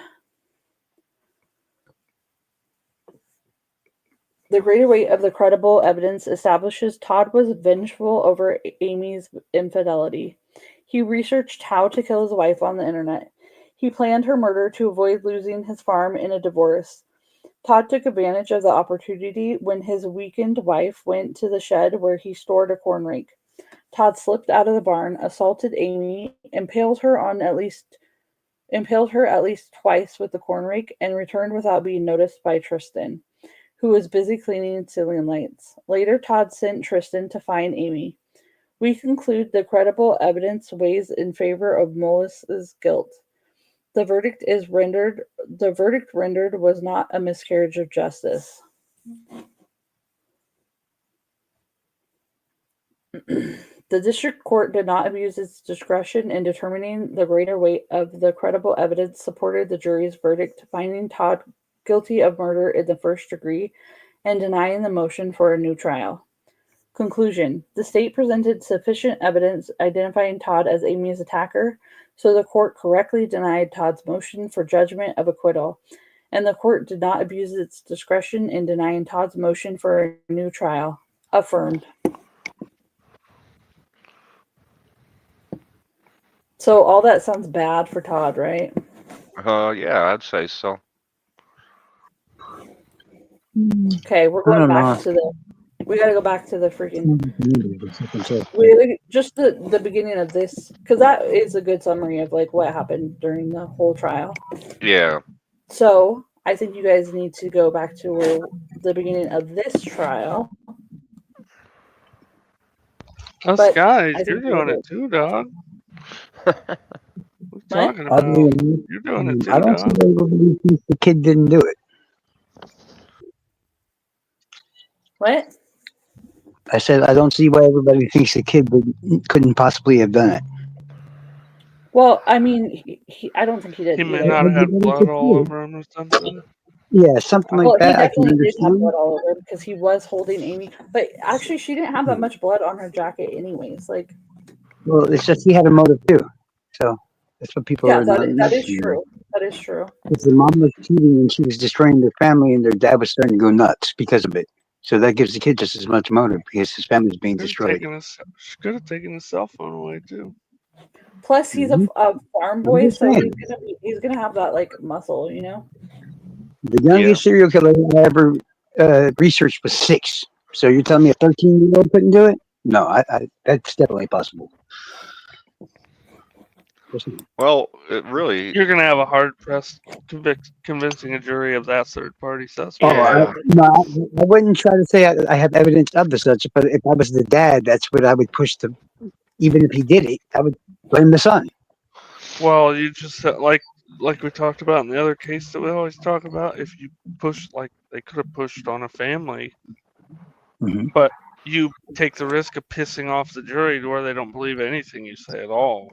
Like, so there's like strategy to that too. Because I mean, and you get him up on the stand and he starts crying and people believe him, you're fucked. It's over. Well, the reason I said that is now that I'm starting to hear the facts and all that again, I remember the first time when I was actually kind of sort of paying attention to the first trial. And I remember there was a weird thing that the kid said that caught my attention. Just the way he said it, something about his mom's like basically destroying the family or blah, blah, blah, blah, blah. Like he made sure it was put that way. And that to me just, like I said, it caught my attention. I'm not saying there's evidence to prove it, but if we can only have 2 suspects, it's either him or the son. But the thing is, there's no suspects, no suspects because it was an accident. If there's 6 holes, then I don't see it being an accident. I just don't. I know you don't, but you will.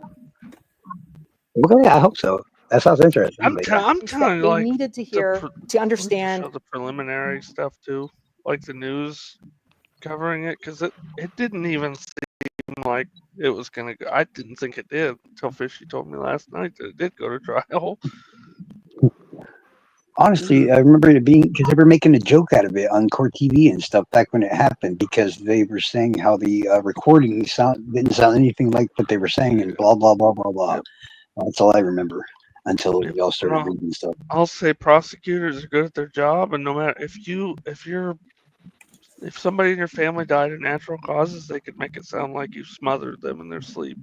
Well, the thing is, if all that comes in is evidence that goes towards one thing, then yeah, the jury's going to find in that direction. But as we're going to see in this case, when they have other evidence that, like, like his first defense didn't present it, but it doesn't mean that the evidence isn't there or it's not valid. It's just that the jury didn't get to hear any of it.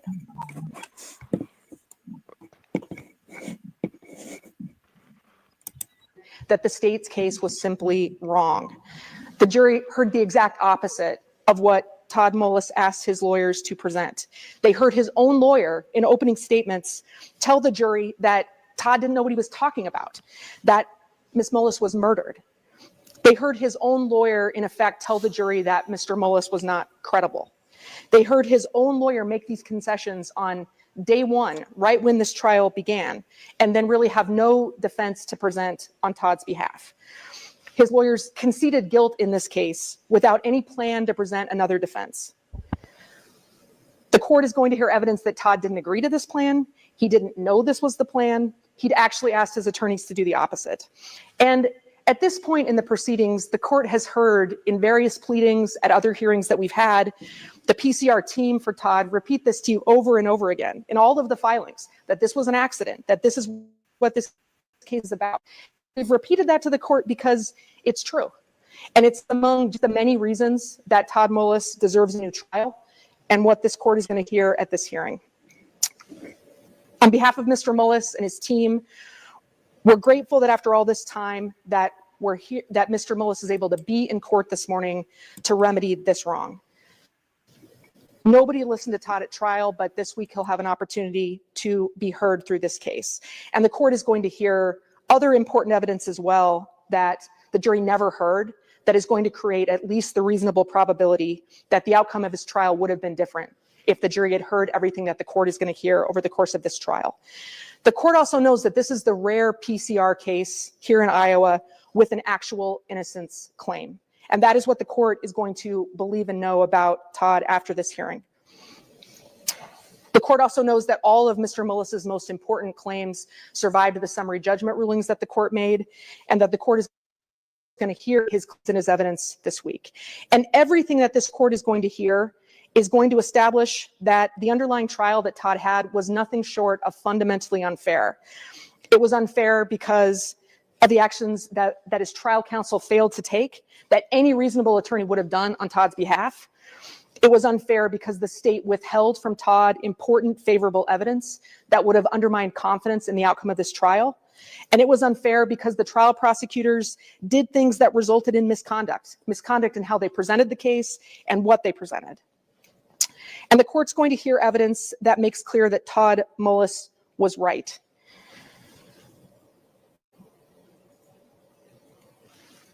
As we said, the court will hear that Todd's attorneys conceded right at the beginning of this trial that this was a murder. And with that sort of tentpole in the state's case, the state killing the jury and nobody disagreeing that Ms. Mullis was murdered, that resulted in a situation where there was really no meaningful adversarial testing of any of the evidence that the state presented. And the court's going to hear evidence about each of these issues this week.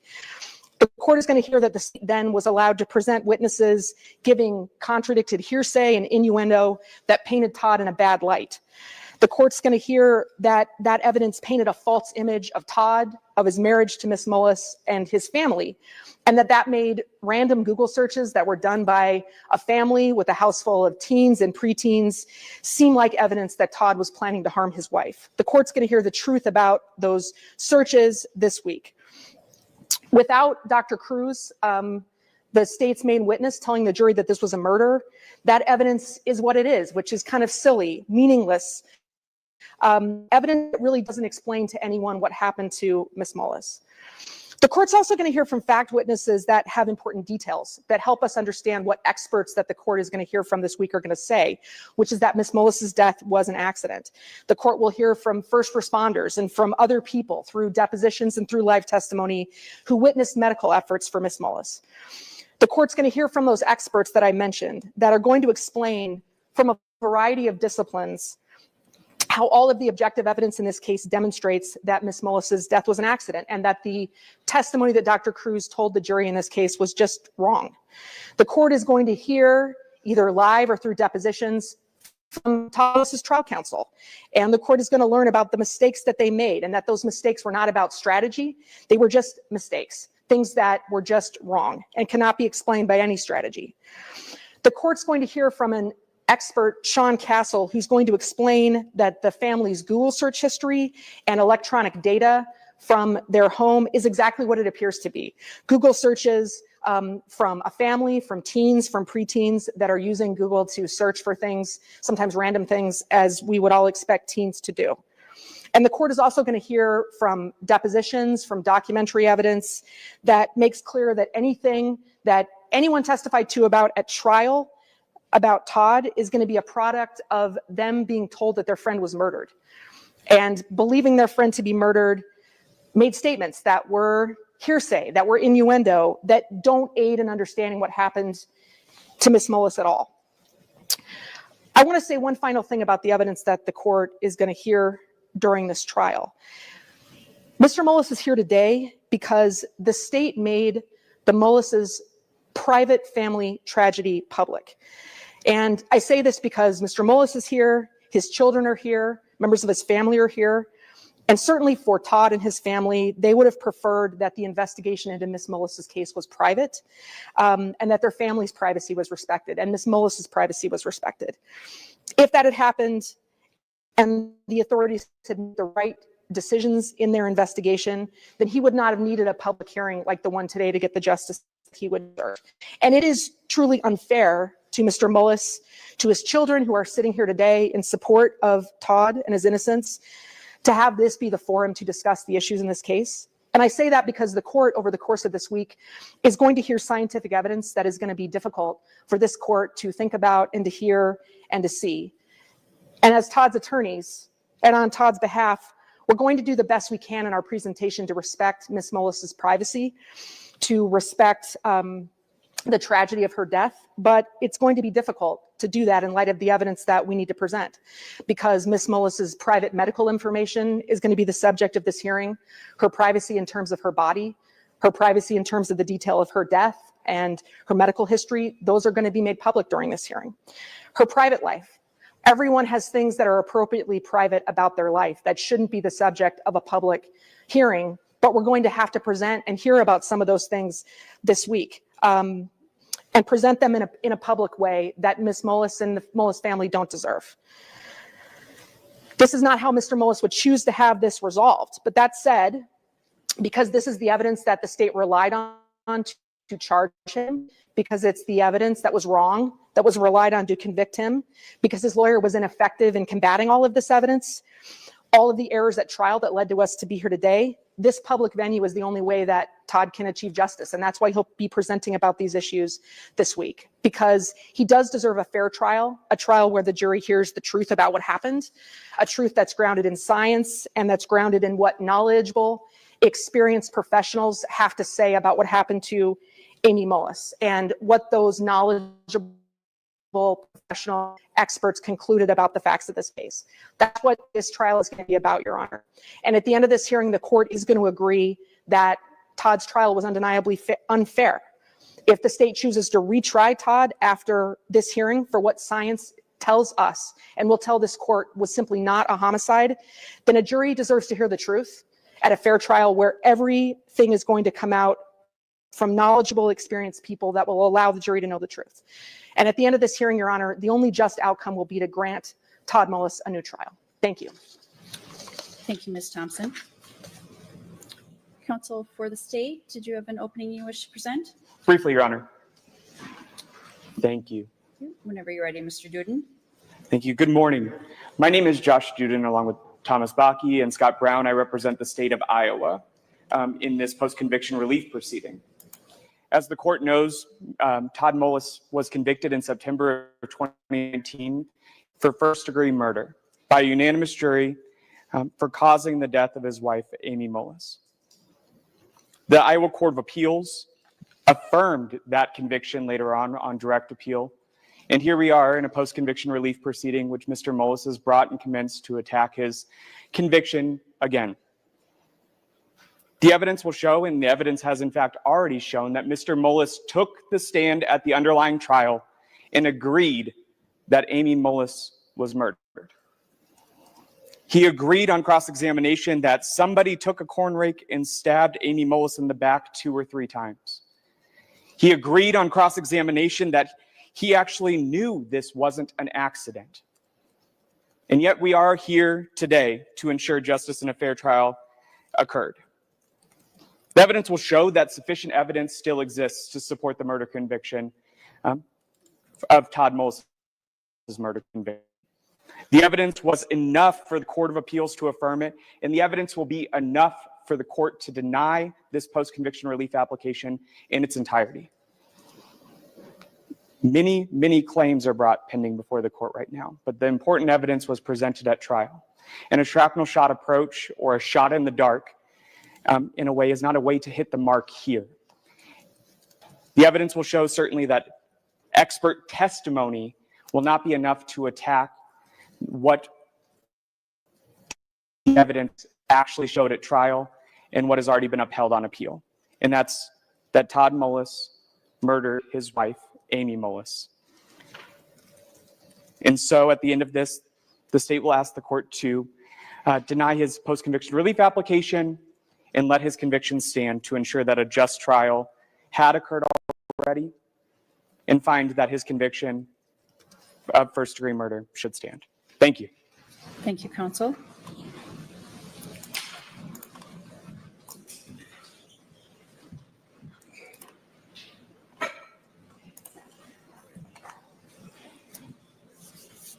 Are you ready to call your first witness?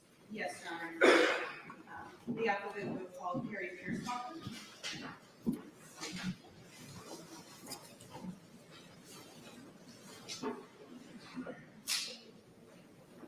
Your Honor, is the court's preference that exhibits be put on the screen for everybody and the witness to see? We can do it that way if you have them on your computer. We do. We Okay. just- I know, I feel like you also have to allow or hit a special button. So. I do. Let's see if we can get that rolling.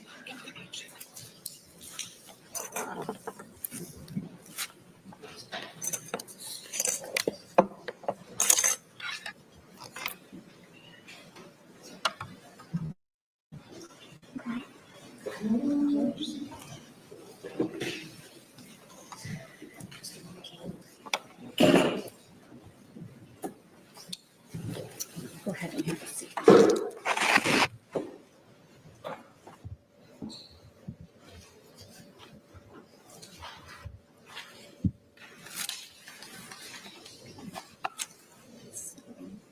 Ms. Piercebacher, if you want to pull that screen up in front of you just a little bit, because that's where the exhibits will display for you. Okay, thank you. Okay. Can you see the attorney? Yeah, okay. And you can adjust that so that Okay. it's not blocking you entirely. Okay, thank you. All right, and I'll swear you in. Okay. All right, you've been called as a witness. If you'd raise your hand, you've been called as a witness. Do you swear the testimony you're about to give will be true and correct? Yes. All right, Ms. Nichols Cook, whenever you're ready, and just for your benefit, when you identify an exhibit, it will be displayed on my screen and the witness's screen initially. Once it's been admitted, then we can put it up on the big screen, assuming I initiate contact with all the right buttons. All right. Thank you, Your Honor. Okay, whenever you're ready. Ms. Piercebacher, could you state your name for the record today and spell it for the court reporter? Yes, my name is Carrie Pierschbacher, K-A-R-I-P-I-E-R-S-C-H-B-A-C-H-E-R. Thank you. We appreciate you being here today. Can you tell the court how you are employed? I'm employed by Edgewood-Colesburg School District in Edgewood, Iowa as a music teacher. I'm currently the 512 band director is my current position. And do you also volunteer in your community? Yes, I do. I'm a volunteer fireman in EMT in Greeley and an EMT in Edgewood. And Greeley and Edgewood would both be towns or their own municipalities? Yes, they are two separate towns here in Delaware County. They're closely located together. And I work in Edgewood, so we kind of run with both services, and both services do work closely together. So a lot of our calls are shared. If one gets called, a lot of times the other one will as well. Not always, but often. And both Greeley and Edgewood, are they entirely volunteer organizations? And does Greeley run at the EMT level or at a different level? We run at an EMT level. That means that we're guaranteed to have at least one EMT on the rig when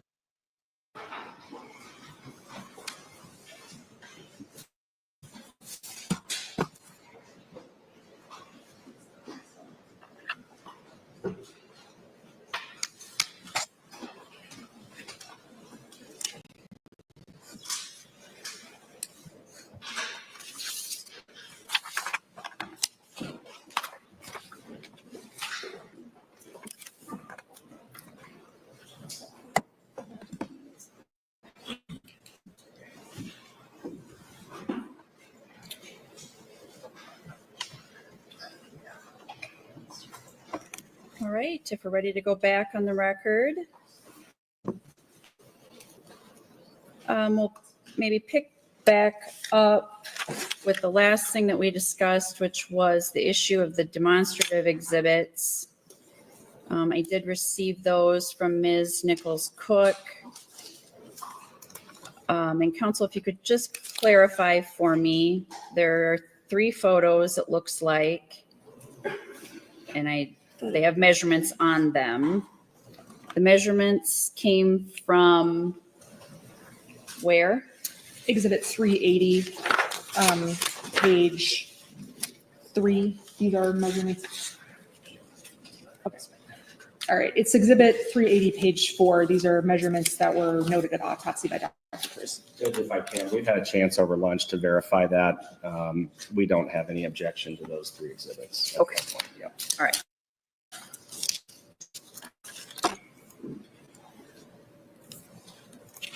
At some point. Are we picking back up then with Dr. Cruz's testimony or switching gears? We're picking back up, Your Honor. Given what was originally indicated to us as for limited availability, we wanted to accommodate her today by having her called out of order, and we want to move this case forward. So, you know, our views about the court's ruling, we respect it, and we'll proceed. I do have one thing to note, which I'll be brief, but I just think this will help head off objections potentially, to just explain one issue for the court before we continue, which is just that the court's ruling was that Dr. Cruz would be limited to the opinions that had been disclosed, meaning, in our view, opinions that she held as of her 2023 deposition. I don't want to open the door to invite, you know, whether she has other opinions that she's developed later. I don't want to invite those. So some of the questions I'm going to ask her are going to be framed in that way, you know, as of your 2023 deposition, so that I'm not opening the door. And I don't want that to be a beginning of a question that prompts objections or some concern about why I'm cabining it. That's the purpose, Your Honor. Understood, and I would consider that simply to be directing the witness maybe to a specific area rather than hopefully leading that would be objectionable. And certainly now that council has an understanding that that may be coming, we should all be on the same page. So if Dr. Cruz is available, great, thank you.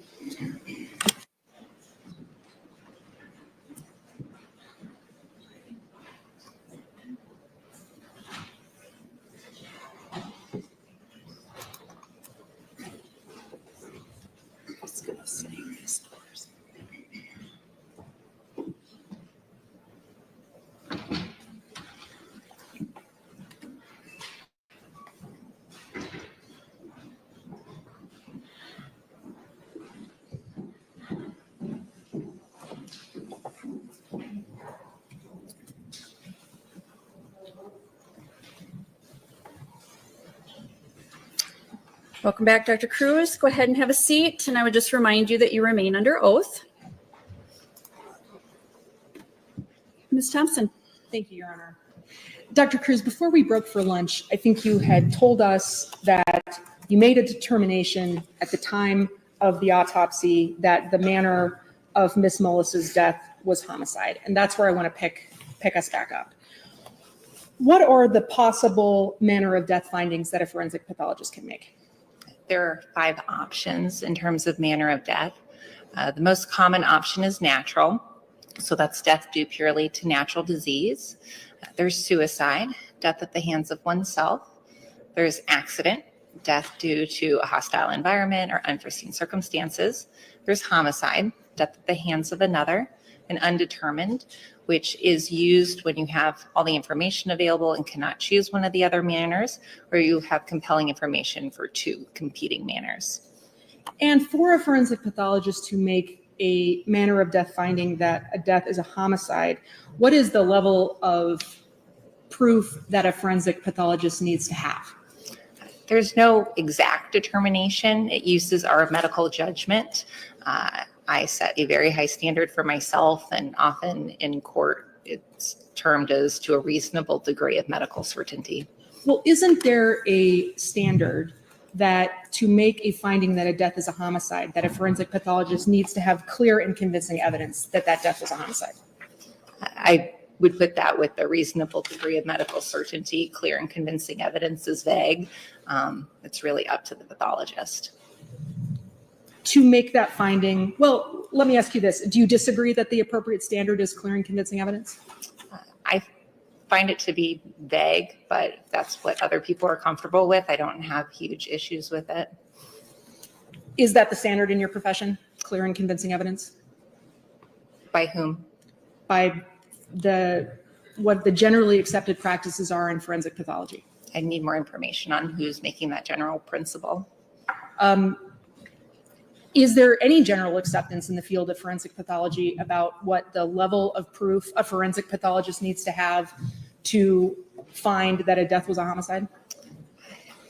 The National Association of Medical Examiners gives guidelines for manners of death.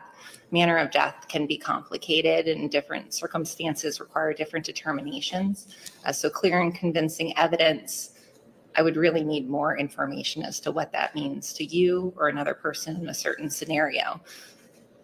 And I understand, but my question is, Dr. Cruz, not what you understand, but what the generally accepted practices in forensic pathology? I guess I'm not an expert in terms of who you think everyone is in terms of generally accepted practices. So that's not a question you're able to answer.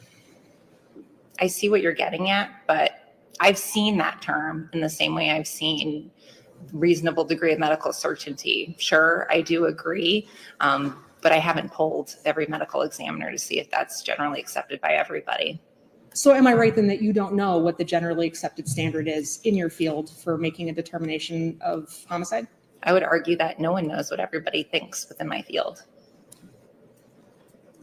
And you understand that I'm not asking you what everyone thinks. I'm asking you what's generally accepted. Well, I would have to see where that came from for you to tell me that. I've seen that many, many times, generally accepted practices or in terms of how much evidence you need, how much medical certainty you need. So sure, I'll agree with you. All right, thanks, Dr. Cruz. Was there any evidence at the time of autopsy that Ms. Mullis died by suicide? No. Was there any evidence that her death was a natural death? No.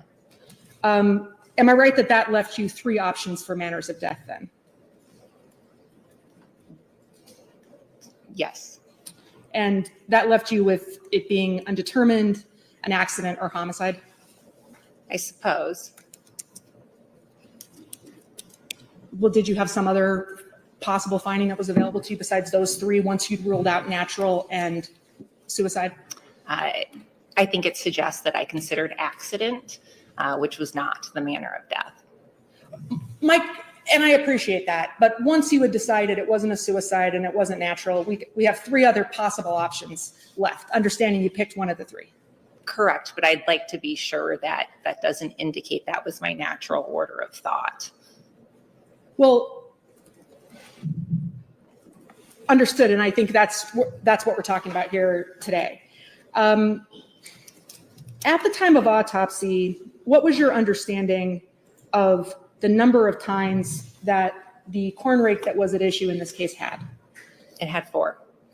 And at the time of autopsy, how many penetrating injuries did you determine that Ms. Mullis had in her back? 6.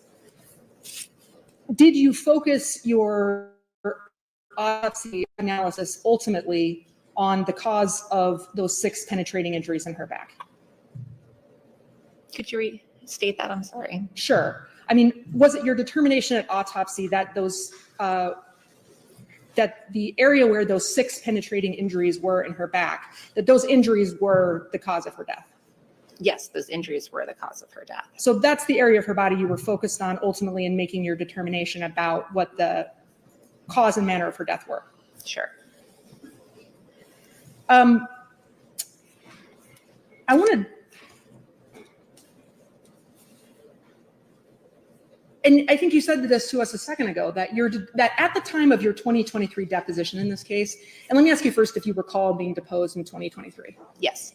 At the time of your 2023 deposition in this case, what was your understanding of why Ms. Mullis's death could not have been an accident?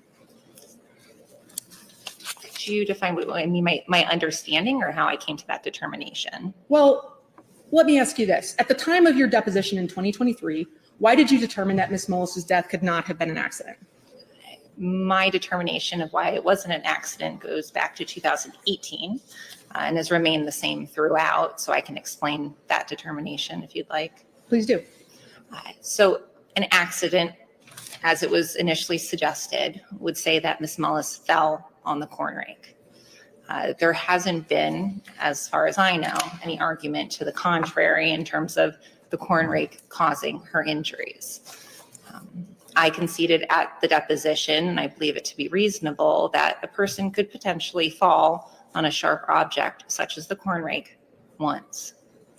To think, as a medical doctor, that someone could fall on something backwards, be impaled entirely through their torso, pull that object out through the back of them, then fall on it again, pull it out, and potentially fall on it a 3rd time, which I think seems reasonable, is way outside any degree of medical certainty. There are a number of different injuries that could potentially support a fall, such as blunt force injuries to the posterior surfaces of Miss Mullis's body, say to the back of her head, her shoulders, her hips, her buttocks, even to her elbows. Things that I would see in someone who has fallen, as I have seen many deaths due to falls. None of them were there. So it's lack of supporting evidence for an accident, and also the thought that she could fall on the rake, pull it out, fall on it again is entirely impossible from a medical standpoint. I also did reason in her additional injuries. She had a number of additional injuries to the anterior surfaces of her body. So to suggest that she fell backward, then somehow sustained injuries to the front surfaces of her bodies, then maybe falling forward, is entirely impossible. Well, the most compelling finding for you that led you to conclude that this was not an accident was that, and I say this with respect to Miss Mullis, but I don't really know another way to say it, that there were more holes in her back than there were tines in the rake. Isn't it true that that was the most compelling finding for you that led you to conclude that it was not an accident? Yes.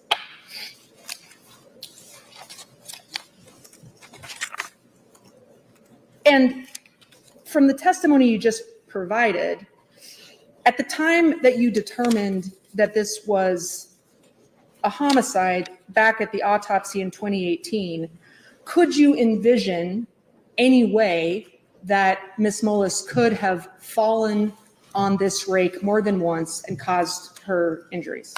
No. How long did your autopsy of Miss Mullis take? I don't recall entirely. I know I had stated in my prior depositions and testimonies about 3 hours. That is a pretty standard time for you in terms of how long an autopsy would take? I perform more than one autopsy at a time, so it really depends on the type of cases I have that day. It simply depends. When you say that you're doing more than one autopsy at once, you have more than one body in the autopsy suite that you're looking at the same time? Is that what you mean by that? Yes. In your prior testimony in this case, did you say that your autopsy of Miss Mullis took between 2 and 3 hours? I'd have to go back and look, but I think that's a reasonable statement. Well, if I represented to you that that was your prior testimony, do you have any reason to think that's wrong? No. And you said that you do more than one autopsy. Let me start that question again. Back in 2018, you said that you would do more than one autopsy at a time. Yes. Does that mean that during the 2 to 3 hours that you would have been looking at Miss Mullis's body, that you weren't spending that entire time looking at her body? No, I wouldn't be standing there the entire time. And that's because you'd be looking, is that because you'd be looking at more than one body over that time period? It would be a mixture of me looking at other bodies, and I have an autopsy technician who assists me with the autopsy process. There are components to the autopsy that they do alone, and I don't need to be there. In that process where you are looking at more than one body at once, is your attention divided between different cases and different bodies? Yes. Do you know how many different bodies you were looking at during the 2 to 3 hours that you did the autopsy for Miss Mullis? I do not recall, no. Was it more than 4? No. Was it more than 3? It should not have been more than 3 at that period of time. We did no more than 3 in one day.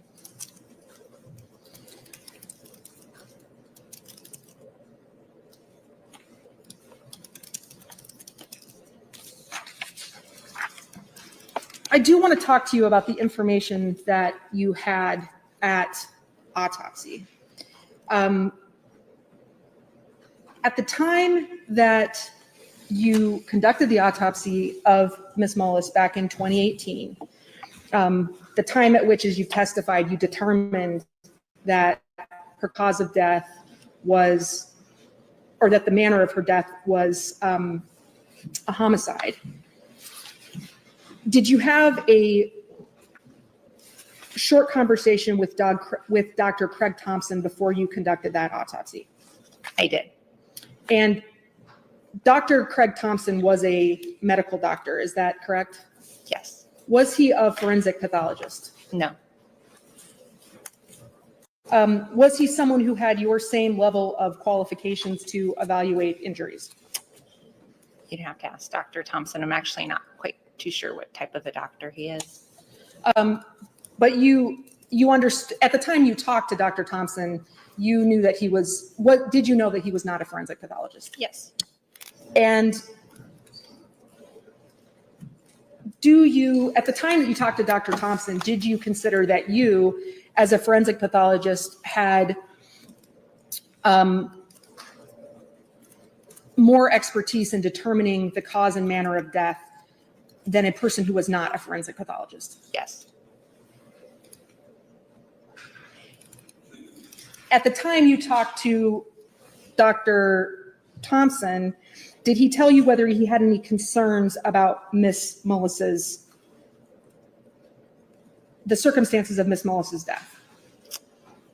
He told me, as I recall, that he had concerns about her injuries being non-accidental in nature. And were those concerns that you as a forensic pathologist took with a grain of salt, since he was not a forensic pathologist? I accepted them. I wasn't dismissive, I think, which is what that suggests. I heard them and said, I will see what I see at autopsy.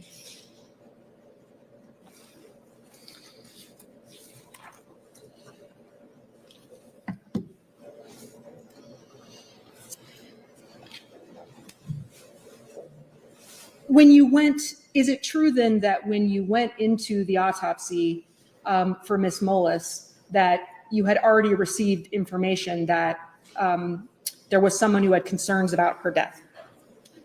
As we established, Dr. Thompson told me he had concerns.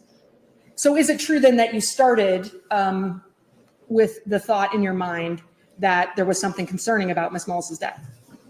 I had heard that someone else had concerns, yes, but I had not seen her yet. Well, it was your testimony that you weren't dismissive of that. Is that right? Correct. So you were considering that? Right. I didn't hear it and then forget it. I remembered it and did the autopsy. Did you hear any information before you went to conduct the autopsy that Miss Mullis's death was an accident? Yes. And where did you hear that from? That came from Dr. Thompson, who said that, I believe, as I recall, that he was told that she fell on it, but he had concerns about her injuries. We also received intake phone calls, and to the best of my recollection, that was part of our intake phone call, that she may have fallen on the rake. That was was it Dr. Thompson who was reporting that to you? Most likely. And what you heard from, is it true that what you heard from Dr. Thompson was that he was concerned that it was reported that she fell, but he was seeing injuries that he found concerning in that context? He thought her injuries seemed inconsistent with a fall.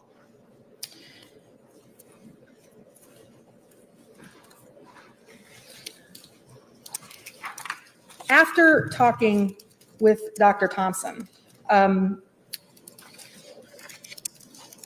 well, let me ask you this. Did you take any other information about Miss Mullis's death into your autopsy other than your conversation with Dr. Thompson?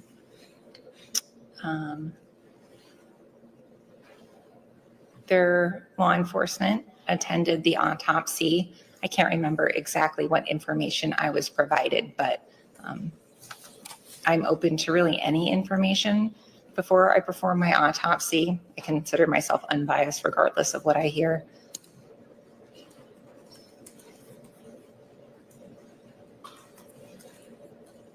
As to what you just said about considering yourself to be unbiased, do you consider at the time you start an autopsy that information that you hear could give you implicit bias? Could you be more specific? Well, have you ever heard the term implicit bias before? I have, and actually only in legal settings. And each time I say, can you be more specific? Can tell me what you mean by it. Do you have an understanding of what that term means to you? I think I do, but I actually worry maybe it is incorrect. So you could tell me, that would be great. Well, I'm not allowed to answer questions from you. I'm sorry. I'm asking you questions. So I'm asking you what your understanding of the term implicit bias is. I suppose I don't have a strong understanding of it. Okay. Do you, well, let me come back to that. I want to ask you this. You said that you were open to hearing, and I don't want to misstate your testimony, was it your testimony that you were open to hearing information about a case before you began an autopsy? I just want to make sure I understood your testimony about that. So I apologize if I misstated it. Oh, I'm sorry, what was the question? Sure. I want to make sure I didn't misstate your prior testimony. Was it your testimony that you were open to hearing additional information related to an autopsy that you conducted? Yes.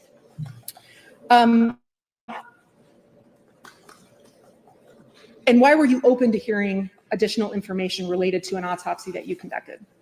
Investigative information can be helpful. I do not perform an autopsy in a vacuum. And I think I possess the capabilities to take each bit of information individually and use it if it's appropriate.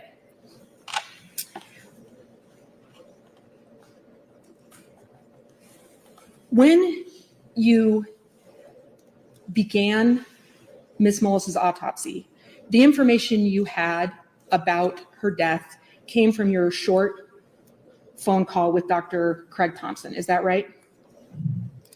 Most of the information I had was from Dr. Thompson, the investigating medical examiner. And you said most of the information. At the time that you started the autopsy, what information did you have about Ms. Mullis's death that did not come from Dr. Craig Thompson? Travis Hemosath was there. I don't remember if he provided any extra information. Essentially the information is Ms. Mullis was purported to have fallen on the corn rake. And then Dr. Thompson said that he was concerned that her injuries did not match a fall on a corn rake. Did you talk with Deputy Hemosath before you began Ms. Mullis's autopsy? Yes. How long did you talk to him for before you began the autopsy? I do not recall.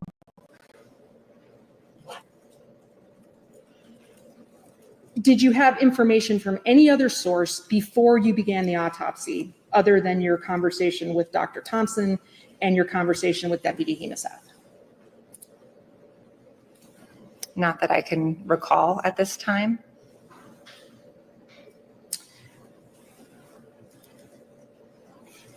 Now, you mentioned earlier that Deputy Hemosath was in the autopsy of Ms. Mullis with you. Yes. Was anyone else in the autopsy with you besides your assistant and Deputy Hemosath and you? I don't recall. Sometimes I can have law enforcement on multiple cases. I can't say confidently whether or not other people were in the room. There are multiple autopsy technicians as well when I'm doing multiple cases, but no one else relating to the case. Well, and you said that you have more than one autopsy going on at a time. Is it possible that while you were conducting Ms. Mullis's autopsy, that there were actually other law enforcement officers not even related to this investigation that were also there for the autopsy while you were doing this one? They would be there for a different autopsy and not involved in Ms. Mullis's autopsy. Well, they're standing in that situation. Are they standing in the same room with you? They're standing in the same autopsy suite potentially. We have different areas for people to stand, different stations for the autopsy. They're separated in that manner. They could also be looking through a window. I simply don't remember, but I do remember that the only person I spoke to from a law enforcement standpoint during the autopsy was Travis Hemosath. Is it true that you have a clear memory as you sit here today of only speaking to Deputy Hemosath during this deposition and no one else? During this autopsy and no one else? During the autopsy itself? Yes. Other people would be within my office potentially. We have an investigator on the case, the autopsy technician. I don't recall speaking to anyone else about Ms. Mullis during the autopsy, no. And the autopsy suite that you're describing, is it an open room with more than one table in it for where the bodies sit for the autopsy? It's fairly open, yes, and there are multiple tables. How far apart are the tables? I don't know. Are they further apart than 3 feet? Yes. Are they further apart than 10 feet? I'm not entirely sure. You'd have to ask somebody with a tape measure to go and measure them. Was Deputy Hemaseth standing near Miss Mullis's, where Miss Mullis's body was during the autopsy? As far as I recall, yes. Is it correct that he wasn't looking through glass? Correct.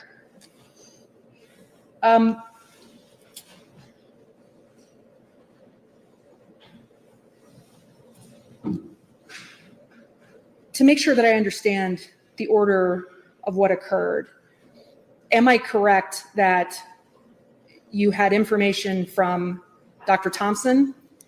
You spoke briefly with Deputy Hemaseth before this autopsy.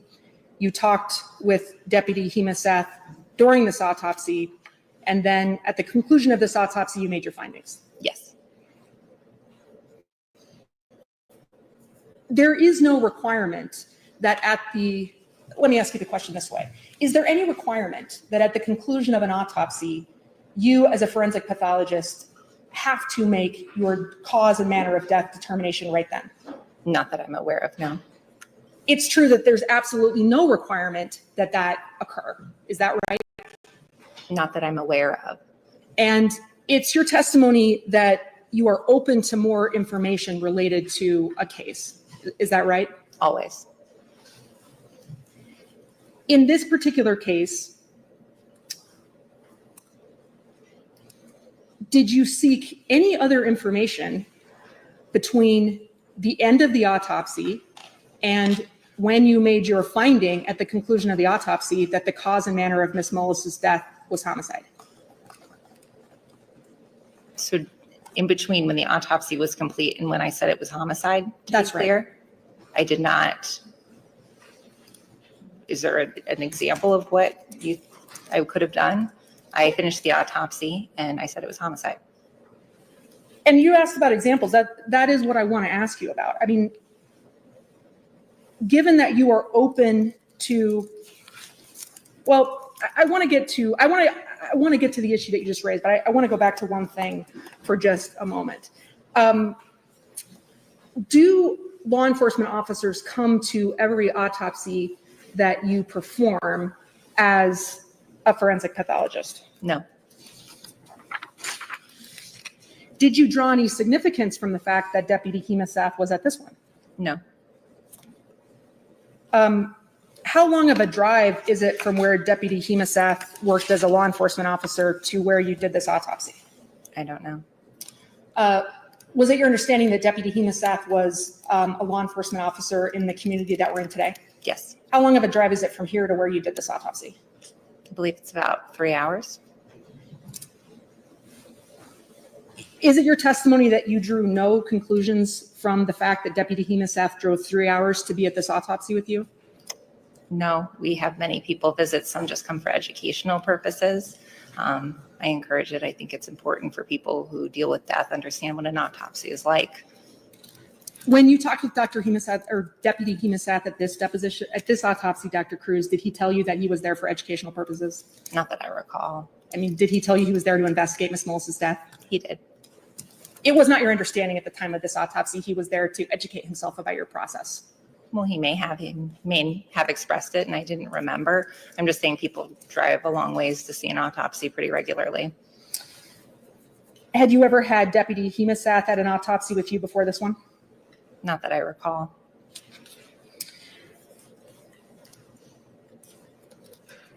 During this autopsy, did Deputy Hemaseth tell you his understanding of how Miss Mullis had been found in terms of the position that she was found with the corn rake in her that led to her getting medical treatment in this case? Yes.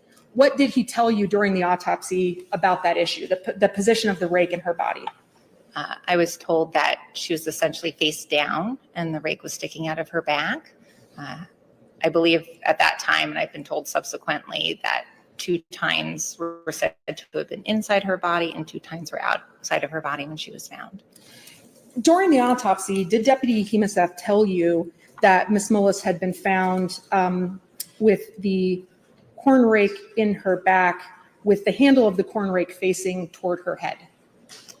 That does sound familiar. I'd have to go back and look. That's how I envision it when I think back. And to make sure we're talking about the same thing,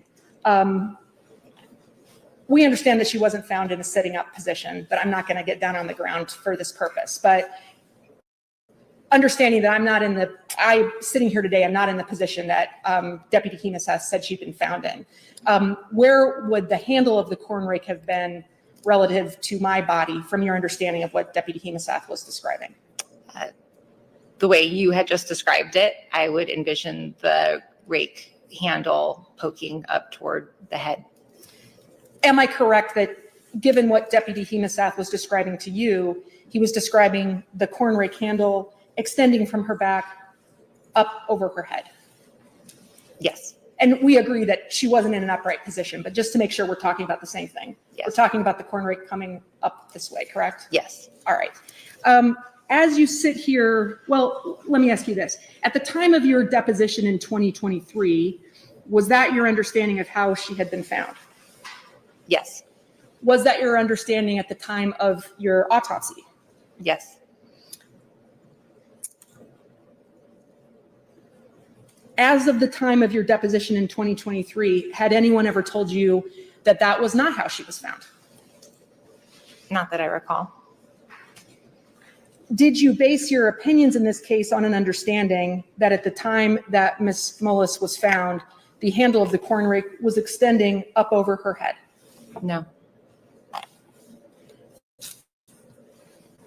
And when you say no, can you explain to me what you mean by that?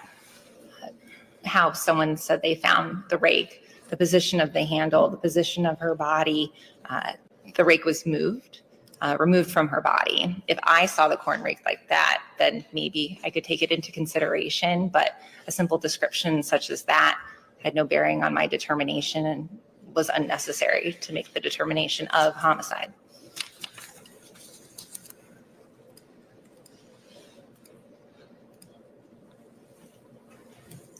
Why was it unnecessary for your ability to determine whether this was a homicide to try to determine what position the rake was in at the time Ms. Mullis was found?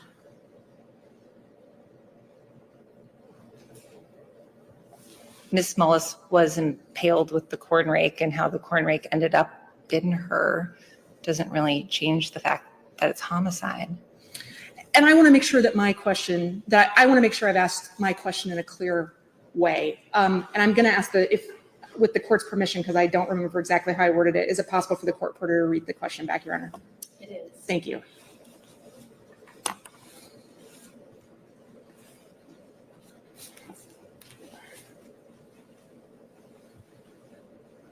Why was it unnecessary for your ability to determine whether this was a homicide, to try to determine what position the rake was in at the time Ms. Mullis was found? Was that your understanding of my question when you gave the answer you just gave? Yes. Am I correct that it was not important to you to understand the position that the corn rake was in at the time Ms. Mullis was found? I would need more information to consider it, such as what injuries were associated with that corn rake in the position in which it were found, if you follow. Well, at the time of your autopsy, what you were doing was looking at her injuries and trying to understand what those injuries were. Is that correct? Well, I could tell what her injuries were. Was the purpose of your autopsy to assess what her injuries were? Yes. And so when you say that you would need more information, would it have assisted your analysis of whether or not Ms. Mullis, the manner of Ms. Mullis's death was a homicide, to understand the position that the rake was in relative to her body when she was found with the rake in her? No.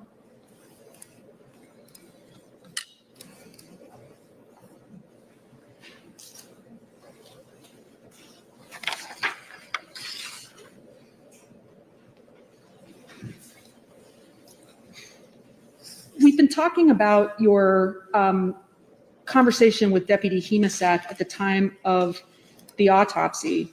And during your conversation with Deputy Hemaseth during the autopsy, did you discuss with him the possibility of this being, of Ms. Mullis's injuries being the result of a fall?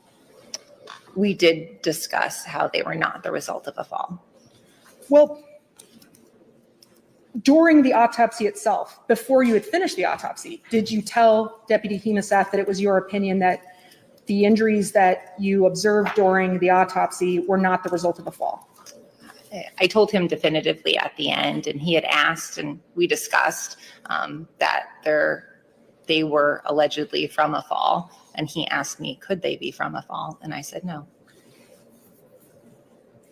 Was it your opinion that these injuries weren't from a fall even before you finished looking at Ms. Mullis's body? It was determined at the end of the autopsy. Much of the examination is that external examination that begins the entire process. So I had pretty clear idea before the internal examination began, and did not issue a final opinion until the end.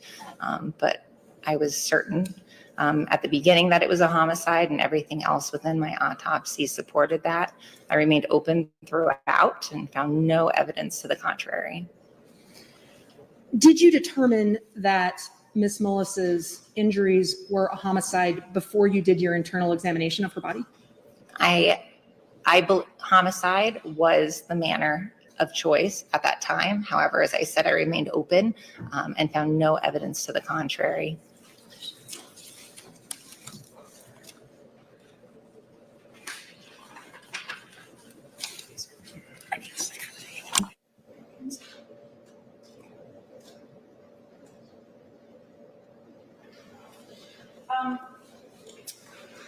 While you were conducting the autopsy with Deputy Hemaseth present, did he ask you if he could bring the corn rake into the autopsy to assist in an analysis of this case?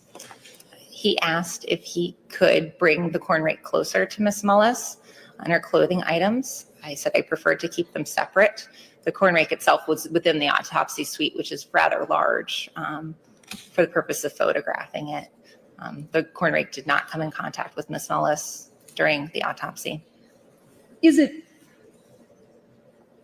During the autopsy, did you photograph the corn rake? Yes. During the autopsy, did you compare the corn rake directly with the injuries on Ms. Mullis's body? I examined each separately. As I had said, I did not put them close together, but I examined them separately and within a very small time period. How far apart were the tines on the corn rake? I would have to check my notes. I don't quite remember. Which notes would you like to check to answer that question? I guess I would have to go back at the photographs because I did not put that in my actual written notes or in my autopsy report. Was it important to your analysis to know how far apart the tines of the corn rake were? It was information to consider. Like I said, there had been no information to suggest that anything other than the corn rake caused her injuries. There are some inherent difficulties in comparing a fixed object with the human body, which is malleable and can contort into different positions. So taking straight measurements from an object and comparing them directly with the body is fraught with issues. But measurements such as that are important just to have every bit of evidence possible. Is there a reason, if it was important for you to have those measurements, that you didn't document them in your notes or your report? They were documented with photographs, and I can't recall why I didn't simply write it down. You talked about, during your autopsy, conducting both an internal examination and an external examination of Ms. Mullis's body. And I want to ask you, just as to the external examination, you examined well, during the autopsy, did you examine her face and her head? Yes. Did you examine the front of her chest? Yes. Did you examine her hands? Yes. Did you examine her knees? Yes. And I think you told us a minute ago that you did examine, you had the clothing that she'd been wearing accessible to you at the autopsy as well. Yes. What was your understanding of what clothing she'd been wearing that would have covered the top half of her body at the time that she experienced these injuries? I know on the outer layer, she was wearing a thick jacket, and I believe she had 2 additional layers of clothing on top. At the time that you conducted the autopsy, did you look at Miss Mullis's clothing for any holes? Yes. Why did you do that? The holes were actually quite obvious when we photographed them. It's within our standard procedure to photograph clothing as it is received. So I make note of everything I see.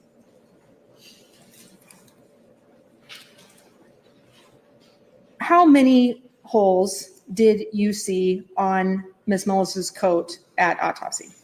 I saw multiple holes. I did not count them. Were the holes in her clothing important information to help you determine what the cause and manner of her death were? No.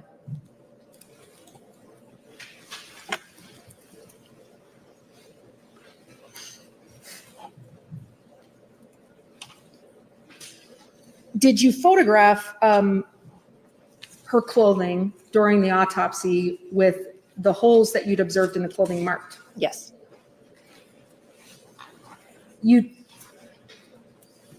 Did you take, well, I'm actually going to show you, at this moment, Your Honor, I'm going to show the witness exhibit 524.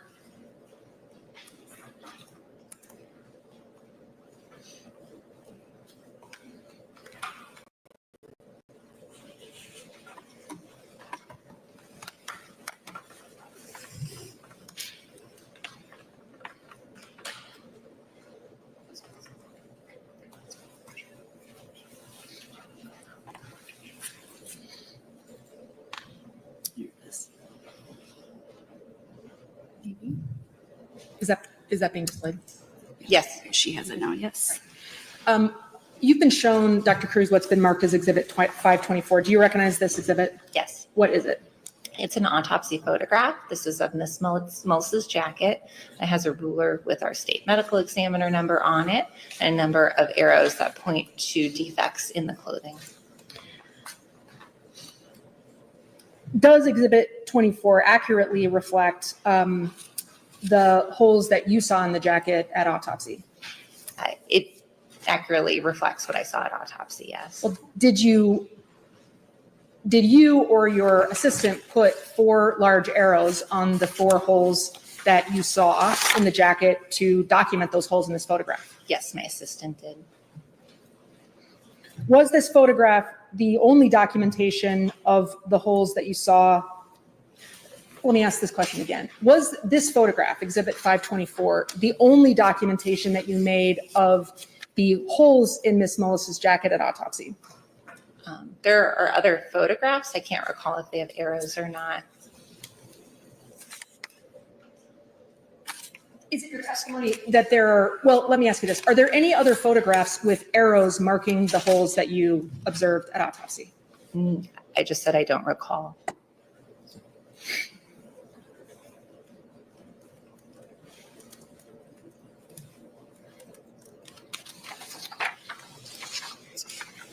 We were talking about your conversation with Deputy Hemesath for a minute. And I believe it was your testimony that it did not matter to you what position the rake was in at the time Miss Mullis was found in terms of the ultimate cause and manner of death determinations that you made about Miss Mullis's death. Is that right? What someone says in terms of the position, yes. I mean, that's taking someone's description at face value. So no, I did not take it into consideration and did not need to. Well, did the information about how the rake was found in her body help you to make it clear what caused the injuries? The fact that a rake was found in her body was helpful, yes. Did it help you to determine which injuries Miss Mullis experienced in what order? No. Did it help you to determine, well, is it your testimony today that the fact that the rake was in her body in a certain way was not important to your assessment of the cause and manner of her death? The fact that someone says they found the rake in a certain position was not something I considered or needed to consider.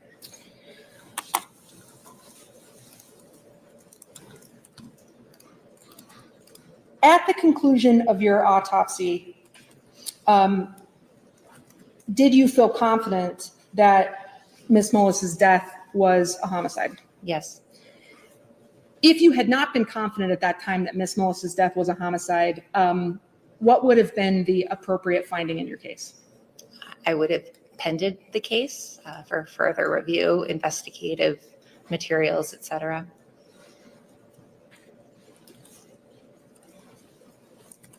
And you did not pen the case at the conclusion of the autopsy? Officially, I did on paper, but verbally, no, I did not. It was determined to be a homicide. Was the reason that you penned the case on paper because law enforcement asked you to do that so that they could continue an investigation? I don't have a recollection of if I was asked to. It's something I would have offered to do. It's pretty standard in our practice. We will withhold cause and manner of death so law enforcement can continue with their investigation so it doesn't jeopardize their investigation. At the conclusion of this autopsy, was whatever was on paper, in your heart, this was not a pending investigation in terms of the cause and manner of her death. Is that right? Yeah, in my brain, it was not pending. All right. You did have one, well, let me ask you this. Did you have the toxicology request that was still outstanding at the conclusion of the autopsy? Yes. What type of toxicology request did you make at the end of this autopsy? I ordered what we call a basic panel. It looks at drugs of abuse and alcohol. Does this basic panel look for prescription medications beyond drugs of abuse? No. For Ms. Mullis's autopsy, could you have submitted a request for a toxicology panel that covered prescription medications other than drugs of abuse? Yes, I could have. Is that something you did? No, I did not.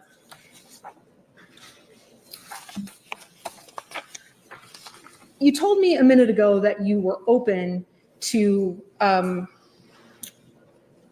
you, in your general practice, are open to other information about your cases other than what you see and observe at autopsy. Is that right? Yes. At the time that you determined that Ms. Mullis's death was a homicide, did you want any context about where exactly her body had been found? No. Did you want any context at the time you determined this was a homicide about where on the Mullis property she had been found? No. Did you want any context at the time you determined this was a homicide about what the materials were, what the floor was made of in the area where she was found? Out of all the information you provided, that would be the most interesting because I do think she did sustain blunt force injuries that could be related to hitting the ground. So I think that information would be useful, yes. But it would not change my manner, sorry. At the conclusion of your autopsy, how did you know that it wouldn't change your opinion what surface she'd been found on if you didn't know what surface she was found on? She was impaled in the back with a corn rake, so what she was standing on didn't really make a difference. But it's important to be able to understand all different sorts of wound patterns. And in addition to the injuries on her back that caused her death, she had some blunt force injuries. Was it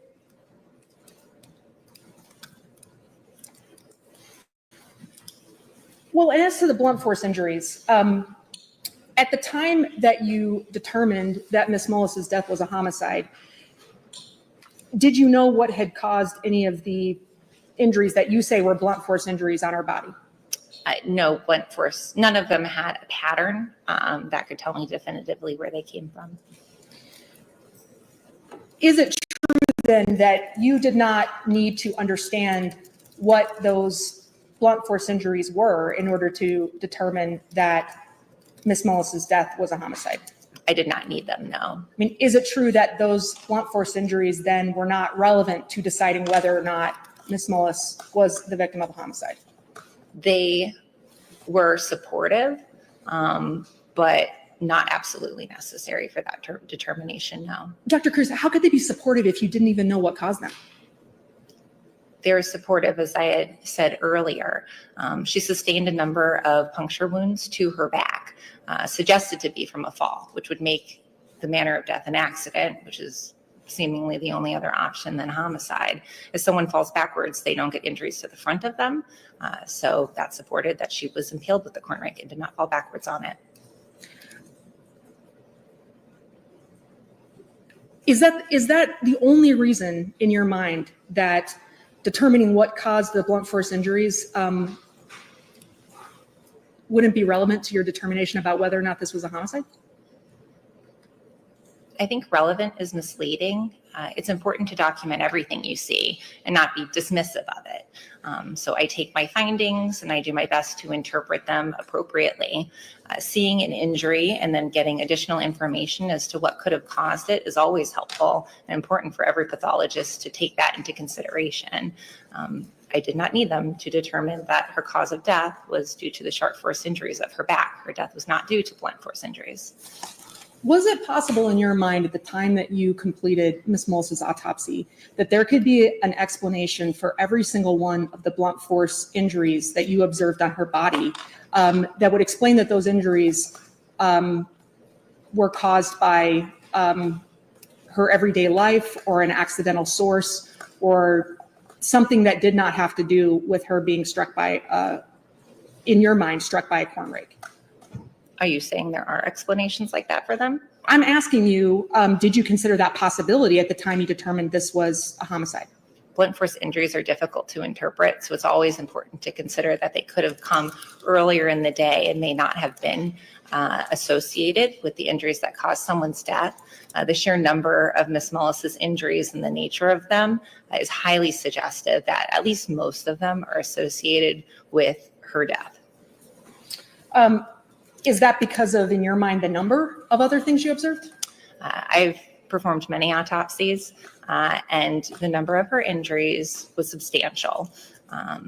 And I do not think they were incurred during the course of her everyday life. Well, at the time that you determined that Miss Mullis's death was an homicide, that Miss Mullis's death was a homicide, did you take any steps to learn what the cause of any of the other, what you say were blunt force injuries on her body were? As I stated, blunt force injuries can be difficult. None of them had a clear pattern to them. So you could take steps to postulate as to how they happened, but there's no way to know for sure. And to say you know exactly for sure how they happened is incorrect. And Dr. Cruz, isn't it true you were taking steps to postulate how they happened by postulating that in your mind, because of the number of them, they must have been associated with her death? I'm not saying exactly how they occurred, which is what you asked me. But it was your testimony that because of the number of them, it was unlikely that they were injuries that occurred in the course of her everyday life. Wasn't that your testimony? Yes. So you were postulating that based on the number of them, even though you didn't know what they were caused by, they were related to her death. That they were most likely related to her death, at least most of them. So isn't it true that you were postulating what those injuries were without really having any understanding of why they were there? I do not know exactly what caused them. However, in my expertise, my medical opinion, those are not due to everyday life. And that's an important determination we need to make as forensic pathologists, because we often get cases, more often than not, when there's concern that someone has a number of injuries, then law enforcement may think that their death may be due to an injury. And we then determine if those injuries could be due to normal everyday life. That's something that's standard to my practice, and I feel very comfortable doing that. Did you have any way to distinguish at the time of Ms. Mullis's autopsy whether what you say were blunt force injuries on her body were injuries that she experienced in a fall versus from some other source? Like I said, you can't say exactly what it is. It could be from a fall, absolutely. Striking objects while falling, striking the ground, absolutely. And if the blunt force injuries that you say you observed on her body during the autopsy are consistent with a fall, then how could any of those injuries be supportive of the idea that Ms. Mullis's death was a homicide? The blunt force injuries are on the opposite side of her body to the other injuries. So either she fell forward or backward, you can pick one. Is it true that at the time of Ms. Mullis's autopsy, that because you could not envision a circumstance in which Ms. Mullis sustained these injuries, other than someone impaling her with the corn rake, that is the reason you determined that this was a homicide? There is no other way. Yes. And that's your opinion based on the autopsy that you conducted and your conversations with Deputy Hemesack? I'm not sure how my conversations with him helped me come to that conclusion. Without speaking to him, I would have come to that same conclusion at autopsy. That would have been your conclusion based solely on what you observed at autopsy? Yes. And that's because you did not take any steps to learn any context about, for instance, what the surface of the floor was in the area where she was found? I was able to make that determination without that information at that time, yes. And you didn't seek that information out? No, not at that time, no. Did you need to know at the time that you determined that Ms. Mullis's death was a homicide, whether she had been found with her face resting on a surface for some period of time? I was aware that her face was on the ground, and I am aware you have someone saying that her face was resting on the floor for such a period of time. She sustained a very large abraded contusion on her jaw. I don't think that's an appropriate explanation of that injury, especially given that she has additional injuries to the left side of her head, such as bruising to her left ear, bruising behind her left ear. But if that's what another forensic pathologist wants to say, then still doesn't change my opinion. Well, Dr. Cruz, that wasn't my question, was it? I mean, my question was whether at the time you determined that her death was a homicide, whether you had information at that point about whether her face had been resting on a surface. I don't recall. I know that I was told that she was prone, so face down, so her face could have been resting. It's a possibility. At the time you made your determinations, did you take any steps to learn that? Where her face was? Yes. Not that I recall. At the time that you determined that Ms. Mullis's death was a homicide, did you know where she had been injured? I'm sorry, could you repeat that? Sure. At the time that you determined Ms. Mullis's death was a homicide, did you know where it was that she had been injured? Meaning, location? Not the location on her body, but the location in the world.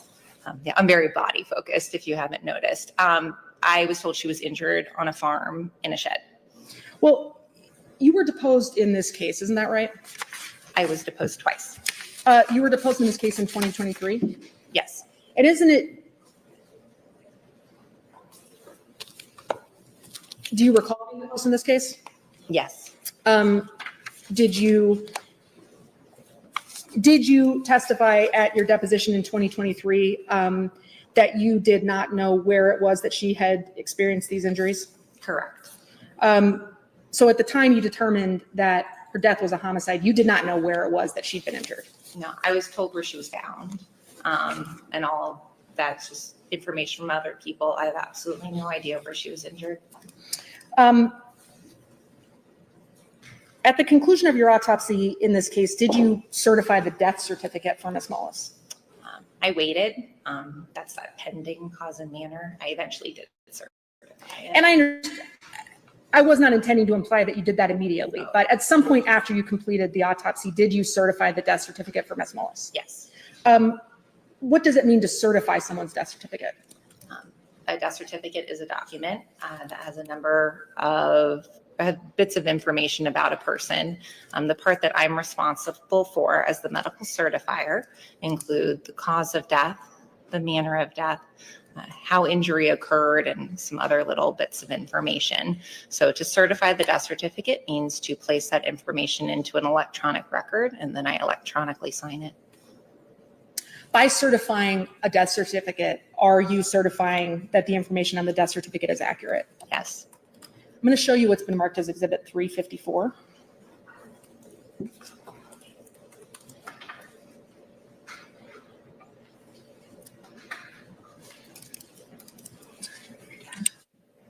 Your Honor, we're going to show the witness what's been marked as Exhibit 354, and I'll just make a record that there is some personal identifying information on this record retrieved redacted, but otherwise this is a true and accurate copy of Exhibit 354. Okay, the record will reflect that.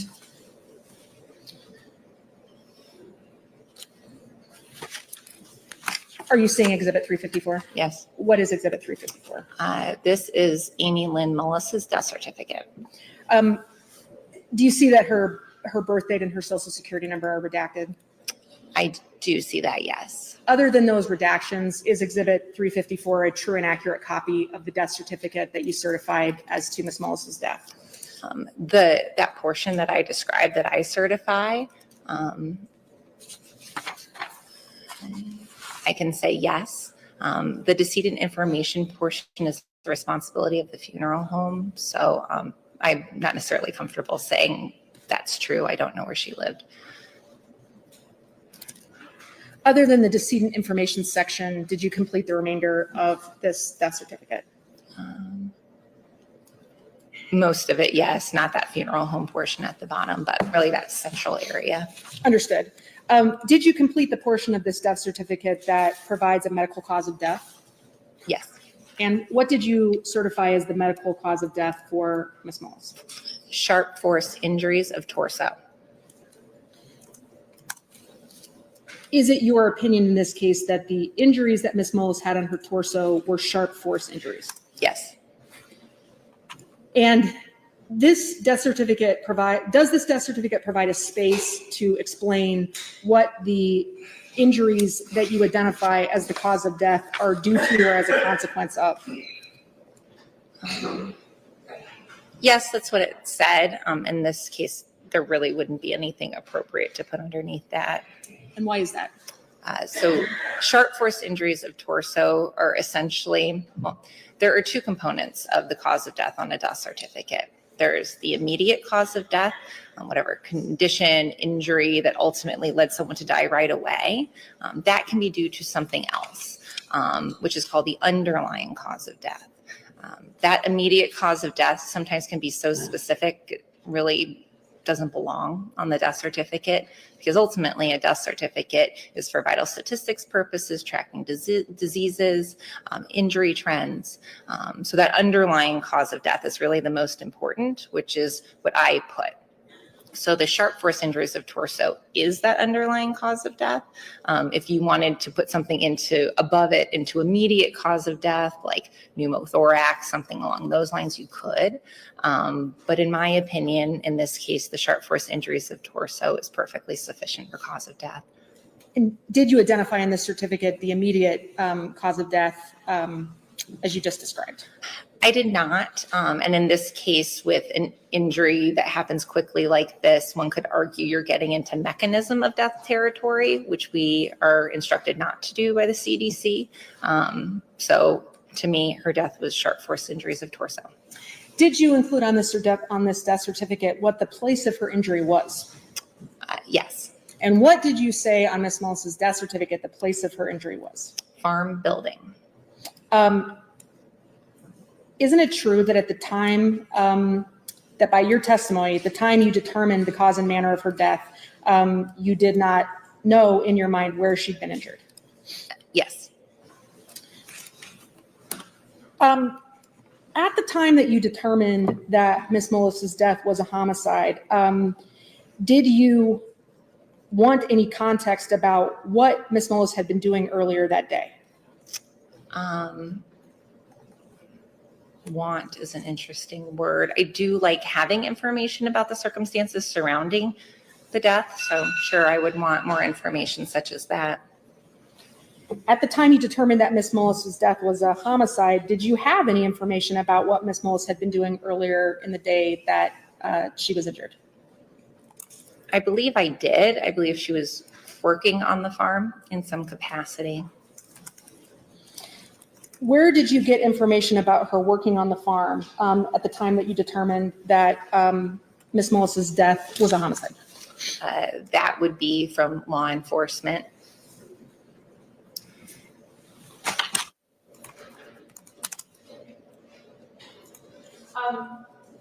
Isn't it true that that's not information you learned until after you had determined that this was a homicide? I suppose I can't recall clearly. We received a lot of information in a short period of time, so it's definitely possible I learned it after. But it's a pretty simple bit of information. I don't think it would take too much digging to get that. Well, in this case, Dr. Cruz, did you receive a lot of information in a short period of time before you determined that Miss Mullis's death was a homicide? I guess it's your opinion is that a lot of information. I had information about the circumstances surrounding her death. I didn't have finalized law enforcement reports. And as we established, I can't recall if I had her medical records or not. So I didn't have what one would consider a ton of information, but I didn't need it. The only information you had at the time you determined this was a homicide was information that you saw at autopsy and that you got from talking with Deputy Hemosath and with Dr. Thompson, correct? As far as I recall, yes. And that was not a lot of information. I suppose that's your opinion. Well, I'm asking if, in your opinion, was it a lot of information? The judge didn't ask an answer, and she's also being argumentative at this point. Sustained. At the time that you determined that Miss Mullis's death was a homicide, did you want any information about the prescription medications that Miss Mullis was taking? No, but I had it. Oh, I'm sorry, after the autopsy, I did get that information. And to be clear, I'm asking about at the time you determined this was a homicide. At that time, you did not know anything about prescription medications that she was taking? Not that I recall, no.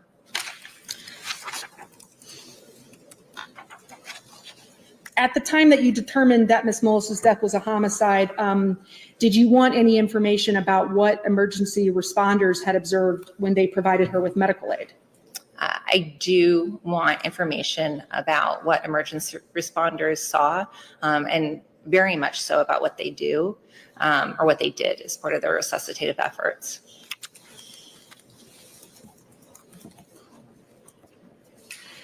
You testified a moment ago about being concerned in your testimony today about injuries that were on the front of Miss Mullis's body.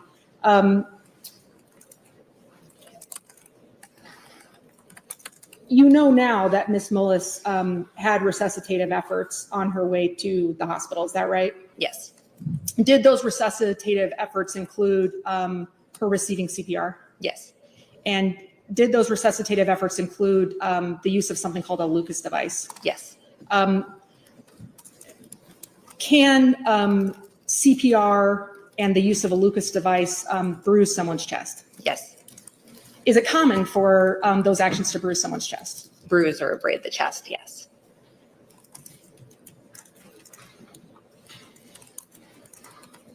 And so the any blunt force injuries that you observed on Miss Mullis's chest that were in the area where CPR is performed, are those injuries that you would expect to be associated with CPR? It can be difficult if someone has injuries to begin with and CPR is performed in that same area. But I think it's reasonable to say that at least some of the injuries could be from CPR. Well, in this particular case, would you as a forensic pathologist assume that injuries in that area would be connected with CPR? I think it's most likely. And I did so. She had a sternal fracture that I determined to be related to CPR. And you mentioned this a moment ago, At the time that you determined that Miss Mullis's death was a homicide, did you have any of her medical records from Regional Medical Center? I do not recall. Do you remember what day of the week you did Miss Mullis's autopsy? Yes. What day of the week was it? Monday. And what day of the week was Miss Mullis brought into Regional Medical Center? It was a Saturday. Isn't it true that you did not get Miss Mullis's medical records until after you conducted the autopsy in this case? I think that's the most likely scenario. At the time you determined that Miss Mullis's death was a homicide, had you talked with any biomechanical expert? No. At the time that you determined Miss Mullis's death was a homicide, had you talked with any incident reconstruction expert? No. At the time that you determined that Miss Mullis's death was a homicide, did you have an understanding of the angle of the wound paths on Miss Mullis's torso? Yes, I determined, well, the direction of the wound paths within the body. I did not have a specific angle. At the time you determined that Miss Mullis's death was a homicide, did you want to figure out the specific angle of the wound paths? No.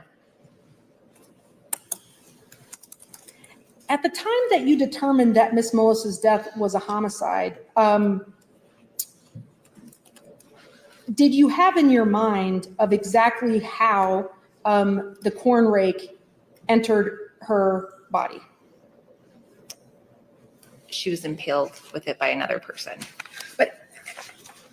And I understand that your opinion is that she was impaled by another person, but at the time you determined this was a homicide, did you have any understanding of how she was impaled? Could you be more specific? Sure. Did you have an understanding of whether the corn rake was swung into her body? I did not, no. Did you have an understanding of whether the corn rake was pushed into her body? No. Did you have any understanding of whether the corn rake entered her body in some other way by a person, in your opinion, causing it to enter her body? It could have been swung, pushed, kicked. Someone else impaled her in the back with the corn rake multiple times.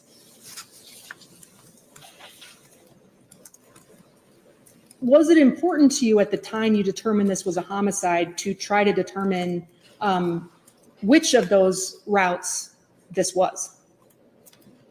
That's not something I could do.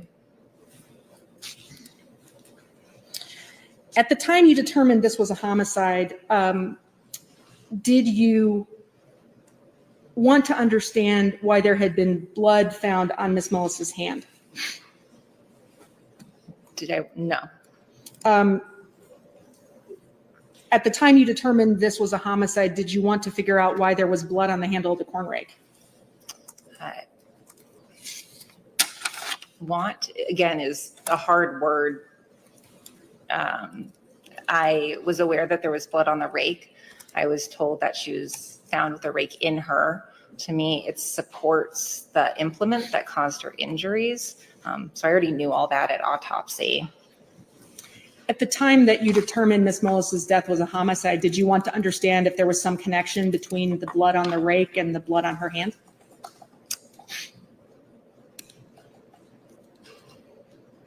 The blood on her hand has so many potential sources. As you yourself indicated, she received CPR and pretty lengthy CPR.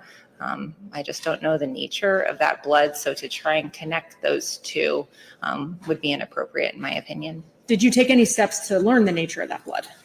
As I said, given all the events that followed Miss Mullis being found, I don't think anyone could reasonably determine where that blood came from.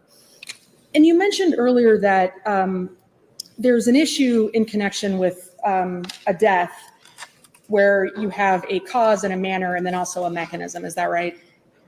Yes. What is a mechanism of death? Mechanism, it's a really specific sort of derangement within the body that causes someone to die, it's discouraged in terms of putting it on the death certificate. Some examples that we see quite often are cardiac arrest. Someone's heart stops beating. Respiratory arrest. Someone stops breathing. Sure, those are ways people die, but really not a cause of death. What made their heart stop? What made them stop breathing? So the mechanism is that final thing of how you actually die, but a cause of death is what led to ultimately to that death. And I understand your testimony that you did not need to list the mechanism of death on the death certificate, but at the time that you determined that Ms. Mullis's death was a homicide, did you know what the mechanism of her death was? Yes. Did you identify the mechanism of her death in your autopsy report? No. Did you identify the mechanism of her death in any of the reports that you prepared about your autopsy? I did not say it explicitly. The description of her wounds from a medical standpoint, it's quite clear, but I did not explicitly state it, no. What did you testify at Mr. Mullis's criminal trial in 2019 was the cause of Ms. Mullis's death? Sharp force injuries of torso. And what did you testify at his criminal trial was the mechanism of Ms. Mullis's death? As far as I recall, it's the chest cavity being compromised by the coronary tines entering into it, which caused entry of air and some blood leakage into the cavity, albeit not that much. She also had direct injury to her organs. In that testimony in Mr. Mullis's criminal trial, did you identify which side of her chest had air entering into it as you just described? Looking back, I believe I had only said the right side, but obviously the coronary tines also entered into the left side of the chest. That would introduce air into both sides of the chest, some blood, and then only on the right side did she have actual injury to organs, and then on the right side of the abdomen as well. Have you looked back at your criminal trial testimony since the time of the trial? Yes. Is your testimony at Mr. Mullis's criminal trial about the mechanism of her death wrong? It isn't comprehensive, I would say. I was focused on the direct injuries to organs on the right side of the body. I described how air enters into the chest cavities. So I said right, when in reality it should have been both chest cavities. I did explain quite thoroughly how there was injury to the left side of the chest as well. So it was implied but not stated explicitly. Was it important to you in testifying at Mr. Mullis's criminal trial to be correct about the mechanism of Ms. Mullis's death? I would like to have been, yes. Do you agree with me that your description, even by your account today, of what the mechanism of her death was incomplete? I'd have to look at my wording if I said this is the exact mechanism of death to see if it was truly incomplete or if I was just describing part of the way she died. And I'd like to show this. The criminal trial testimony for Mr. Mullis's criminal trial, volume 3, is exhibit 1 moment, Your Honor. I'm sorry, what was it? Thank you so much. 349. And I'm going to refer the witness to page 98. 98.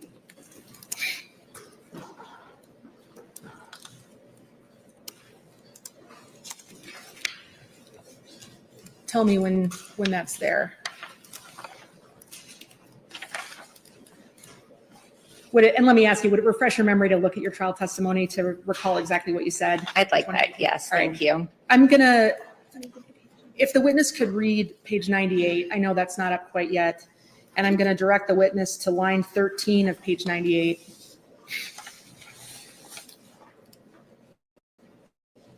Through line 3 of page 99.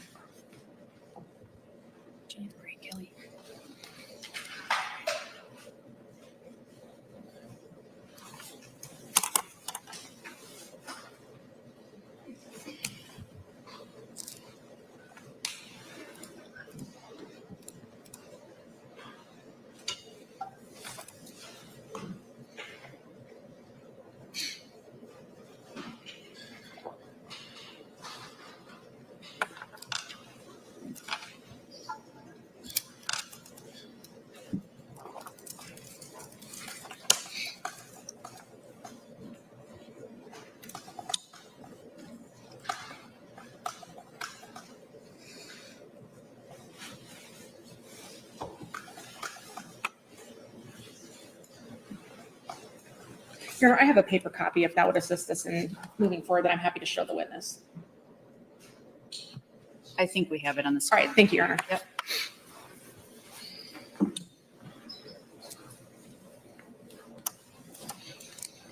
Would you like me to read it out loud? I'm sorry. No, just to yourself. And I'm directing you to page 98, line 13 to page 99, line 3.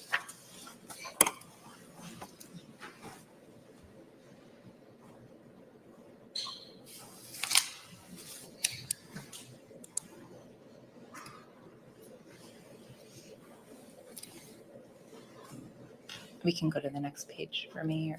Nicole, can you scroll down?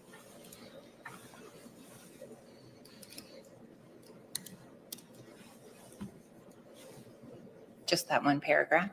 Well, looking at the piece of testimony that I just directed you to, did that refresh your memory about what you testified to at Mr. Mullis' criminal trial about the mechanism of Ms. Mullis' death? Yes. All right. And I think the question I asked you before you reviewed that testimony was whether in your testimony at his criminal trial, you testified about which side of her chest the issue with air coming into the chest cavity was on. Could you go back to the previous page? I'm sorry, so I can look at it again. Thank you. Yep.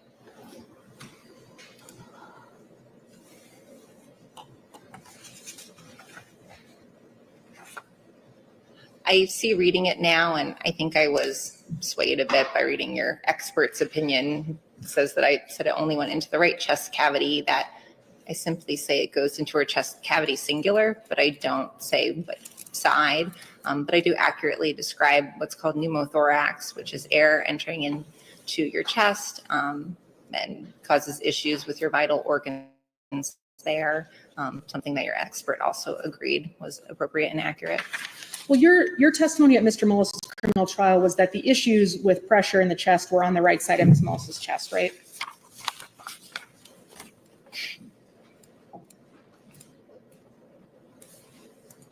I said that she had injuries to her right lung, which caused leakage of blood. I was not specific as to what side the air came into, but I do say chest cavity singular, so I suppose it's up to interpretation. Isn't it true that at the time of your autopsy in this case, you actually didn't know which side of Miss Mullis's chest had what you described as a pneumothorax? That's something that's difficult to identify at autopsy. Upon review of her medical records, it's clear that she had a large pneumothorax or air in her left chest cavity. It's also clear from my autopsy and the medical records that she had a right-sided chest tube placed. Notes indicate that air released at right-sided chest tube, meaning that she had air in both of her chest cavities, which simply makes sense. Right, and does the fact that you didn't appreciate a left pneumothorax at autopsy, which I understand your testimony is you might not have appreciated that at autopsy. I mean, does that suggest to you that you hadn't looked at the medical records from the hospital that would have allowed you to identify that there was a left side tension pneumothorax? I did not review the medical records at that time. I'm not sure what difference it actually makes. From a medical doctor standpoint, her having pneumothorax should have happened. So if you asked me without even seeing the body, gave me that scenario, I would tell you that's what happened. And that was confirmed with the medical records. She died because she was impaled with the corn rake and the effects of having that corn rake inside of her body, which includes air in the chest cavities. Was the left side tension pneumothorax the actual cause of Ms. Mullis's death? The x-ray that identified the left-sided pneumothorax was taken after that right-sided chest tube was placed. The medical records indicate that it was pretty significant. So if she had left-sided pneumothorax alone, absolutely. But to say that it was the only thing that contributed when she also had right-sided pneumothorax, she also had direct injury to her lungs and to her liver, I think would be insufficient. Well, if Ms. Mullis hadn't had the left-sided pneumothorax and only had the injuries to the right side, those were injuries that she could have survived. Is that right? she could have survived the left-sided pneumothorax as well. Prompt medical therapy can treat pneumothoraces. It can treat injury, direct injury to lungs. I don't see a difference. Your testimony at Mr. Mullis's criminal trial suggested that there was bleeding in Ms. Mullis's chest as part of the mechanism of her death. Did you see that in what you just reviewed? I did. Was there actually very much blood in Ms. Mullis's chest at the time of your autopsy? No. Is it correct that bleeding into her chest cavity was not really a part of the mechanism of her death? If you were to have that alone, no, I don't think that would have caused her death.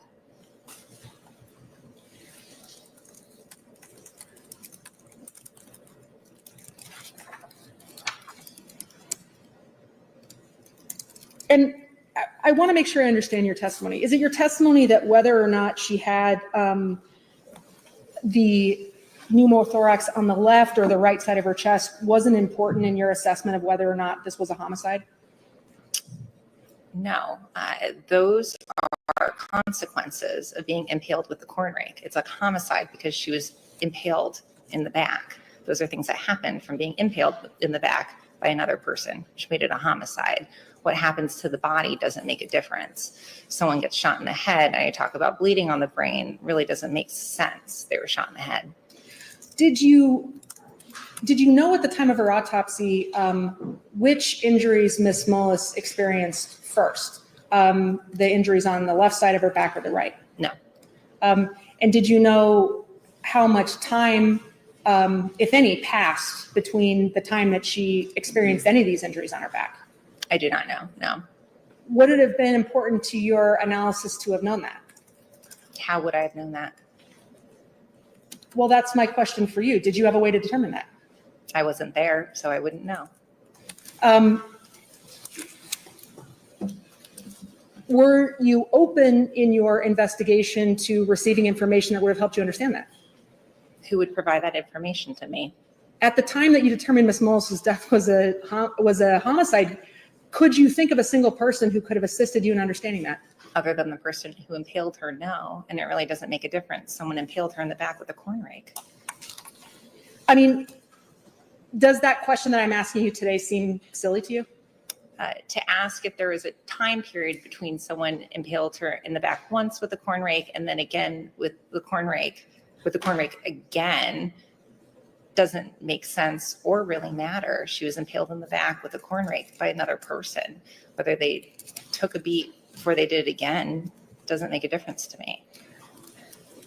If Ms. Mullis experienced the tension pneumothorax on the left side of her chest first, how quickly would that have caused her death? Something like that would not be immediately fatal. She very well could have had many minutes before she lost consciousness and ultimately died. It's hard to know for sure, but minutes likely went by. Would Ms. Mullis still have been breathing? Yes. Would Ms. Mullis still have been able to move? Most likely, yes.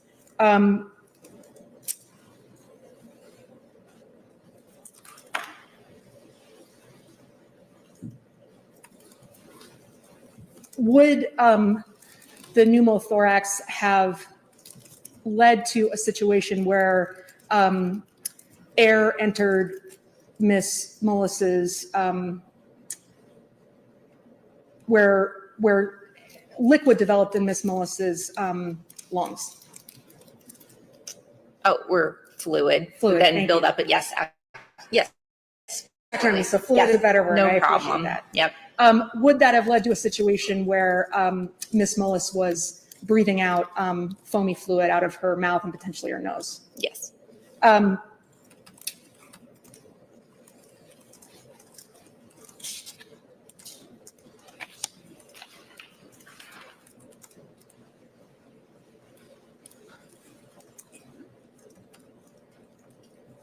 Were there any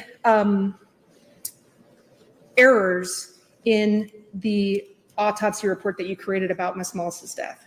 Yes, I do have a typo. What typo is in there? It's an unfortunate one. It's in the opinion section.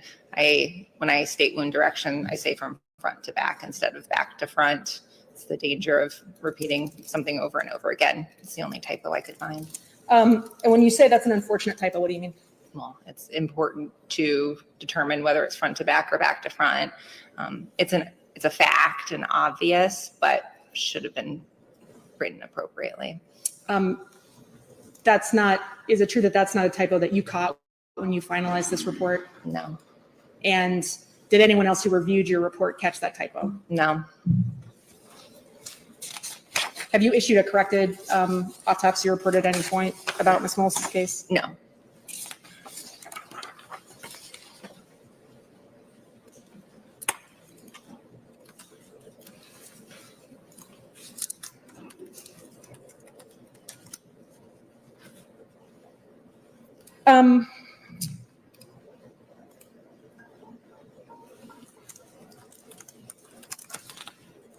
After you determined that Ms. Mullis' death was a homicide, did you continue talking with investigators who were investigating Ms. Mullis' death? Yes. And I think it was your testimony earlier that you did tell those investigators your opinion on the cause and manner of her death before your autopsy report was finalized. Is that right? Yes. Did you talk with investigators from DCI after a couple of days after your autopsy, after you conducted the autopsy on Ms. Mullis' body? Yes. Why did you talk with investigators? Well, let me ask you this. Did you talk with them on November 14th of 2018? Yes. Did those investigators ask to have a briefing with you about the autopsy? They asked to discuss the autopsy, my findings, yes. And you did you talk with them on that day? Yes. Did those investigators give you information about their investigation at that briefing on November 14th of 2018? Yes. Did they tell you at that briefing on November 14th of 2018 that they believed that Mr. Mullis had a motive to hurt his wife because of what they told you was affairs? Yes.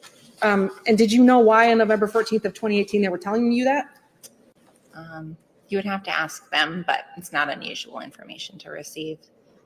Is it not unusual because you're part of the law enforcement investigation into people's death? I'm not part of it. People often like to share what they've learned. I had already determined cause and manner of death, so you'd have to ask him why he wanted to share it.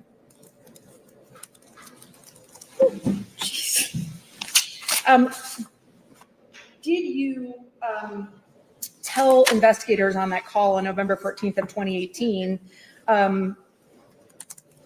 generally what the conclusions of your autopsy were? I believe so, yes. And what did you tell investigators on November 14th of 2018 about, in your view, how many times it was that Ms. Mullis had been impaled on this corn rake? At least 2 times. Given the orientation of the wounds on her back, there's a high likelihood that it was 3 times. Did you tell them in this briefing that it was possibly, or that there was a high likelihood that it was 3 times? I believe so, and I maintain that. Do you agree with me that your case log notes don't reflect that you told them that there was a high likelihood that it was 3 times? That's my investigator's case log notes, and I'd have to look at it. But if it doesn't say it, it doesn't say it. Well, don't you participate in maintaining those case log notes as well? One person types them. So say there are multiple people who are a part of a meeting or a discussion, one person will type up the notes. Do you check those notes? I read them, but I do not edit them. I don't want to alter them. They're as another person remembered them. Do you initial those notes? No. Oh, I'm sorry. Just to be clear, I do not initial notes. I do not write.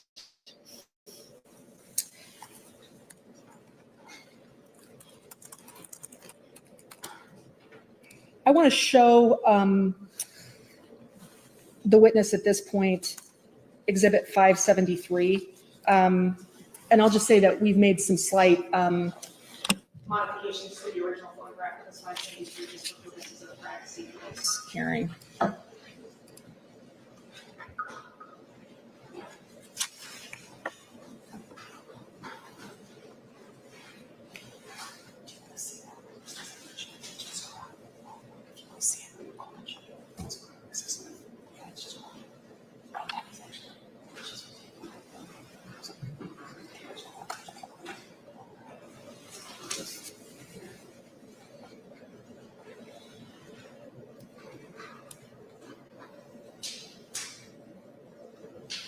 Is that Exhibit 573 in front of you? Yes, that's what it says. Is Exhibit 573 a true and accurate photograph of the condition of Ms. Mullis's back during the autopsy that you conducted on November 12th of 2018? It appears so. You said you altered it in some way, but it seems appropriate. And I'll just represent to you that it's cropped a little bit. Okay. Yes. From your original photograph. It seems fine to me. Okay.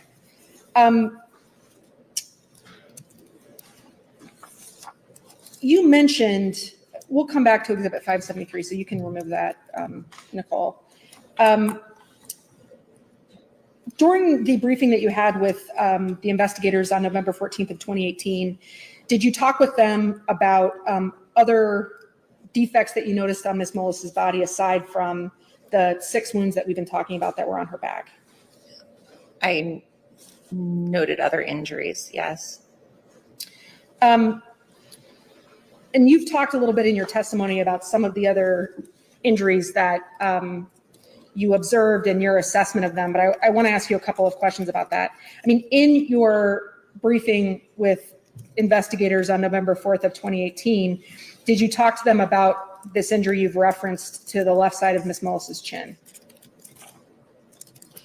You say this, I'm not looking at anything to be clear. Okay. Understood. And injury to the left side of her chin. I most likely did, yes. I mean, you've referenced in your testimony an injury to the left side of Ms. Mullis's chin. And when I say this injury, I'm talking about the injury you previously identified in your testimony. Yes. Did you talk to the investigators about that injury at this meeting?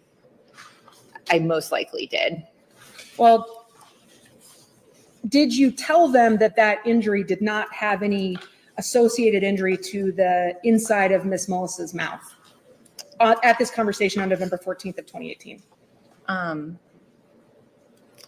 know you're referencing notes that I did not make. She also had an injury to her lip, so I don't know if inside of the lip injuries were relating to a lip injury. To say that there are injuries to the side of her chin and then talk about the inside of her lips seems to be a little bit of a jump. Well, I don't want you to make any. I don't recall exactly what I said, and I don't recall exactly how they were written in those notes by another person. I don't want you to make any assumptions about what I'm referencing. So let me be a little more straightforward. When you observed Ms. Mullis's face at autopsy, did you note in your autopsy report any injuries to the inside of her mouth? No. I mean, she didn't have any scrapes on the inside of her cheeks, did she? Not that I saw, no. Did she have any abrasions or cuts on her tongue? Not that I saw, no. Did she have any damage to her teeth? Not that I saw, no. And you're referencing that she had a cut on the middle of her lip? I believe it was a scrape, yes. So she had a scrape on the middle of her lip? The way you're asking me makes me want to look at my autopsy report. Is that okay? Of course. It's Exhibit 225. I have a copy here. Is that all right, or do you want me to wait? I wasn't aware there was a copy. So is that a document for us to stand with you? Yeah, I usually bring it to the stand. I don't have to look at it. Okay, we'll So show I you asked. Exhibit 225.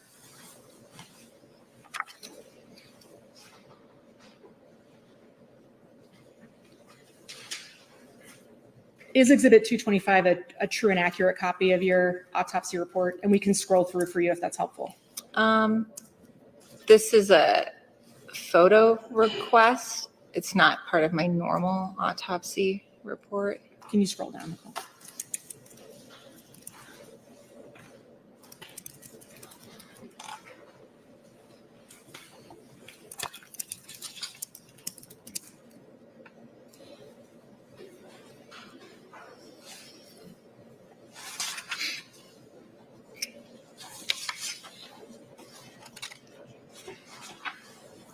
think you identified that there's a photo request on the first page of Exhibit 225. Yes. Other than that photo request, is Exhibit 225 a true and accurate copy of your autopsy report? Yes. And is there, I'm sorry. I'm sorry, can I look at page 5? I was going to ask you what page, so we'll take you to page 5. Thank you. So yes, the very first sentence says there is a 1/8 by 1/8 inch red brown abrasion in the center of the upper lip. So that's a scrape. Was this scrape a small scrape? It was 1/8 inch. Is that small in your opinion? Whatever you think 1/8 inch is. Lips are quite small, so in relation to the lips, it might be large. In relation to your back, it might be small. Did you consider this to be a small abrasion or a small scrape? Sure. Were the injuries that you noted on Miss Mullis's face consistent with Miss Mullis having fallen? They could be caused by a fall, yes. Were these injuries more consistent with a fall than with another explanation? No, they didn't have any sort of pattern to them that would lead me in one direction or another. So they're called blunt force injuries, or injuries that occur from the impact with an object that has a flat surface. So that could be the ground, that could be something else that simply has a flat surface to it. It's hard for me to know exactly how they occurred, but a fall is absolutely a possibility. Did you tell investigators during your briefing with them on November 14th of 2018 that Miss Mullis's facial injuries were perhaps more consistent with a fall? I don't recall saying more consistent with a fall, but absolutely could be due to a fall.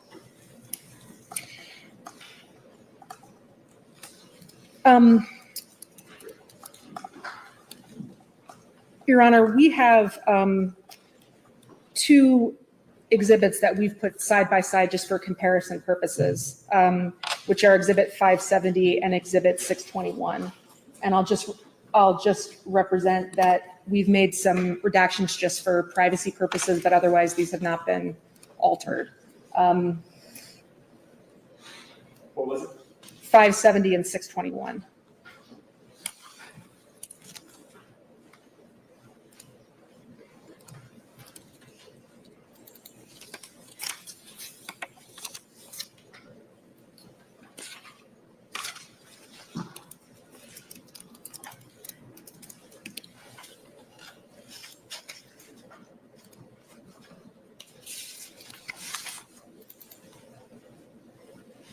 Are you seeing two images in front of you? Yes.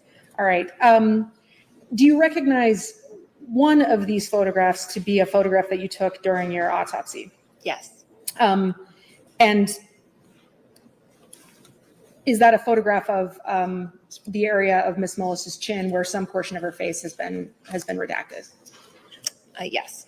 And which side of the screen that you're looking at does that the photograph that you took at autopsy appear on? On my right side of the screen. Okay. With the ruler.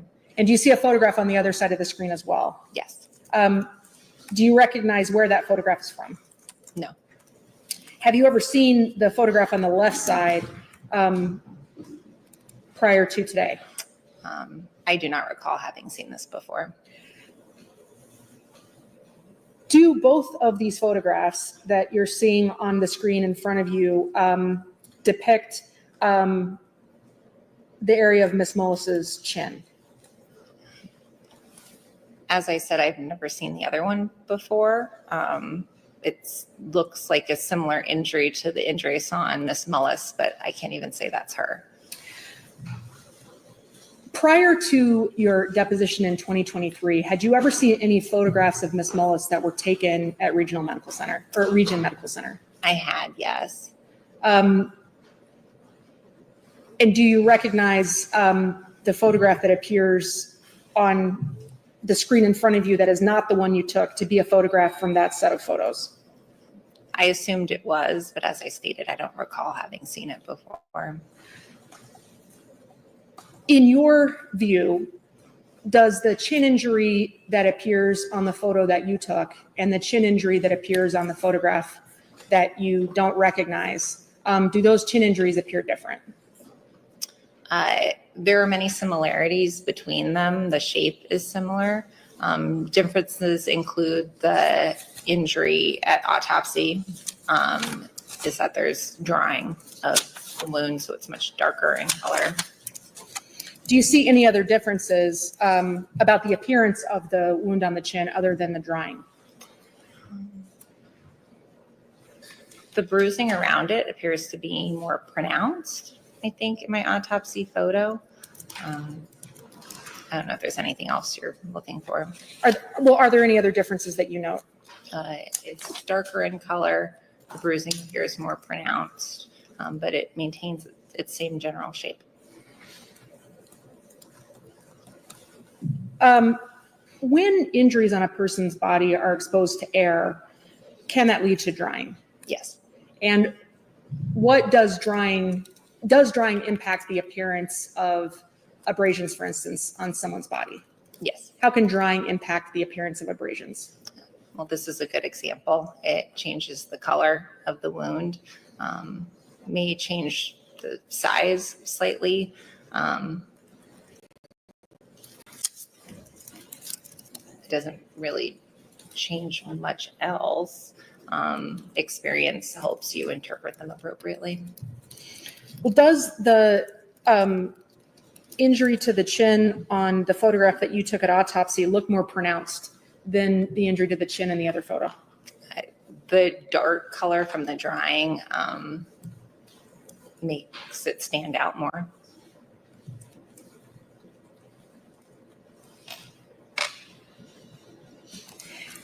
Is the injury to Miss Mullis's chin that's depicted in the photographs, or the photograph that you recognize of the two that are in front of you, is that injury consistent with a fall?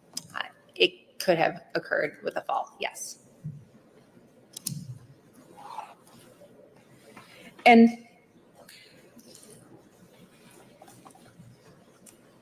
is there any evidence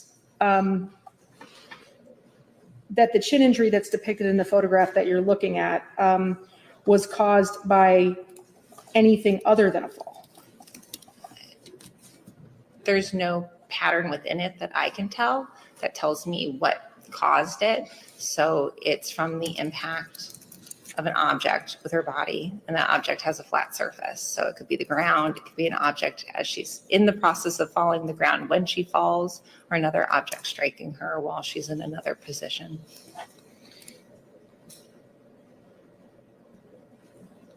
In your testimony at Mr. Mullis's criminal trial, did you tell the jury that this injury to Ms. Mullis's chin was consistent with a fall? I don't recall saying that, but I maintain that today is consistent with a fall. It's also consistent with any other type of blunt force injury. Did anybody ask you at Ms. Mullis's trial whether this injury was consistent with a fall? I would have to look at the transcript. And we'll come back to that.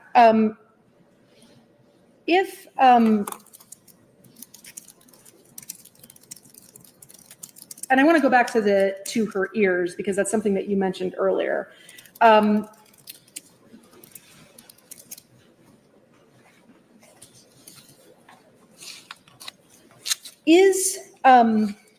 if you need to see some photographs of her ear to refresh your memory, I can show you that. But in your conversation with the investigators on November 14th of 2018, did you tell those investigators that any bruising around Ms. Mullis's ear could also be consistent with her falling?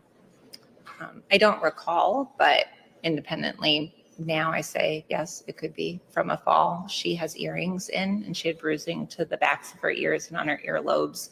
And that could be from her hitting the ground and the earring causing injury to her ear and the skin around her ear. Could the bruising that you noted around Ms. Mullis's ear be consistent with bumping her head against some surface as she walked? For instance, hitting her head on a door jamb as she walked through a door? Yes. Could it be consistent with banging her head on some object hanging from the ceiling as she walked through a space? If that injured her ear as well, then sure. I mean, is there any way to distinguish the bruising on her ear from someone's everyday activities?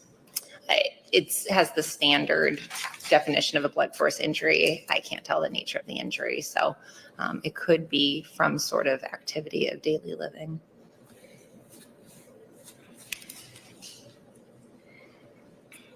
Did you tell investigators on this call on November 14th of 2018 that Ms. Mullis had a pretty low baseline hemoglobin? I did say that, yes. Right, and can having a pretty low baseline hemoglobin be something that can lead to anemia? Well, that's what anemia is. You're identifying that Ms. Mullis had anemia? Yes, from the medical record, she was anemic. Can anemia lead to dizziness? Yes. Can it lead to weakness? Yes. Can it lead to people falling? Yes. Ms. Thompson, is this a good spot for? It is. It is, Your Honor. Let's go ahead and take 15 minutes. We'll plan on resuming at about 30 or just before. Court's in recess till then.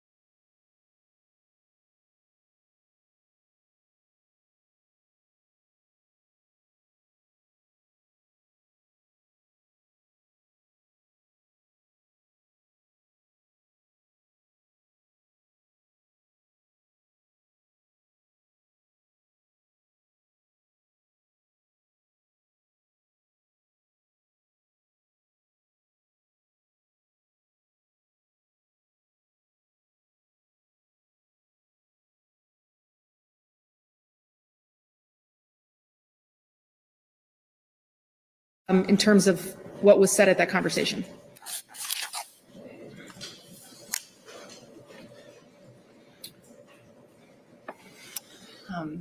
I don't have an actual recollection of the conversation itself. Kathy Madison is an excellent investigator in our office, and I trust what she wrote here.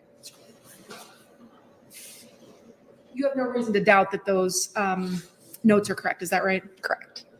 Do you see that there's some entries in Exhibit 201, and I'll direct your attention down to an entry from 11/30 of 2018 that's on page 2.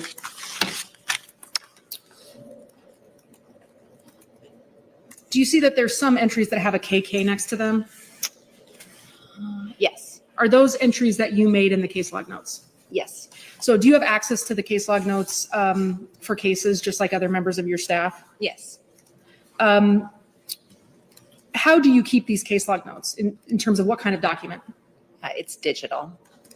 Are these kept as a Word document? No, we have, it's our sort of medical management system that holds information about decedents in our office and has a space for us to write notes. Is Exhibit 201 a complete and accurate copy of all of the case log notes that your office kept about Ms. Mullis's autopsy? To my knowledge, yes. Okay. I also want to show you Exhibit 380.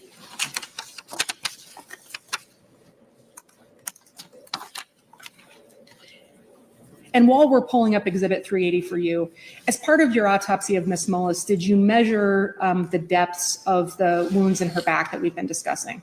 Yes. Did you, and we've talked that you photographed the outside of those wounds, is that right? Yes. Did you photograph, did you or your staff take any photographs during Ms. Mullis's autopsy that would capture or reflect the wound paths inside Ms. Mullis's body? Not of the organs or as they entered into the back of the body, no. Do you agree with me that you and your staff took only 2 photographs of the inside of Ms. Mullis's chest during this autopsy? Yes. And do you agree with me that those 2 photographs don't really show the wound path inside Ms. Mullis's chest? Correct. They're just in the way that her body was autopsied. There's some portions of her body that are really obscuring her chest in those photographs. Do you agree? Yes, her ribs. All right.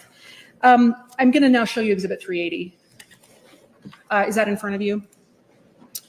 Yes. And if you need to have us scroll down, we'll do so. But do you recognize Exhibit 380 to be a true and accurate copy of the postmortem examination notes for your autopsy of Ms. Mullis? Yes. I'm going to direct your attention to page 3. Does page 3 have some exemplars of the human body on which you've taken notes? Yes. Is this your handwriting on page 3? Yes.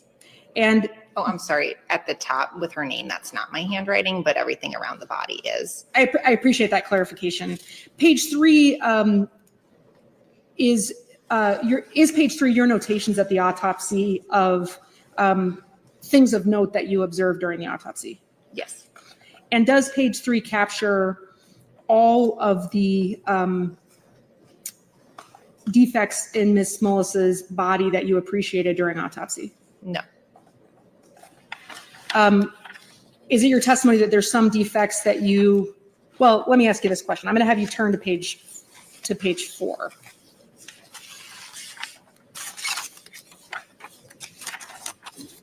What is different between page 3 and page 4 in terms of what you were noting at autopsy? Page 3 describes defining characteristics and other noteworthy features on Ms. Mullis that would belong in my report outside of injury. So it had her hair color, her eye color, if she had medical therapy, jewelry, things like that. I used a separate body diagram, as you called it, page 4, to document her injuries. Does page 4 capture all of the defects on Ms. Mullis's body that you observed at autopsy? Yes. And do you see a little chart at the bottom of page 4? And if you need us to zoom this, we can. do you see a little chart sort of at the very bottom of page 4 that has some, what I would call little carrots and some numbers next to it? Yes. What is that little section of page 4? That section of page 4 has each of the 6 puncture wounds. In between each puncture wound is a measurement of distance.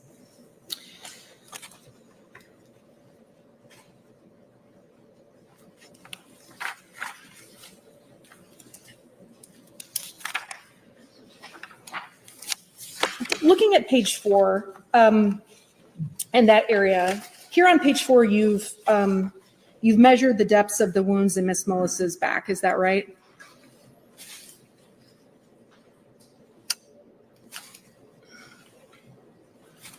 Yes, I see depths here. Sometimes I'll notate it on the other page with internal injuries. Well, do you agree with me, and if you need to look at some other paperwork to answer this, I can show this to you, but do you agree with me that some of the penetrating injuries that we've been talking about on Miss Mullis on her back, some of those penetrating injuries were not very deep? Similar to the injury to her lip, I think that's kind of a matter of opinion. Some were deeper than others, absolutely. Which one of the penetrating injuries to her back were deep? The deepest of the penetrating injuries, she had 2 that had an approximate depth of 6.5 inches.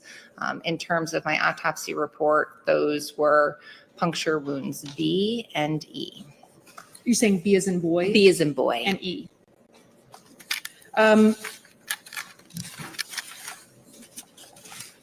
Wound A is the wound that is to the furthest right of Miss Mullis's back, is that right? Yes, really on the side of her chest. More underneath her armpit, is that right? Yes. Did wound A go all the way through Miss Mullis's body? It did.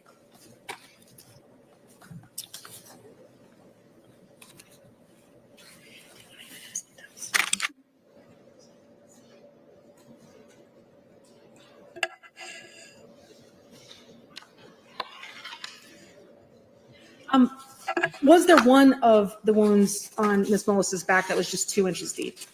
Yes. Which one was that?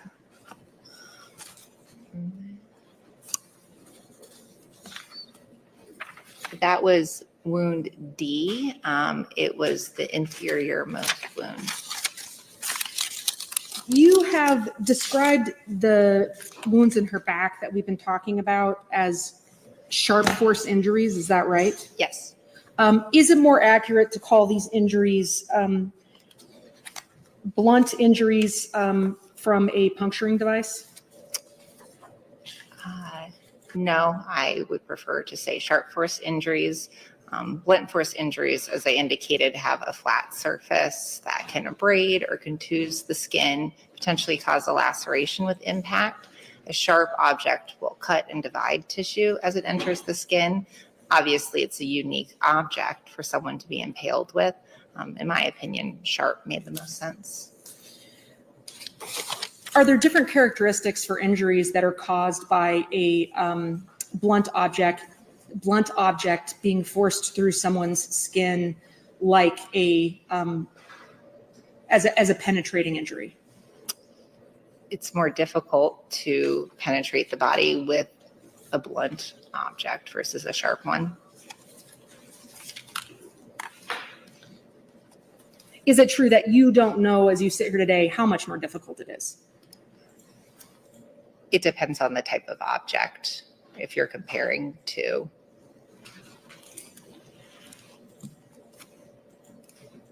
Is there any difference in your mind between how, other than that it would be more difficult to penetrate the body, between how a blunt object being through some mechanism forced into someone's body,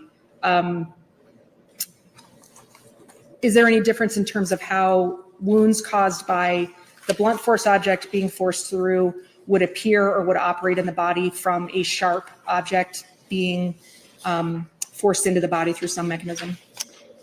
So the impact of a blunt object with the body like I said, can cause abrasions, scrapes on the skin, bruising. If it's a significant impact, you can cause a laceration or a tearing of the skin, which I suppose would allow the blunt object to further enter into the body. Lacerations are irregular, and we have what's called tissue bridging, so little pieces of tissue may still connect each side of the wound. This is in contrast to a sharp object, which, as I said, cuts and divides tissue. So you shouldn't have that tissue bridging. It should be a cleaner looking wound. Besides what you just identified, are you aware of any other differences in how a blunt object being forced through some mechanism through someone's body would operate versus a sharp object being forced through someone's body? I'm not quite sure what you're getting at. It's vague when you say a blunt object through some mechanism. I don't know what object you're talking about or what mechanism, so I don't know what conclusions I can draw. Well, when you examined the corn rake at issue in this case, were the tines on this corn rake blunt? They were pointed, and both pointed and slightly rounded. So I suppose you're trying to characterize it as a blunt object. To be clear, I'm asking you your characterization. I'm not trying to characterize it as anything. Oh, I characterized it as a sharp object. It cut and divided the skin as it entered into it, as characterized by the well-formed round holes in Ms. Mullis's back after she was impaled with it. Well, if I hit my head on the edge of this table, that could cut and divide my skin and enter to some extent into my body, right? That would cause a laceration, which is an irregular tearing of your skin. But that could also enter my skin.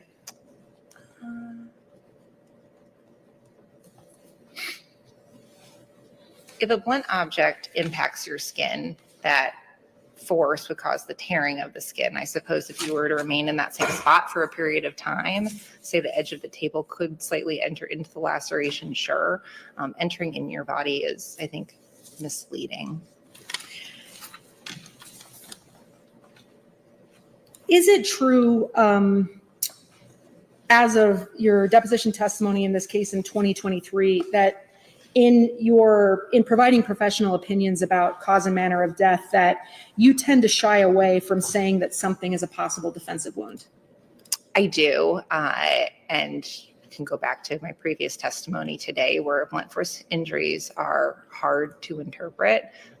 There are injuries that are considered defensive type wounds, but at the end of the day, they're simply blunt force injuries. Have you become shyer over the course of your career in characterizing wounds as defensive wounds? I maintain my same position on that.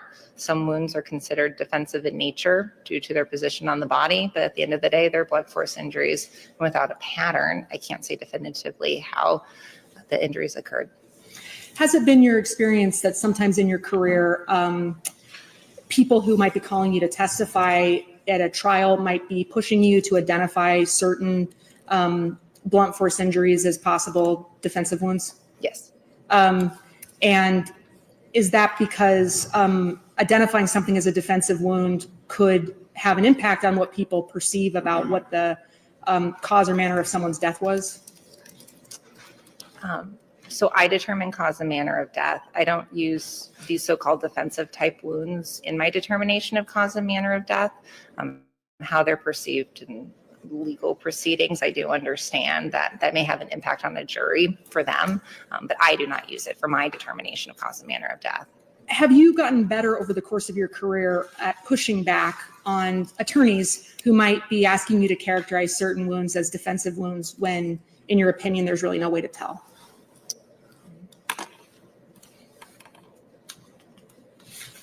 I suppose potentially we all become stronger as we get older. And at the time you performed Ms. Mullis's autopsy, you were newer in your career. Yes. I mean, did you start your job as a medical examiner here in Iowa in July of 2018? Yes. And is it true that your autopsy of Ms. Mullis was a few months after you started? Yes.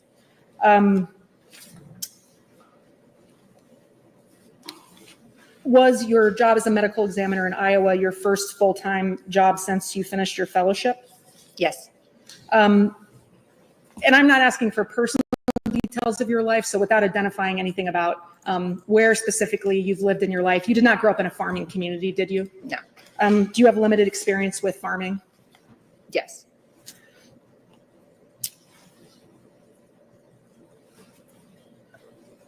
Did you testify in Mr. Mullis's trial in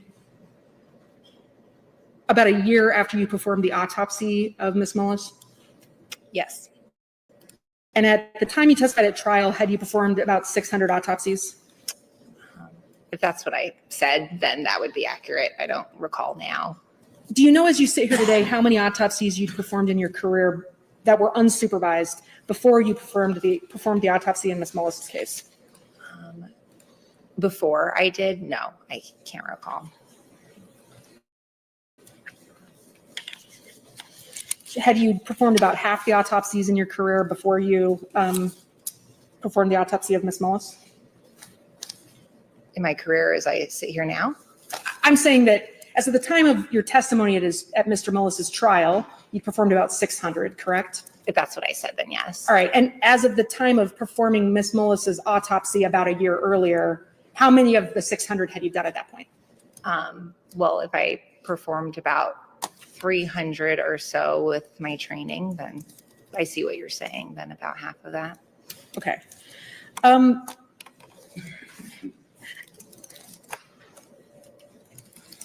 Was there a time in Mr. Mullis's case where counsel for Mr. Mullis sent a letter to your office requesting to meet with you about Mr. Mullis's case?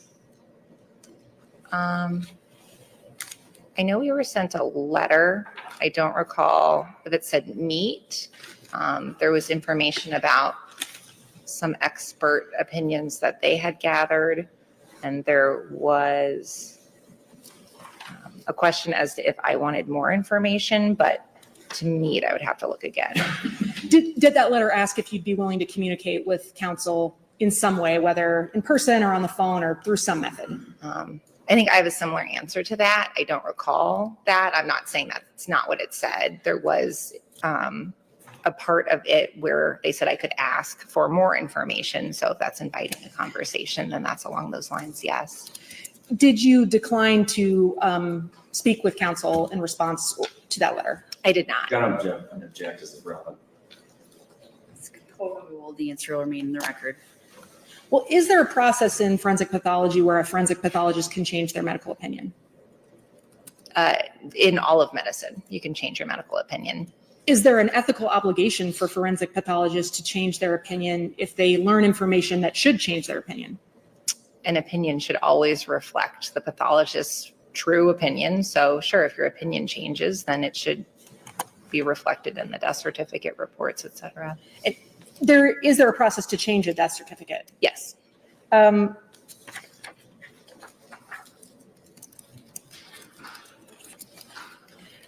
When you became aware of the letter that counsel had sent to your office about communicating with you about information related to Mr. Mullis's case, was there any moment where you considered potentially talking with them about the information that was provided in the letter?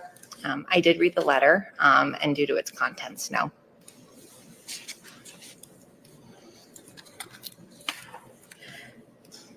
Did that letter include some excerpts of what was represented in the letter as being additional expert opinions about Mr. Mullis's case? Yes. And at the time of your deposition in 2023, was the information that was provided in the letter, those excerpts, the only information you had about whatever additional experts might be saying about Mr. Mullis's case? I'm sorry. Yes, I believe so.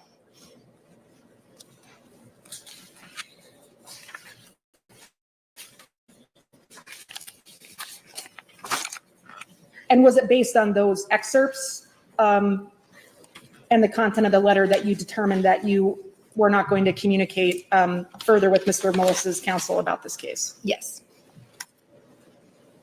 And I think you mentioned that that letter offered to provide you with some additional information. Is that your memory? Yes. Did you take counsel up on that offer of providing you with some new information that you hadn't had previously? No.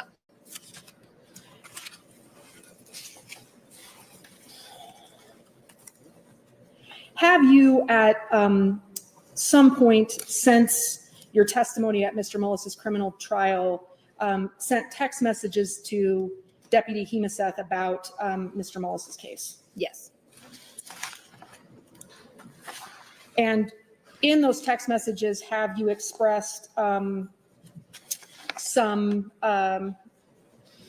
disdain for Mr. Mullis's efforts to seek post-conviction relief? I would have to look at them. I don't know. I can show them to you.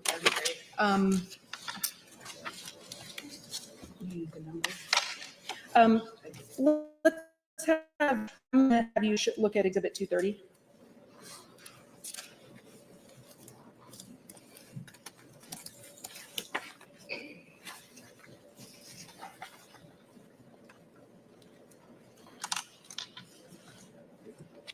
If you need to look through more of 230, I will show it to you, but it does Exhibit 230,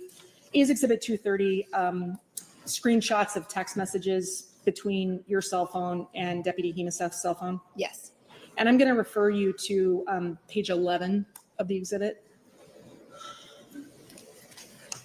Let me have you read page 11 and let me know when you've done that.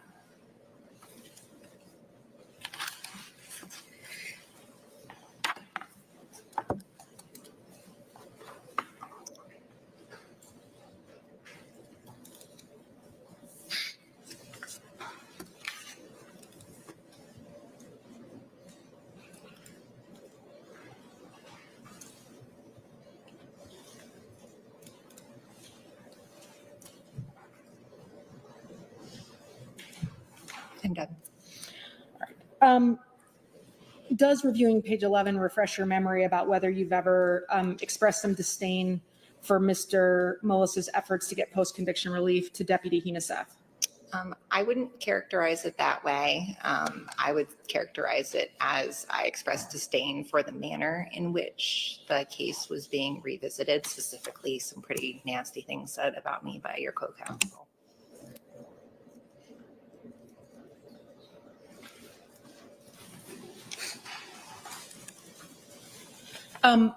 Did you share in text messages with Deputy Hemaseth a video that purported to recreate sort of what had happened in Ms. Mullis's case? He shared with me a video. Did you watch that video? I did. And did you express some disdain for the sort of way in which that video was produced in your messages with Deputy Hemaseth? I would characterize it more as I found it amusing. It's by an individual who was harassing me, and I wasn't quite sure what it was showing, so it was an interesting thing to see.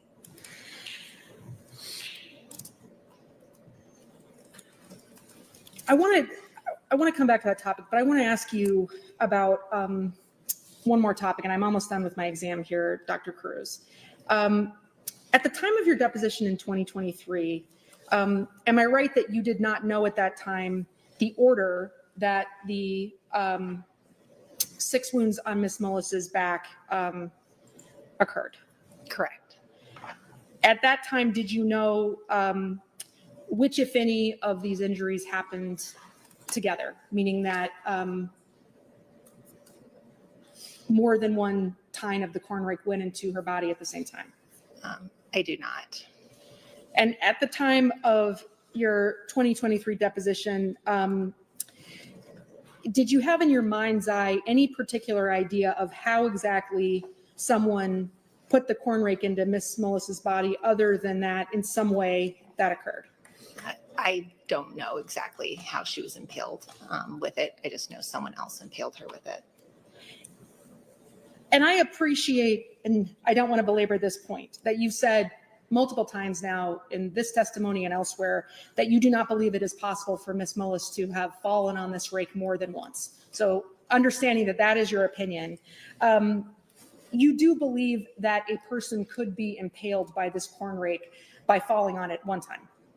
I do think someone could fall on it once. I mean, it is your belief that falling on this rake once could generate the necessary force for someone to be impaled on it?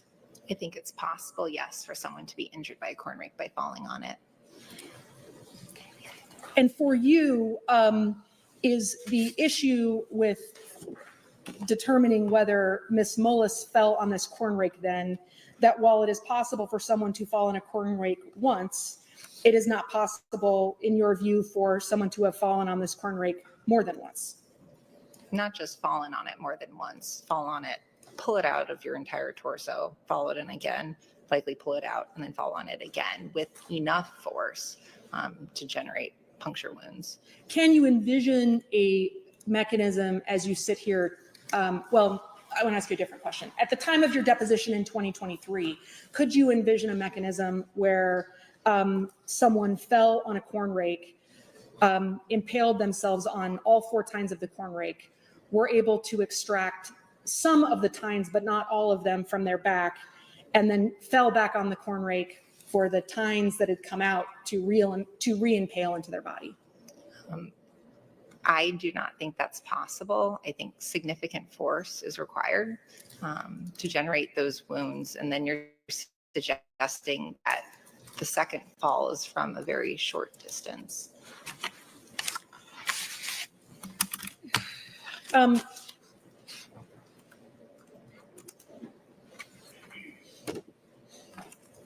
Did you testify?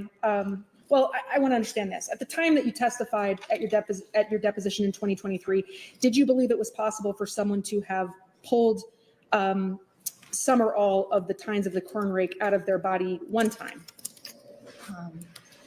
I would have to look at my deposition if I was asked that. It's hard to go back in time. Would it refresh your memory to look at your deposition? Sure. And I'm going to have your 2023 deposition pulled up for you.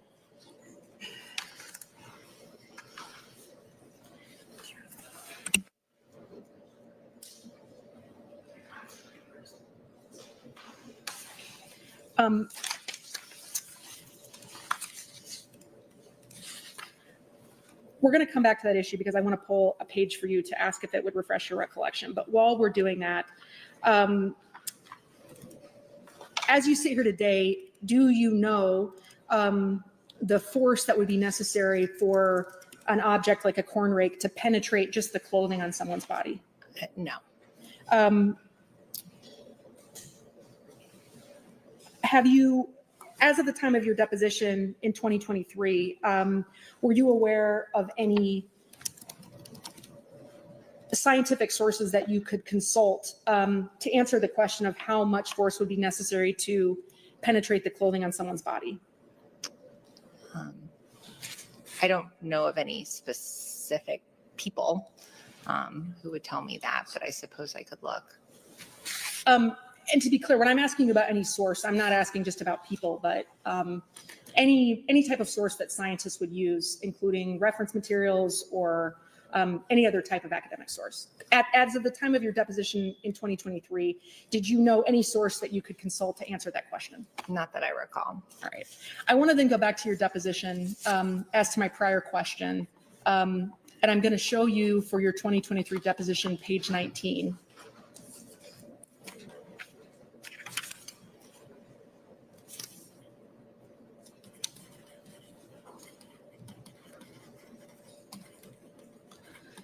I'm going to have you read page 19, line 6 through line 13, just to yourself. And I'm going to ask you if that's refreshed your memory after you've done so.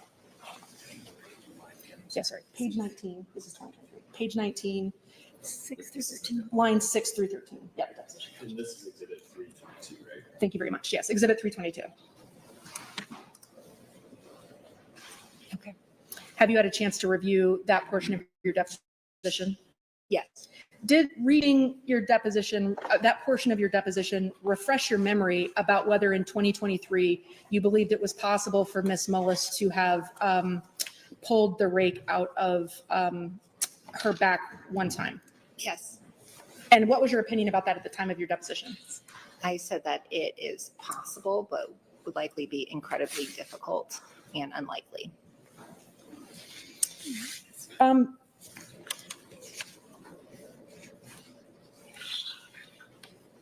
And again, as with the idea of being impaled on the rake, was it your belief in 2023 that while it was possible for someone to remove some or all of the tines of a corn rake from their own back one time, you did not believe it was possible to do that more than once? Correct. All right. Just one moment, Your Honor.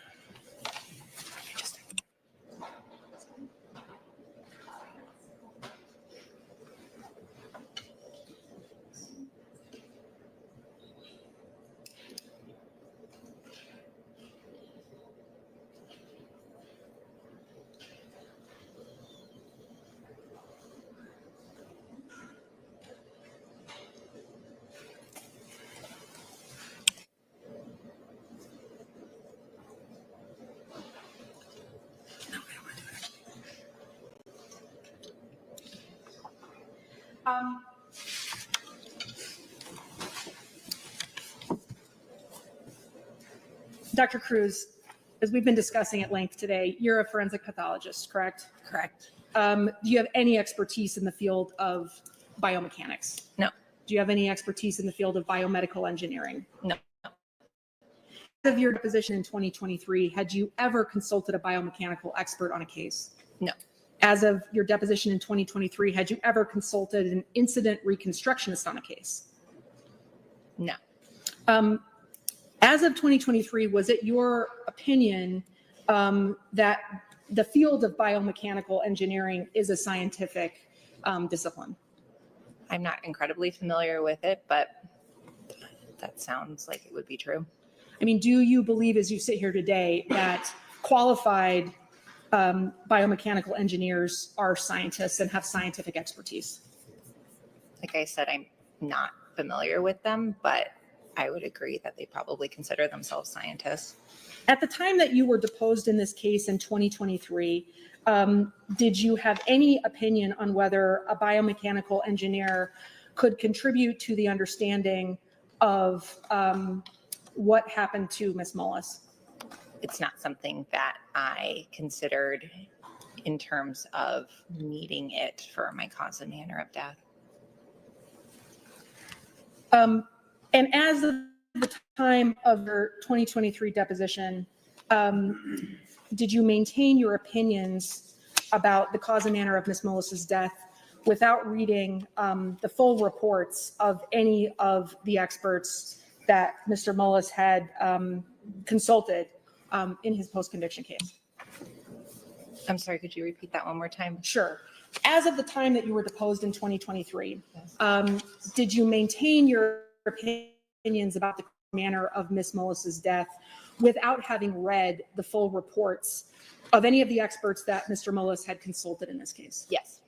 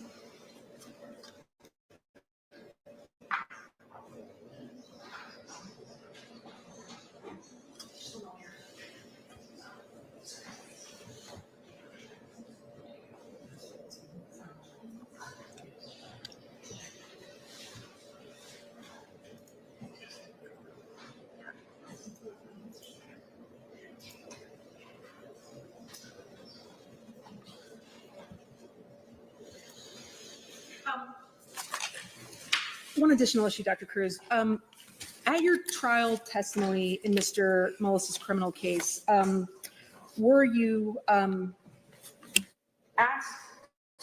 to identify a photograph of the corn rake in this case as part of your testimony? I would have to review, but if the record shows that, that sounds fine with me. I think that sounds appropriate. Hang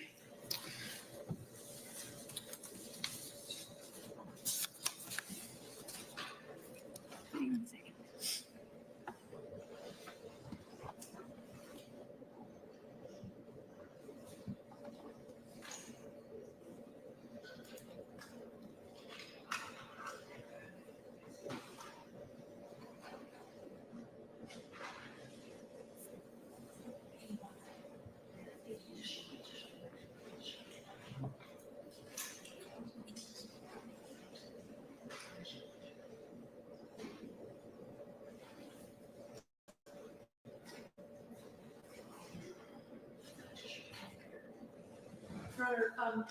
We have Exhibit 62 from the underlying criminal trial, which we're going to show the witness. That is not, we have a photograph of it from EDMS, which I think we'll show to the state, Erica, if you want to do that, that we'd like to approach the witness with.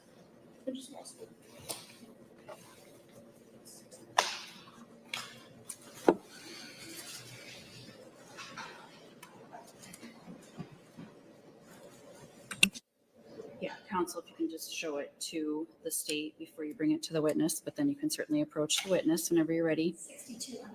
I know which.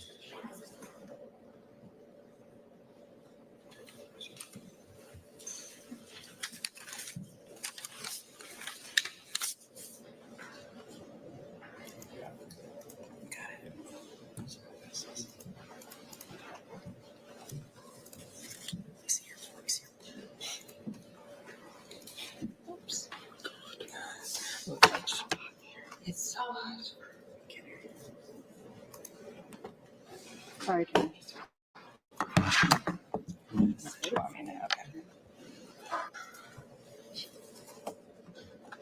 Thanks for your patience, Dr. Cruz. This is the last question we have for you. Thank you.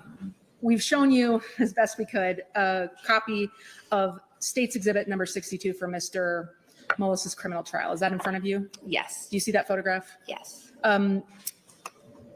What is depicted in this photograph? This appears to be the handle portion of the corn rake. In it, there's a ruler with our state medical examiner number indicating that the photograph was taken at autopsy. Do you agree that this photograph does not depict the tines of the corn rake? Correct. From looking at Exhibit 62, can you tell anything about whether the tines of the corn rake are sharp or not? No.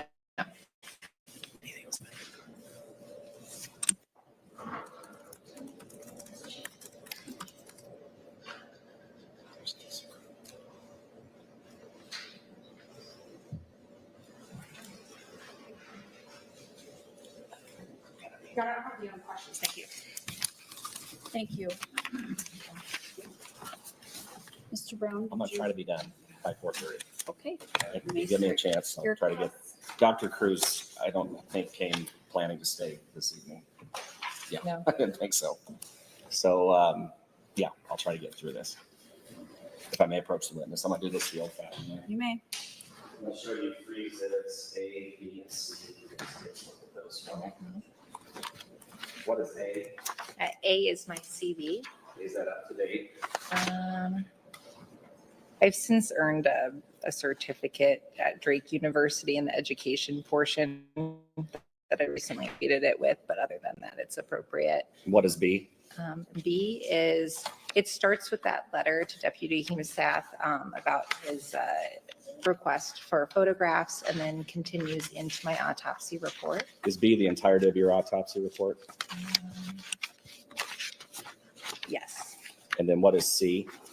C is a quality assurance paper as part of our standard protocol at my office. All cases that are deemed homicide are formally reviewed by another pathologist in our office.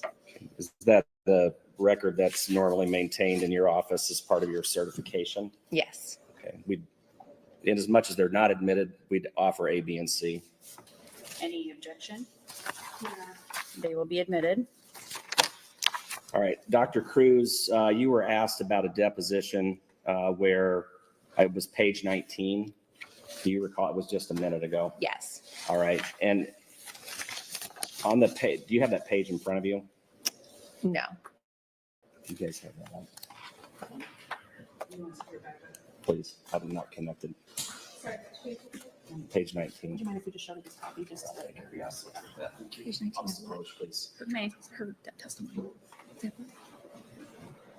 Thank you. See page 19 of the deposition? Yes. All right, and then was lines, I think, 8 through 11 you were asked to review. Yes. And lines 8 through 11, you said that she could have pulled it out of her once, meaning the rake, correct? Yes. All right, the next sentence is the difficulty of that in someone's back with the depth of the tines to me seems incredibly unlikely. True? Yes. All right, then what's the last line? I don't believe that was mentioned. What was the last comment that you made in that deposition on page 19? I say, and then the thought that she fell on it again, pulled it out, and again, it's just not a feasible possibility. Okay. Any of those opinions or characterizations, have those changed for you at all over this course of time? No. Okay.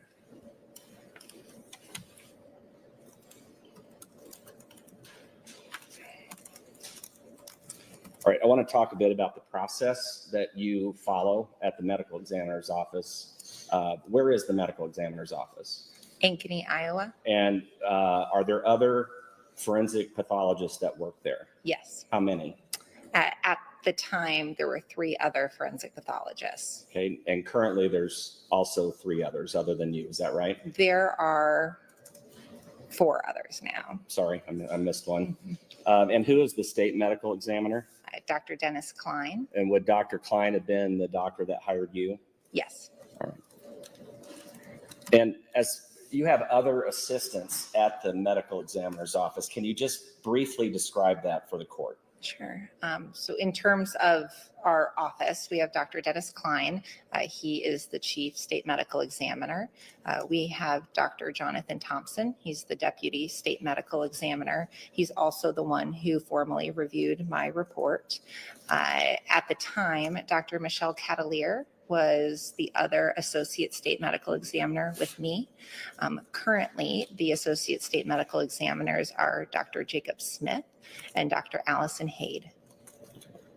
And as part of your work and routine in examining cases, do you frequently consult with one another? Yes. Okay, does that happen on a daily basis? Yes. Anytime you might have a difficult case or something that might be confusing to you, can you rely on them to help you?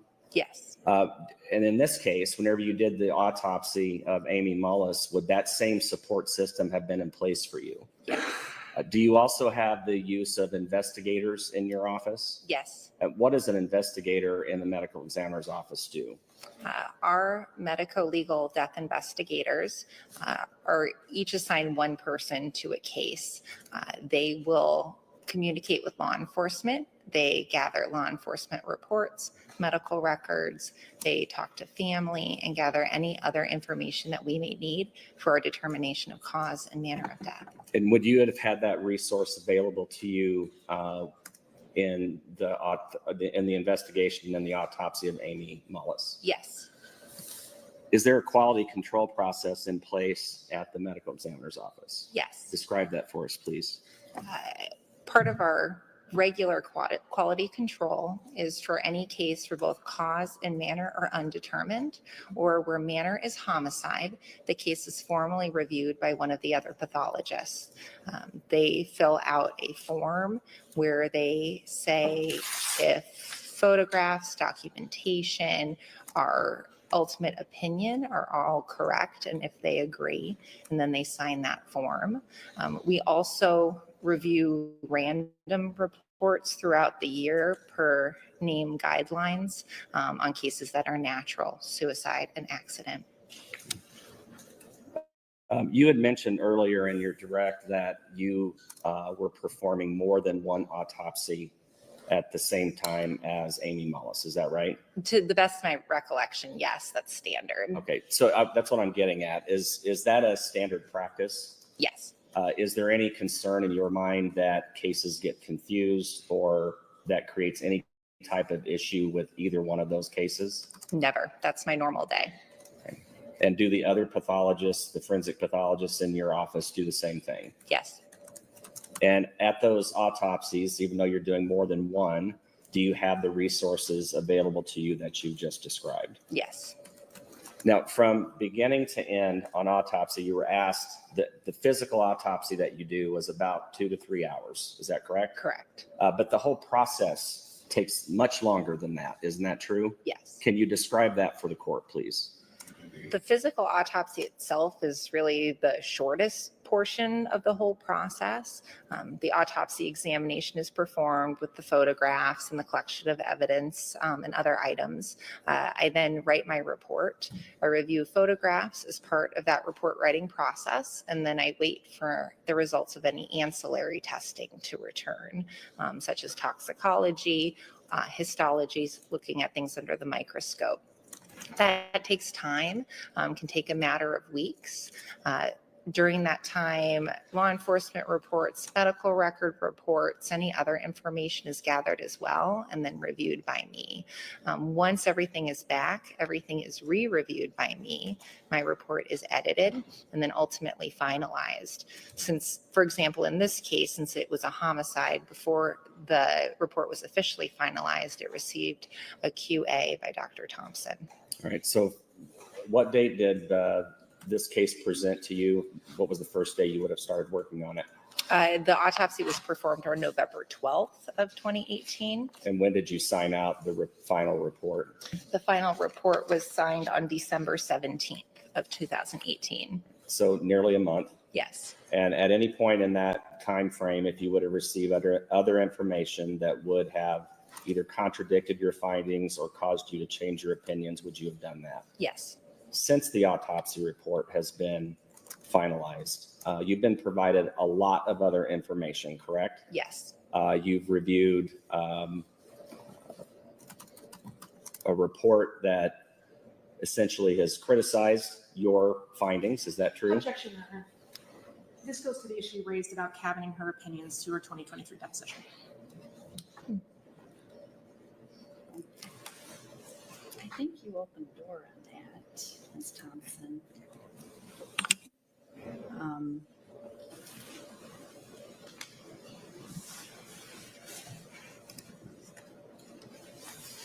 Mr. Brown, do you want to respond? Well, yeah, I mean, they want to sit here and complain about Dr. Cruz's opinions.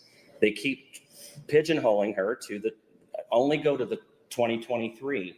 Clearly, they have other information that they're going to offer that criticizes Dr. Cruz's opinions. She has reviewed that information, and I expect her testimony to be that she has not changed her opinion, even based upon that. That's what I'm getting at. They cannot open this door and then close it on us.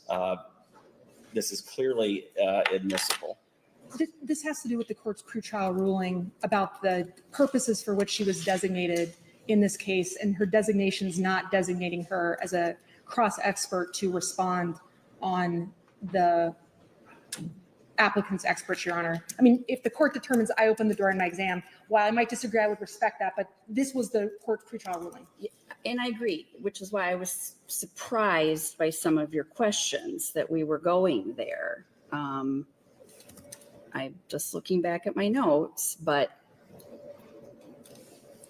I understood some of your questions to be quite broad and to open the door. So I think this question at least is fair. So the objection's going to be overruled. Do you remember the question at this point? I would ask that it be read back. Well, and there was an objection, so it'll have to be, so. Thank you. Thank you.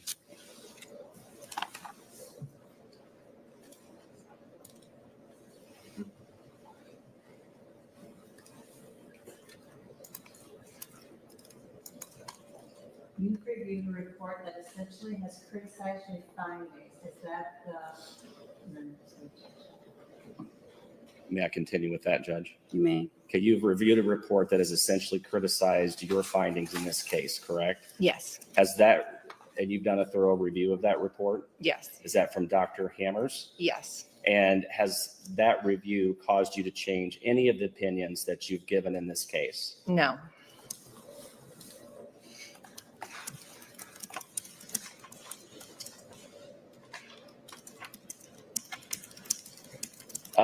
During an autopsy, there was some questions that you were asked concerning law enforcement being present. Yes. How often does that happen in autopsies that you perform? On a pretty regular basis, I imagine potentially weekly. And is that something your office invites? Yes. That you want that assistance? Yes. What's the purpose of a law enforcement officer being at the autopsy? Law enforcement officers can learn a lot from the autopsy. We encourage them to come. They interact a lot with family and may learn how to better investigate a case. You know, it's to not disturb the body in a certain way that might affect us at autopsy. We think they benefit greatly from it. Also in terms of, wound interpretation or any other sort of questions, if they're available at time of autopsy, that's beneficial to us. And other than Deputy Heemseth, was there any other law enforcement that you consulted during the autopsy of Amy Mullis? No. Okay.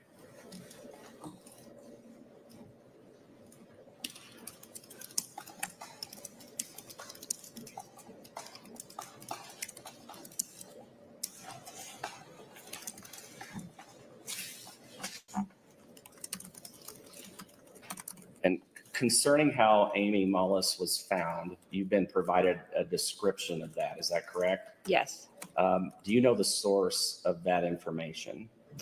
It's my understanding the source is her family, her son, and her husband. Okay. Is there any, as far as you know, any law enforcement that made those observations? No.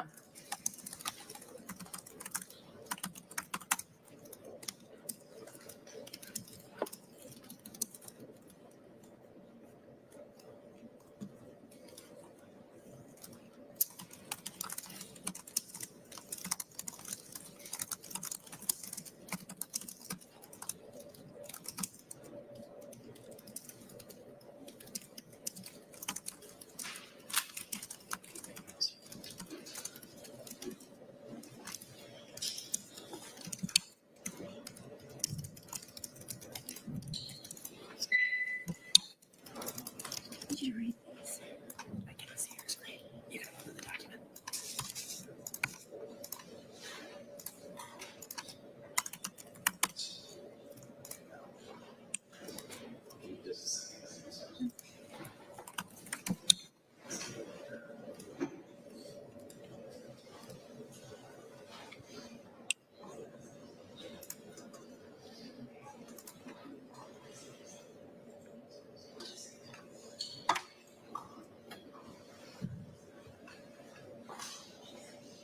Okay.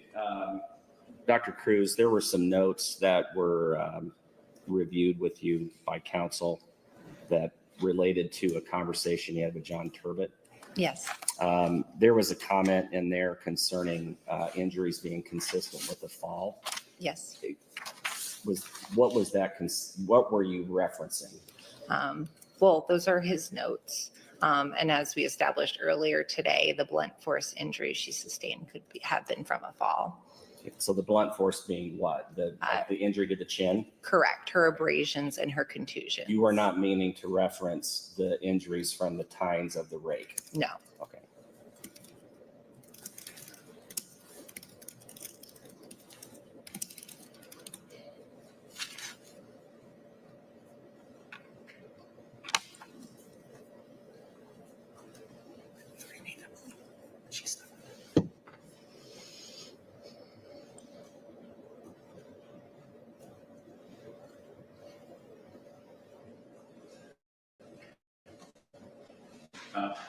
Dr. Thompson is the local, or was the local medical examiner at the time of Amy Mullis's death? Yes, he's a county medical examiner who I believe was covering for Delaware County while the regular medical examiner was out of town. Just to put this into context, every county has its own county medical examiner, is that right? Yes.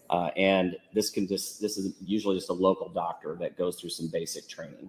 Yes, they have to be a physician, and experience and training vary. Right, and that training is provided by your office. Yes. Dr. Thompson would not be qualified to perform the examination that you perform, correct? Correct. Right. They're just local boots on the ground, so to speak. Yes, who have medical training to assist them with their judgment. Prior to November of 2023, did you know Dr. Thompson personally? No. Had you ever worked with him before, as long as you know? Had you ever worked with him at all? No. Was he the first person that brought this information to your attention that there were injuries that he thought were suspicious? We have a morgue attendant who answers our phone at the office, who would have connected me with Dr. Thompson. The only other person who would say that beforehand would be just someone letting me know Dr. Thompson called. He has concerns, give him a call back. But direct concerns came from him. And you would certainly consider that, at least initially in your examination of Amy Mullis, correct? I respect his medical opinion. As you would if any other autopsy where the county medical examiner would provide you some information, correct? Correct. You were asked about the toxicology panel? Yes. All right. I get a couple questions with that, and I'm just about done. You were asked whether or not you looked for prescription medications. Yes. All right. You said no. Some were included on that basic panel, but outside of prescription medications of abuse. I don't think you were asked why you didn't do that. So why wouldn't you have expanded that panel with the toxicology lab that you work with? Expanded toxicology panels are ordered when the drugs in a person's system may have contributed to their death or directly caused a person's death. In a case where someone has an injury that caused their death, drugs within their system are usually irrelevant. In this case, I deemed them non-contributory to Ms. Mullis's death. We order toxicology routinely, so I ordered the basic panel. The expanded panel, which would be in addition to most cases, was not appropriate at all in this case. I knew her cause and manner of death at the end of autopsy. And you would have access to even consulting with a forensic toxicologist if needed. Is that right? Yes. Did you feel that was necessary in this case at all? No. And context, you were asked about the context of how the body was found and where it was found. I believe you said that you did not consider that at all, or that didn't factor into your opinions? Correct. Okay, can you tell us why not? I am able to interpret wounds on a person's body. Information about how a person was found needs to be considered carefully. I did not know those things to be true. The way the handle was sticking out of Miss Mullis has no bearing on the fact that she was impaled with a corn rake more than once. It doesn't change my cause of death. It doesn't change my manner of death. And whenever you say she was impaled with a corn rake theoretically could have been swung, correct? Yes. Could have been pushed into her? Yes. Like a knife? Yes. Right? Or in some other way, correct? Yes. You know that the rake was, the rake was what caused the injuries that caused her death, correct? Yes.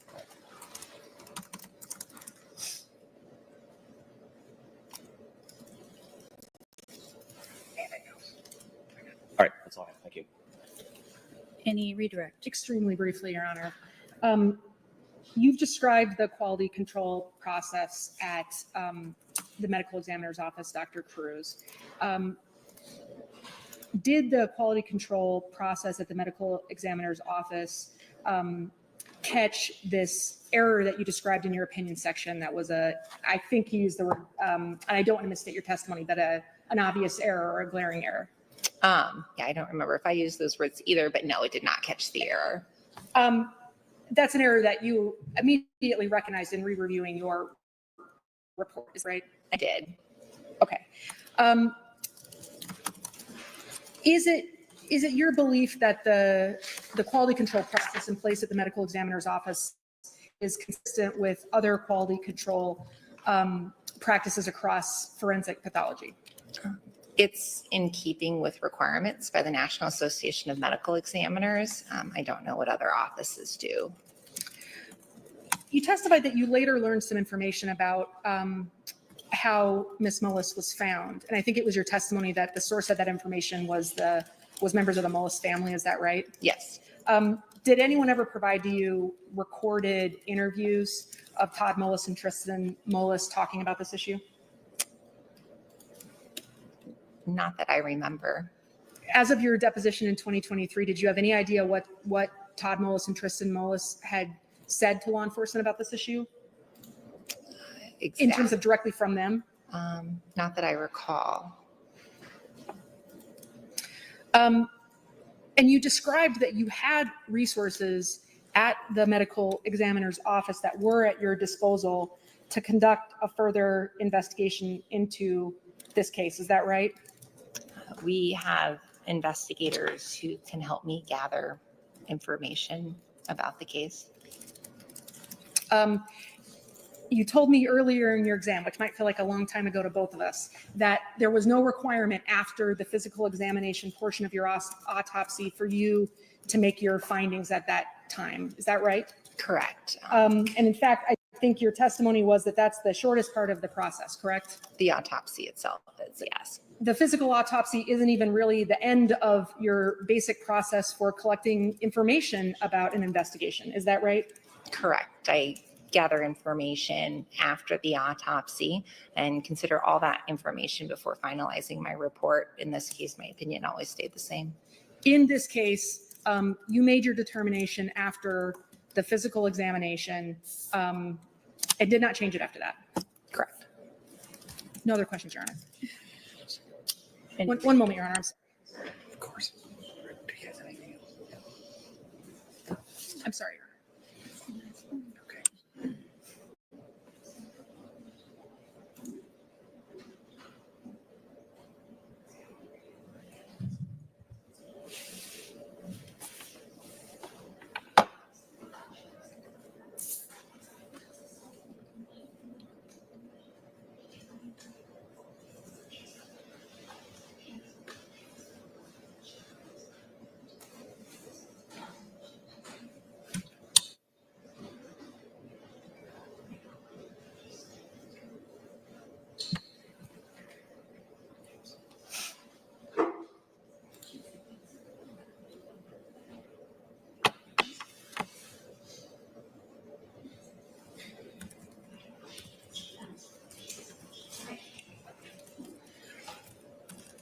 Your Honor, we are seeking to admit the exhibits from today, which I think if the parties are in agreement, this doesn't require more foundation or authentication. I think we can address that tomorrow potentially. I just don't want to lose my chance to solve that problem, but I don't believe there is an issue with anything we offered. Yes. Yes, Your Honor. I think the parties had talked informally during the break, and we came to an agreement on all the exhibits that were referenced, I believe. If there's a specific exhibit you want to clarify, otherwise. I don't want to waste the court's time with this at 4:40, so I think the parties are in agreement. They've conferred, and we can address that tomorrow with the court's permission. That's fine with me, as long as you guys are comfortable that we won't have any hiccups with it. I think we're fine, Your Honor. We've conferred, Your Honor. Okay. Any recross, Mr. Brown? No, Your Honor. Okay. Dr. Cruz, you may sit down. Thank you.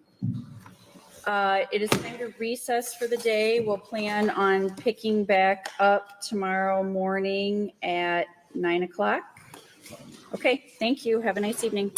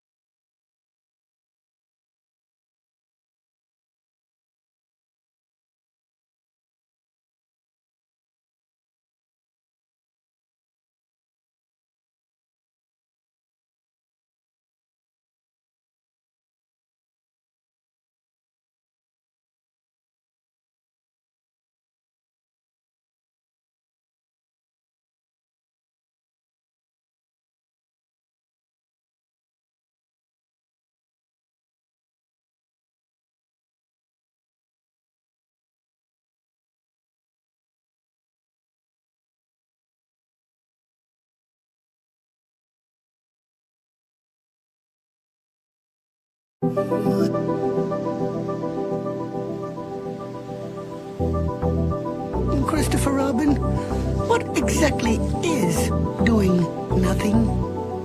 Well, I'm told it means going along, listening to all the things you can't hear, and not bothering.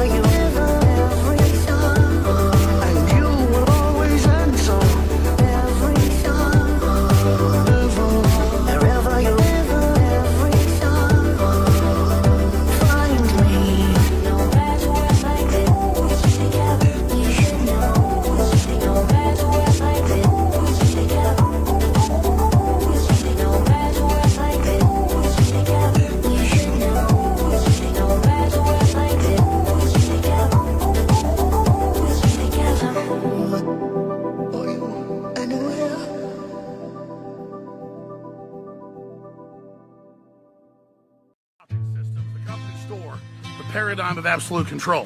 And that's why we're just out here doing simple things, pointing out that we're meant to be in nature and be natural. And this is where we find the source that God made to transcend the New World Order. And that's why they want to try to keep us out of it. I'm angry. I've had enough of these people. They're a bunch of Christian murderers scum. They're on giant death factories keeping babies alive.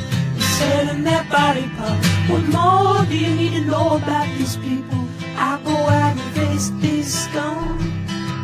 They literally crawl out from under rocks. They have green looking skin and they run around screaming, we love Satan, we wanna eat babies.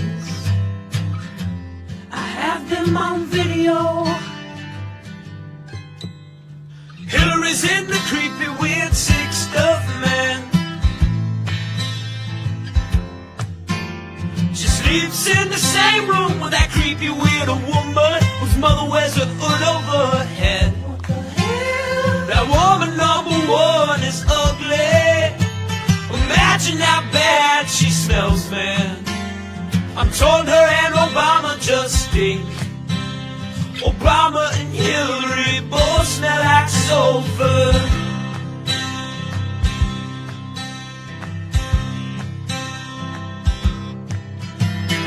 Literal vampire pot and the goblins are hobbling round coming after us.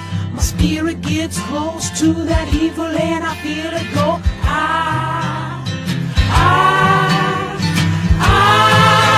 We're such self-centered crap, we don't even notice hell itself rising up against us. Millions of pointed people of the very worst type, and I'm so pissed. We're gonna stab your daughter at the mall.